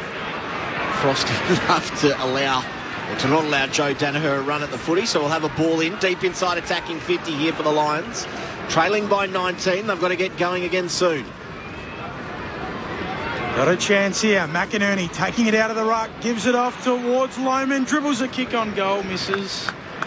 Under tight pressure. So Hawthorn by 3 goals. What did they learn in the week? Similar situation against Port. Can they hold on here, the Hawks? Scrimshaw dabs it to the pocket. Mark taken by Carl Amon. Still got to be aggressive though, Hawthorn. Take ground, still take some risks. They can't just go into their shell. Amon goes short to Sicily. Right on the arc of 50. Sicily kicks up to the logo, looking for more. Perfectly weighted kick. Handball releases Nash. Running room in the middle of Docklands. Through the middle he goes. Kicks towards Chol. Wrestle with Payne. Chol controls it. Right hand controls it down into the left. Got it at full forward. I'm not sure what more Payne could have done. He's so laconic, Joel. It's like he's just strolling back on a Sunday afternoon. But when he decides to go, he's incredibly powerful. He covers the ground really well and just did enough to control the drop of that ball with one hand and catch it with the other. Directly in front, 30 metres out. The always chill Chol is cool under pressure. Dobbs the goal. And Hawthorn are out by 4 goals. 13-8-86. Plays 8-14-62. Quarter hour mark of this final term. Sunday footy on ABC Sport. Sicily's kick from half back. Just talk about taking risks. Well, that's one of the riskier kicks we've seen today. Just cleared the fingertips to hit more on the chest. Dunkley again, terrific chase on Connor Nash. Couldn't quite affect the kick as Nash kicked it into advantage. Well, not so much advantage to Chol.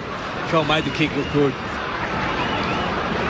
They must have been asking themselves some questions, the Hawks, halfway through the third quarter when Brisbane were coming, but they have steadied with the last 4 of the game. Back in the middle. Feel like one more might just kill it. Neal comes streaming out. Hand pass to Archie. Hit the wrong side of the footy. It'll still land inside. Attacking 50. Bounces beautifully. Rayner just got the hand pass away. Off to Bailey. He should kick a goal and he misses. Oh, you would have put that one down. He was turning and firing from 20 out directly in front. Hooked it too far. Time's now for Brisbane. They've got to go here. Margin 23 in favour of the Hawks. Lockie Neal with that centre clearance. He's the danger man for Hawthorn. If Brisbane get over the line here, it'll be off the back of Neal. Namdee's leading by 7 points in that game over the Saints. We'll send you to that game if you're in Victoria and Tasmania at the end of this one.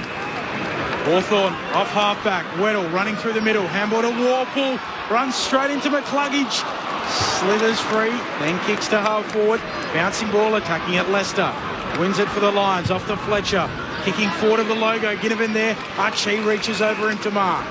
Needs to go quickly here, Archie. Does into the pocket. It's a little bit of an awkward one, but taking a lovely mark is Logan Morris. He's 55 from goal. He'll want to go quickly himself. Centres things up to Danaher. Big collision. and it's a free kick. It's going the way of the Hawks. Didn't think there was a lot in that, to be honest. I thought he was just going for the footy, Danaher. And he's actually been paid a push against, which is an odd one.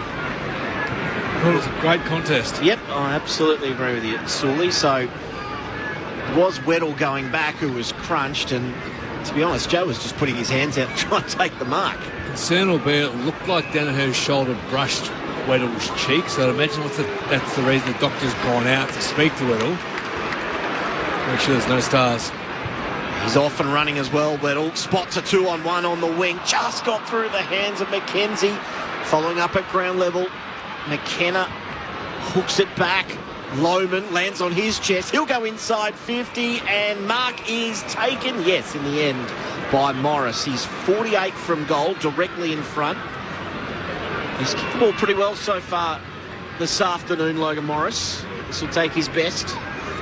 He's going to pass it. It's a very wide kick. Fletcher has it. Outside, attacking 50 now. He'll fire the Lions into attack. Fletcher just sets it up towards full forward. They need a mark in from the side. Weddle brings it to ground. Lohman over the top of it. Holds it in. Ball up to come. 23 points, Hawthorn's lead. Looked like Brisbane were going to run them down, but they've held on. McInerney down to Bailey. Little dribbler goal. Brilliant. Curves it left to right to keep the Lions alive. He is enigmatic. Zach Bailey, 17 points the margin, 13-8-86, plays 9-15-69, 19 minutes played in the fourth. Karen Peterson-Bradshaw. Commentators curse a little bit there, Benny. Commentators wrote Port Adelaide off last week. Yes. Very similar position to what Hawthorn find themselves in now. Was there any chat group action around Campbell Brown with the old Hawthorn legends? There's a bit of banter there between a few. Just terrific piece of play by McCluggage, getting in the way of Jarman, who was tracking the ultimate goal kicker there. First goal for the Lions since the 20-minute mark of the third term, so almost a full quarter between goals. I hope I haven't done it, Kez. I'm nervous now.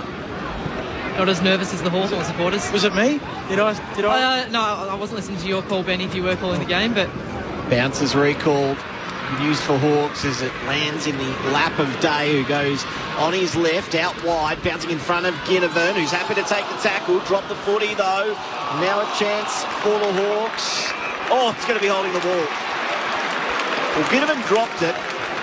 Must have had prior as deemed by the umpire, and then a good tackle by Jath, and he's the one who's rewarded. So Hawthorn with the free kick. 20 played final term, margin 17. Jath goes as long as he can. Massive packet full forward. Andrews punches it away. Zorko roves. Handball knocked down. Now live footy in the forward pocket for the Hawks. Moore off to McDonald. Shanks his snap across the face of goal. McKenzie nearly. Not quite. Follows up at ground level. Getting involved quickly, Morris. And it's held in. The umpire wants it. All up, right forward pocket here for the Hawks. Yeah, and we see the desperation by the Hawthorn forwards. Smother here, drop mark there. McInerney down towards the boundary line. Keeping it in was Newcomb for a moment. He was spun full 360, no prior. We'll have a ball up. Meter inside the boundary. Right forward pocket for Hawthorn. It's exactly where they want the footy. Meek down to congestion. He turns tackler after winning the tap, and it spilled out of bounds at the last moment. We'll have a ball in right forward pocket for the Hawks. Killing the clock here. This is the Australian rules version of taking it to the corner in the round ball world game and just wasting time, which is exactly what Hawthorn want to do. Breaking free, Bruce to seal it. He misses. One behind, 18 points the margin. Door still ajar for the Lions. Long kick down the middle is going to be close to being on the menu for Brisbane. Sand is slipping through the hourglass. Long kick. Jath goes up in front. Down beneath it is Bailey, who's wrapped up by his opposite number, Ginnivan. Murray and Tony travelling around New South Wales, Port Macquarie, beautiful part of the country. And Terrelgan It's from the ball up, punched out by McInerney. We'll do it again. Melbourne lead by 14 over St Kilda. 9 minutes left in the first term there. If you're in Victoria or Tasmania, we'll send you to that game. Other parts of the country, you'll hang around for a while before the Crows and the Eagles. McInerney out of the ruck, gives it off to Dunkley, sends Brisbane with a kick to the wing. Lohman trying to rove the pack, getting involved the Hawks. Lohman goes again, can't get it out into space. And a ball up. 23 played in the fourth. Sunday footy on ABC Sport. Been a good last 3 or 4 minutes for the Hawks since they conceded the goal. Just been able to steady a little. Now Ginnivan onto it. He gives it to Moore. Moore gets to 60. Into the pocket, straight onto the chest of Andrews. Andrews, the hand pass over the top. He's not a bad one too. Gathering it quite nicely was Lester. His kick not so nice. Along the ground to Cameron, who's wrenched off it. Now Moore, hand pass out wide to Bruce. Bruce inside, attacking 50 and gives it to his old mate in Gunston, who dives, takes the mark on his chest. And surely if this one goes through, there's no coming back. Not going there, Maisie. I'm confident this week. Spins the ball in his hand. 29,664 in this Sunday afternoon. Gunston will start his approach from 45. He'll kick from 40, keeps it low and drills it. He's fourth. And Hawthorn fans can see the finish line. 14,993. Brisbane 9:15:69. 25 gone, final turn. They've controlled this last 10 minutes really cleverly is what I was going with, Sully. Their pressure in that forward half around the contest. Long kicks out by Brisbane, comes to the front. Hawthorn are there to wrap it up and create stoppage. Multiple stoppages inside forward 50, and then 2 experienced head. Bruce involved in that. Hits up Gunston, and that's exactly what he's in the team for. You probably know better than anyone else to go back and to slot that goal. You want your experienced players with ball in hand. Mitch looks a little bit more relaxed on the bench this week than what he did last week. Thoughts of Carlton AFLW captain Karen Peterson here on Sunday footy on ABC Sport. They lead it by 24. Gunston set to play game 250 next week. Lions out of the middle through Neal. Kicks into the pocket. Scrimshaw leads the race. Tackled there by Archie. Can't get rid of it. Taken to ground. Umpire holds their arms to their chest. All up, right forward pocket here for Brisbane. Still alive under the Lee Matthews rule. We're 25 minutes into the fourth. Meek taps it down for Amon. Off today now. Newcomb steps onto the right.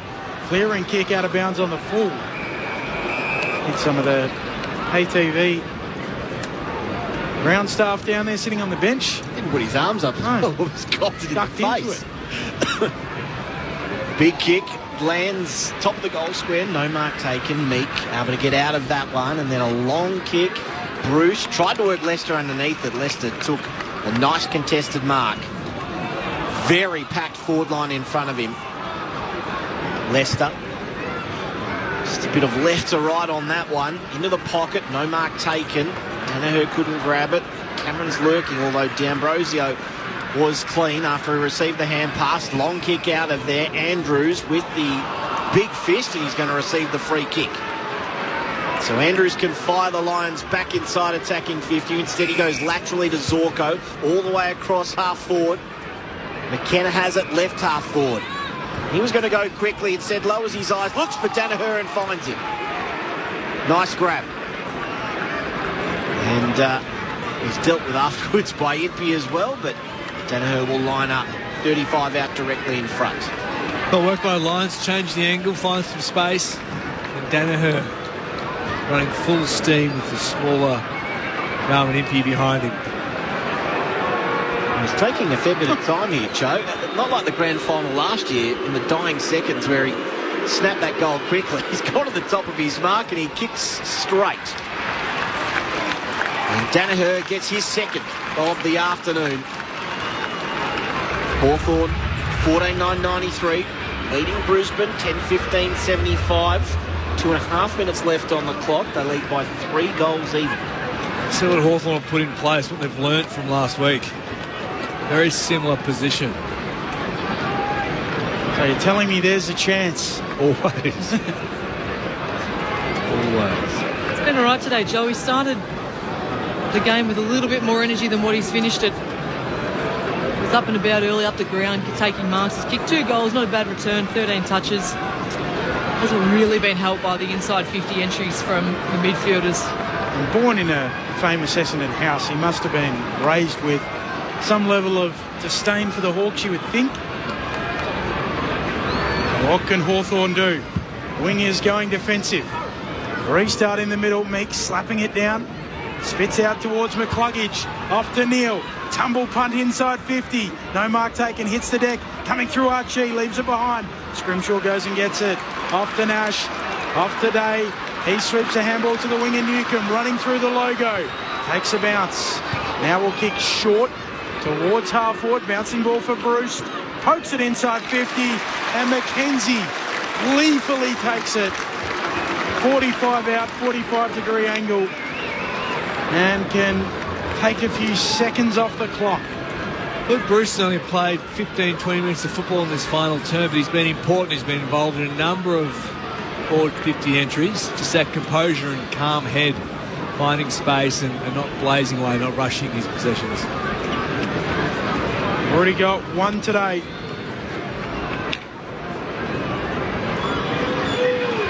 McKenzie comes in, starts it right, tries to bring it back, and it hits the post. Handy point. They're out by 19. Call me Anthony Green, I'm willing to call it. It's all over. They lead it by 19, 29 minutes into the fourth. McKenna as far as he can, straight up the middle. Impey onto it though, his kick. Lacked a little bit of penetration. Now Danaher has it. Odd kick, he changed his mind halfway through the ball drop. Because all he saw was Blake Hardwick in his attacking 50. And he turns it over by foot to Frost. Frost for the Hawks, out wide. Every mark being cheered at the moment by the Hawthorn faithful. Impey. Back out wide to right half-back. They have learnt their lesson. Amon. Short to Nash. Brisbane have to man up. Nash. Fair Hawthorn player. Happy to soak up a bit of time himself. He kicks long just beyond the wing. Almost a mark over the top. Zorko at ground level. Oh, cleanest was Bruce, the fresh man on the field. Yeah, he just stepped over the boundary line. And it'll be tossed in. Forward of centre wing for the Hawks. This one is safe. He's lead by 3 goals in that game. Hawthorn by 19 here. 30 minutes into the fourth. Date gathers it at ground level. Snaps inside 50. Andrews and Ginnivan both attacking it. Guinea goes in again. Can't gather the footy. Payne comes up with it. Stripped of it. Holding the ball. Bruce has got him. He's come onto the ground. And he'll have a shot that I think will be after the siren. A week's a long time in footy. They are a happy team at Hawthorn. They've heeded the lessons and held on. It's just a matter of by how much. Bruce, the super sub, comes in and puts a cherry on top. Hawthorn win by 25 points. 15-10-100. Plays 10-15-75. Hawks fans, you've waited a week. Sing along.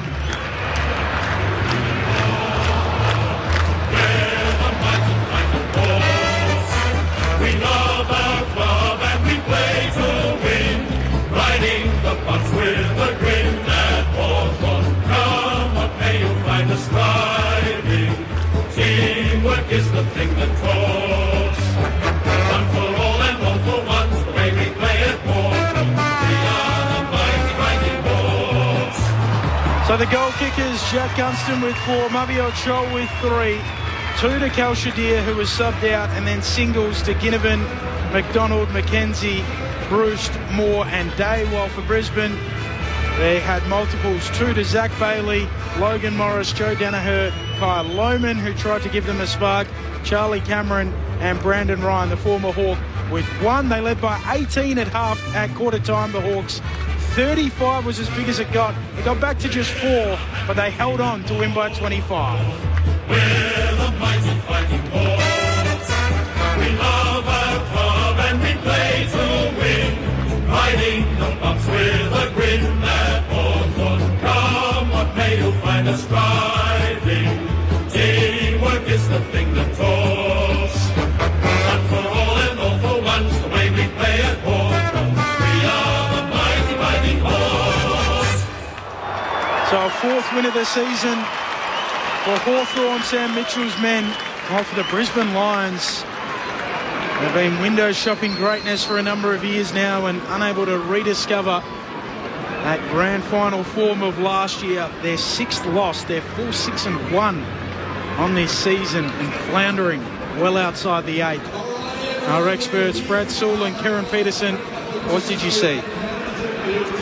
Terrific game, firstly. Wasn't it the ebbs and flows, massive momentum swings throughout the 4 quarters. It's probably, what was it, the start of the second, wasn't it, where Hawthorn really managed to put the foot down and probably did the damage.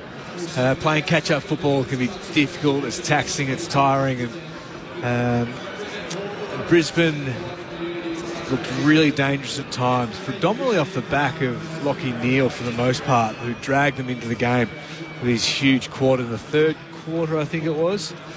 But terrific to see Hawthorn learnt their lessons from last week and appeared, for the most part, to have controlled that final quarter. Yeah, I agree. I saw a really mature performance by Hawthorn today. Often with young teams, you can see trends come in and almost, week in, week out becomes a bit of a monkey on the back, and then it takes more work to overcome, the likes of what happened last week where you get out to a good lead and you get run down. If that starts to become a trend, it becomes a real problem. So for Hawthorn to go away and clearly have gone to school on what didn't go so well for them last week, and in the space of a week find themselves in the same position and be able to affect something different, shows a really mature performance. And give a lot of credit to the Hawthorn coaching staff, because they would have been the ones during the week that would have been driving what they wanted to see different. And clearly they've got a great connection with their playing group, because there can be a disconnect between what's being taught and what's being told and what's being done out on the ground. And what we saw today would have been a great connection piece between what the coaching staff were teaching and what was able to be executed on the ground. So for Hawthorn, that's a really mature performance. Had some of their leaders really stand up in big moments, and give a lot of credit to Gunston, who I think he finished with 11 touches but 4 goals. He went back and he did what he was out there to do, and that is to kick a big score for his team and to finish the work of the midfielders. Did a great job. Equally, Warple through the middle of the ground, especially in that second term, really stood up in some big moments. He finished with 28 touches.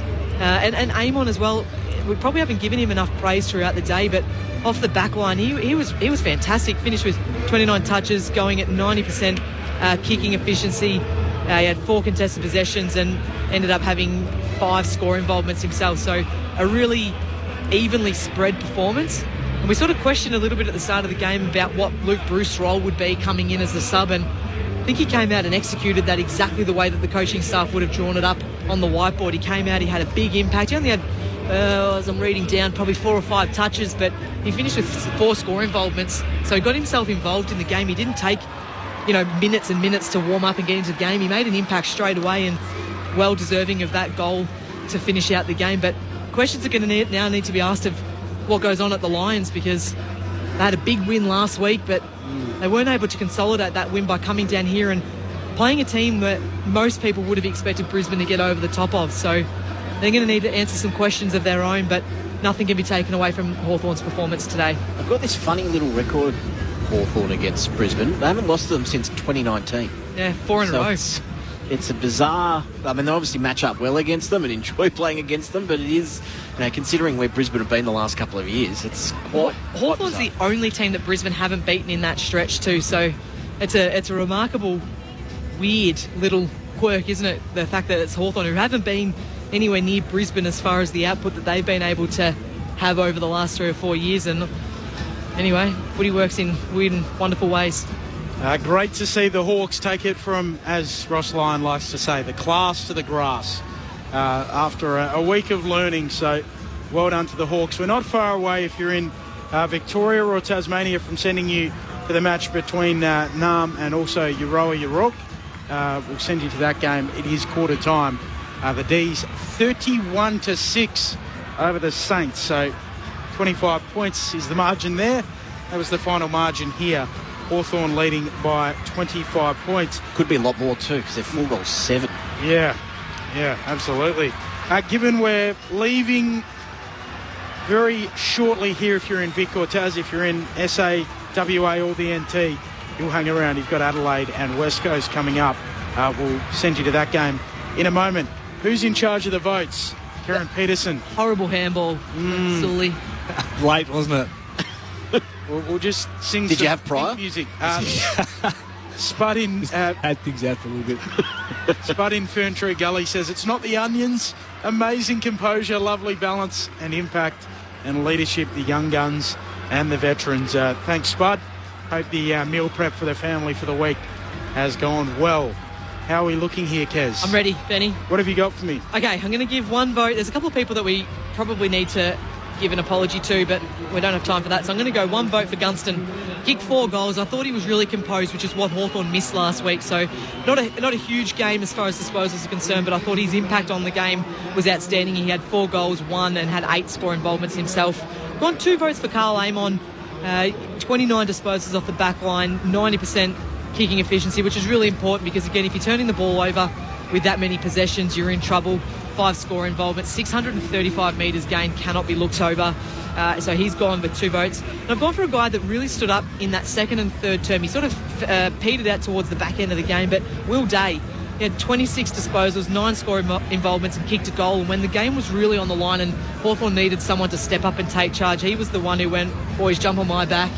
I've also liked the work that he's done over the last 4 or 5 weeks. He's really built nicely, had a great game against Port Adelaide last week, and he's been able to come out today and have a very similar impact. It does feel like he's the one. If this Hawthorn group grows to become what they want to be and you know, a premiership contender under Sam Mitchell, he needs to be, maybe, their Bontempelli type. Whether he reaches the incredible heights of Marcus Bontempelli, every chance he won't, because he's a super duper star, but that's what he needs to be, isn't it, Sully and Kez? Yeah, he's that class, isn't he? He's a great size, inside, outside, polished, balanced, uses the ball well. He's got that leadership aspect as well. So he does seem like the guy that makes the largest difference, and most notably, the side play is, it's a much better side when he's out there as opposed to those first few games this year when he wasn't.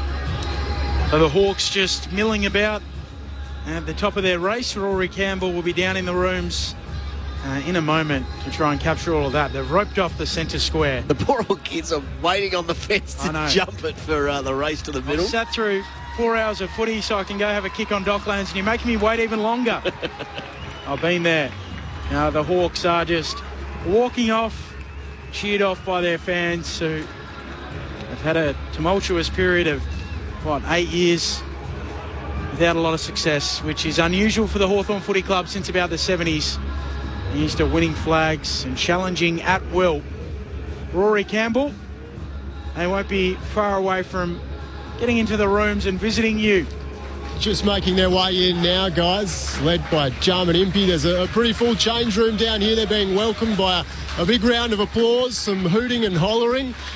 The look on the players' faces, it's very much more like a job done, business as usual type thing. I don't know what sort of mindset Sam Mitchell's looking for in his players, but if that's what he's after, then that's certainly what they've delivered here. They're just forming up into the circle now. Let them take it away.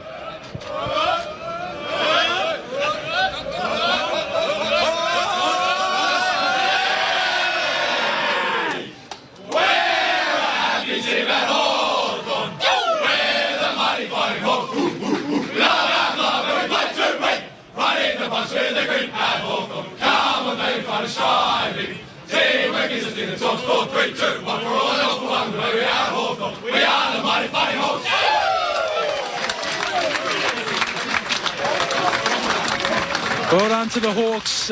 We've hung around so that the Hawks fans could hear all of that. 4-7-31 are the D's against the Saints, who are 1 straight 6 early in the second. We'll send you to that game if you're in Victoria and Tasmania in just a moment. But in the meantime, just quickly, a word on Brisbane, who are floundering outside the 8, 4-6-1 on the season. It does feel like, we spoke about the commentators' curse and going early all afternoon with the Hawks, but it feels like their season might have run its race, doesn't it? You get that feel, don't you? It feels as though their window is slowly coming to a close right before our eyes. And they've loaded themselves up and had their chances, to be fair. But for whatever reason, haven't quite been able to get over the line. And days like today, off the back of their win last week, are the matches they should be able to come down and win if they're going to be a contender and go deep into September. And on the body of work we've seen thus far, it's looking very unlikely. Sorry, Kez, you go. No, Benny, you go, because we're probably going to jump off soon. Well, I was just going to say, I think it's going to be a really interesting question for the Brisbane Lion board as to whether they think this is an aberration after the team's been up for a number of years and this is just a dip, or whether they think that maybe Chris Fagan and this group have run their course and they need someone else to reset it. Publicly, they're backing Fagan and this group of players. They don't believe that they're in that window that's closed, as Sully's just alluded to, but from where I'm sitting, it looks that way, doesn't it? I mean, there wasn't much in their game today that suggested they're anywhere near a contending team, let alone a top 8 team. So, their ball movement wasn't particularly good. Their defence wasn't particularly good. They're sort of just floating is how I describe them at the moment.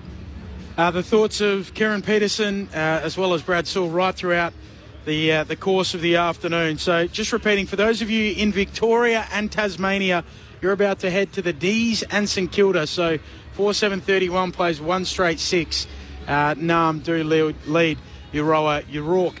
Everyone else, you'll be sticking with us, but just repeating, it was Hawthorn leading, winning by 25 points, 15-10-100 to 10-15-75. The votes, Jack Gunston 1 vote, Carl Amon 2, Will Day with the 3. So all of you in Victoria and Tasmania, you're off to the D's. Now having the shot on goals, we welcome listeners joining us from Docklands in Melbourne